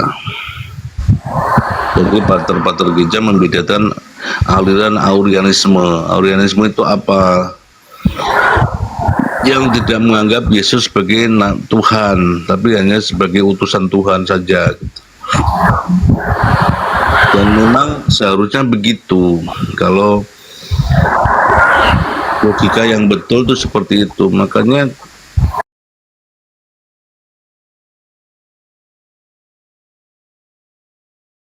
ketika diskusi itu muter-muter nggak jelas, hanya untuk tujuannya untuk menuhankan Yesus gitu. Padahal dia tetap posisi mau didebatkan apapun ya, Yesus itu tetap Kurios, nggak pernah jadi Theos gitu. Cuman yang sering itu otentan Tritunggal itu muter-muter Yesus itu Tuhan gitu. Jadi kalau Yesus Tuhan, Theos Tuhan, Roh Kudus Tuhan gitu, berarti ada 3 Tuhan. Cuma ada 3 Tuhan ya, nanti mana Tuhan diubah gitu. Nah, sebenarnya yang Tuhan yang tertinggi itu kan tetap Bapa ya, karena urutannya kan Bapa, Anak, dan Roh Kudus. Dan mereka juga maukah misalnya posisinya ditukar ya, Tuhan tertinggi itu Roh Kudus, lalu Anak, lalu Bapa, mau nggak gitu? Atau anak dulu ya, Anak, terus Roh Kudus, terus Bapa itu yang terakhir, mau nggak seperti itu? Biasanya kalau urut-urutannya itu adalah Bapa, Anak, dan Roh Kudus. Artinya kalau tidak bisa dibalik-balik, artinya tidak sama gitu loh.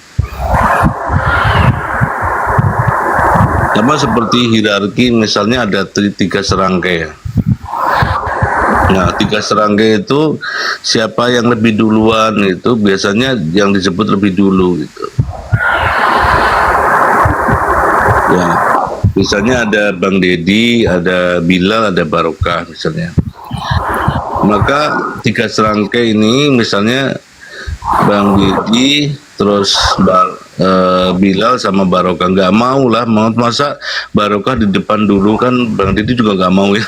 3 serangkai misalnya Barokah datangnya belakangan gitu ya. Yang di sini yang paling awal nih yang mendirikan Qomal Bang Dedi nih, api Kaltim nih. Terus ada Bang Bilal ya, dia sebagai nggak tahu kalau saya sama Bang Bilal lebih dulu, saya nggak tahu karena saya kenal di Bang Dedi ini di Zoom ya. Kalau Bang Bilal nggak tahu, saya belum pernah kenal di Zoom ya. Di Streamyard juga nggak pernah ya, karena mungkin kalau saya kalau masalah itu kayaknya nggak bisa dibalik ya. Tapi biasanya gini, ada suatu hierarki pengurutan ya Bang Dedi ya. Misalnya Bang Dedi, Barokah, terus Bilal, atau Barokahnya nggak mau di depan, maunya di belakang gitu. Jadi Bang Dedi, Bilal sama Barokah gitu ya. Gak mungkin masa Barokah duluan, terus Bilal duluan, terus Bang Dedi belakangan, gak mungkin gitu. Jadi penguasa Qomal ini, penguasa tertinggi dari Qomal ini Bang Dedi gitu loh. Gak mungkin lah dibalik-balik gitu. Nah, sama seperti Tuhan itu ya, Tuhan 3 serangkai itu ya Bang Dedi kan. Tuhan 3 serangkai Tuhan ini ujung-ujungnya yang paling depan itu selalu Bapa gitu loh. Nah, karena secara logika dan anak itu, Bapak dan anak itu di awal hierarki awalnya memang Bapak dan anak gitu. Jadi ada tuh Theos dan Kurios. Roh Kudus ini datangnya belakangan. Walaupun Roh Kudus ini sebenarnya kalau dipikir-pikir dia berperannya lebih banyak juga ya. Kalau nggak ada Roh Kudus, Tuhannya mati katanya Bang Dedi. Kalau misalnya kalau Bapak nggak ada Roh Kudus, katanya Tuhannya mati, kata Uten. Kalau harusnya gini ya, Bapak, Roh Kudus baru ke Yesus, itu harusnya begitu ya. Karena kalau dilihat dari urgensinya, kalau misalnya Bapak bisu kan masih bisa, tangannya masih bisa bekerja, ya kan? Tapi masalah hidup dan mati ini kan penting gitu loh. Jadi menurut saya ya, ini kalau membaptis orangnya itu harusnya dia kebalik, bukan Bapak, Anak, dan Roh Kudus harusnya ya. Tapi Bapak, Roh Kudus, dan Anak gitu. Ya, karena menurut Bang Luga, Roh Kudus adalah istrinya Bapak gitu. Jadi Bapak, Roh Kudus, dan Anak. Nah itu karena kalau memang Bapak itu laki-laki, terus yang Tuhan yang perempuan siapa? Nah makanya itu Bang Luga bilang Roh Kudus itu adalah perempuannya, Tuhan perempuan. Nah dari Bapak dan Anak, laki-laki perempuan ini muncullah Anak. Nah kalau Bapak tidak ada Roh Kudus, mati katanya. Bapak mati katanya Uten ya. Tapi kalau Bapak tidak ada Yesus, tidak ada firman, bisu Bapaknya. Tetangga saya ada yang bisu tapi dia masih hidup. Tapi kalau misalnya dia bisu, pasti dia mati gitu. Kalau nggak ada, buat apa dia bisa bicara kalau mati? Ya nggak bisa bicara juga. Jadi bapak harus ada Roh Kudus, baru anak gitu. Dan justru yang paling tinggi malah harusnya Roh Kudus. Kenapa? Malah aneh tak kita. Karena menghujat Roh Kudus itu tidak diampuni, tapi menghujat bapak dan menghujat anak itu diampuni. Ya mungkin tingginya posisi seorang ibu ya mungkin ya. Jadi menghujat Roh Kudus sebagai ibu ini tidak diampuni katanya. Jadi Yesus ini ada dua, ibunya ibu rohani itu namanya Roh Kudus. Nah kalau ibu jasmani itu namanya Maria.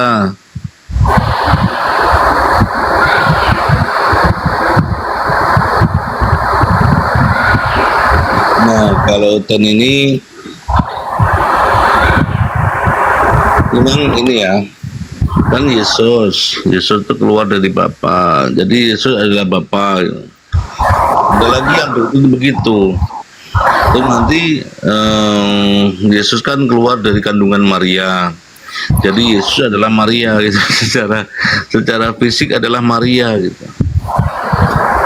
Karena keluar apa-apa yang keluar dari Maria adalah Maria ya. Apa-apa yang keluar dari Bapa adalah Bapa. Apa yang keluar dari surga adalah surga. Memang kadang-kadang memang muter kayak gangsingan ya.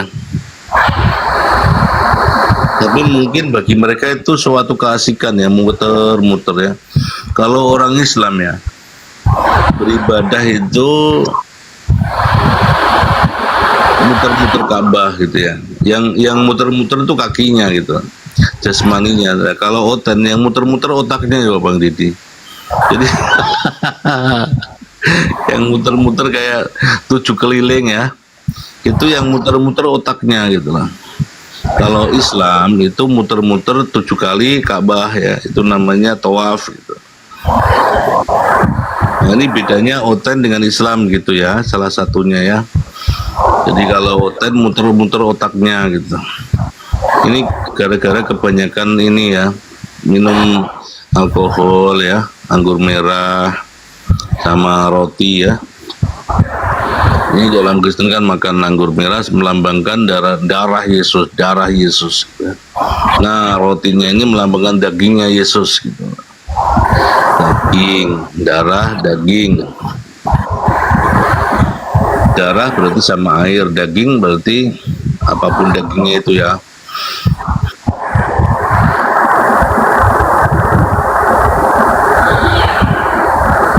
Jadi gara-gara inilah doktrin ini memang tidak menyehatkan ya. Masa orang minum anggur merah melambangkan darah Yesus gitu. Sama saja seperti uang itu adalah daun adalah uang gitu. Jadi orang membayar pakai daun nanti ya, karena itu sifatnya suatu hipnotis, satu kepercayaan. Orang dipercaya, kamu harus percaya bahwa daun adalah uang. Maka ketika kamu dibayar dengan daun, kamu terima gitu.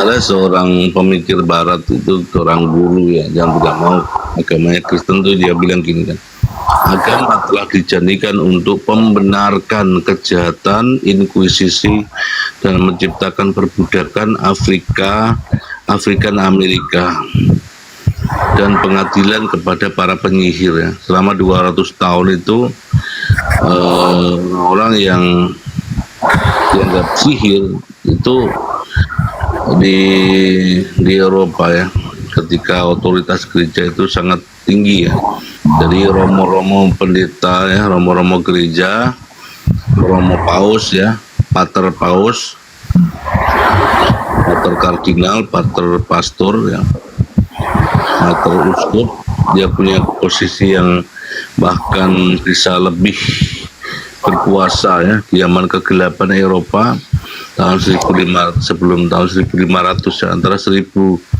1300 sampai 1500 tahun kegelapan Eropa. Jadi doktrin Eropa tidak boleh ditentang. Siapapun yang melawan doktrin Eropa gereja, maka dia dianggap bidat. Maka pengadilan inkuisisi itu dilakukan kepada orang-orang yang bidatnya, termasuk Galileo Galilei ya, yang dihukum, ditangkap, dipenjara di bawah tanah, nggak tahu bagaimana, pokoknya dia hilang, nggak dipersekusi atau metong, bunuh.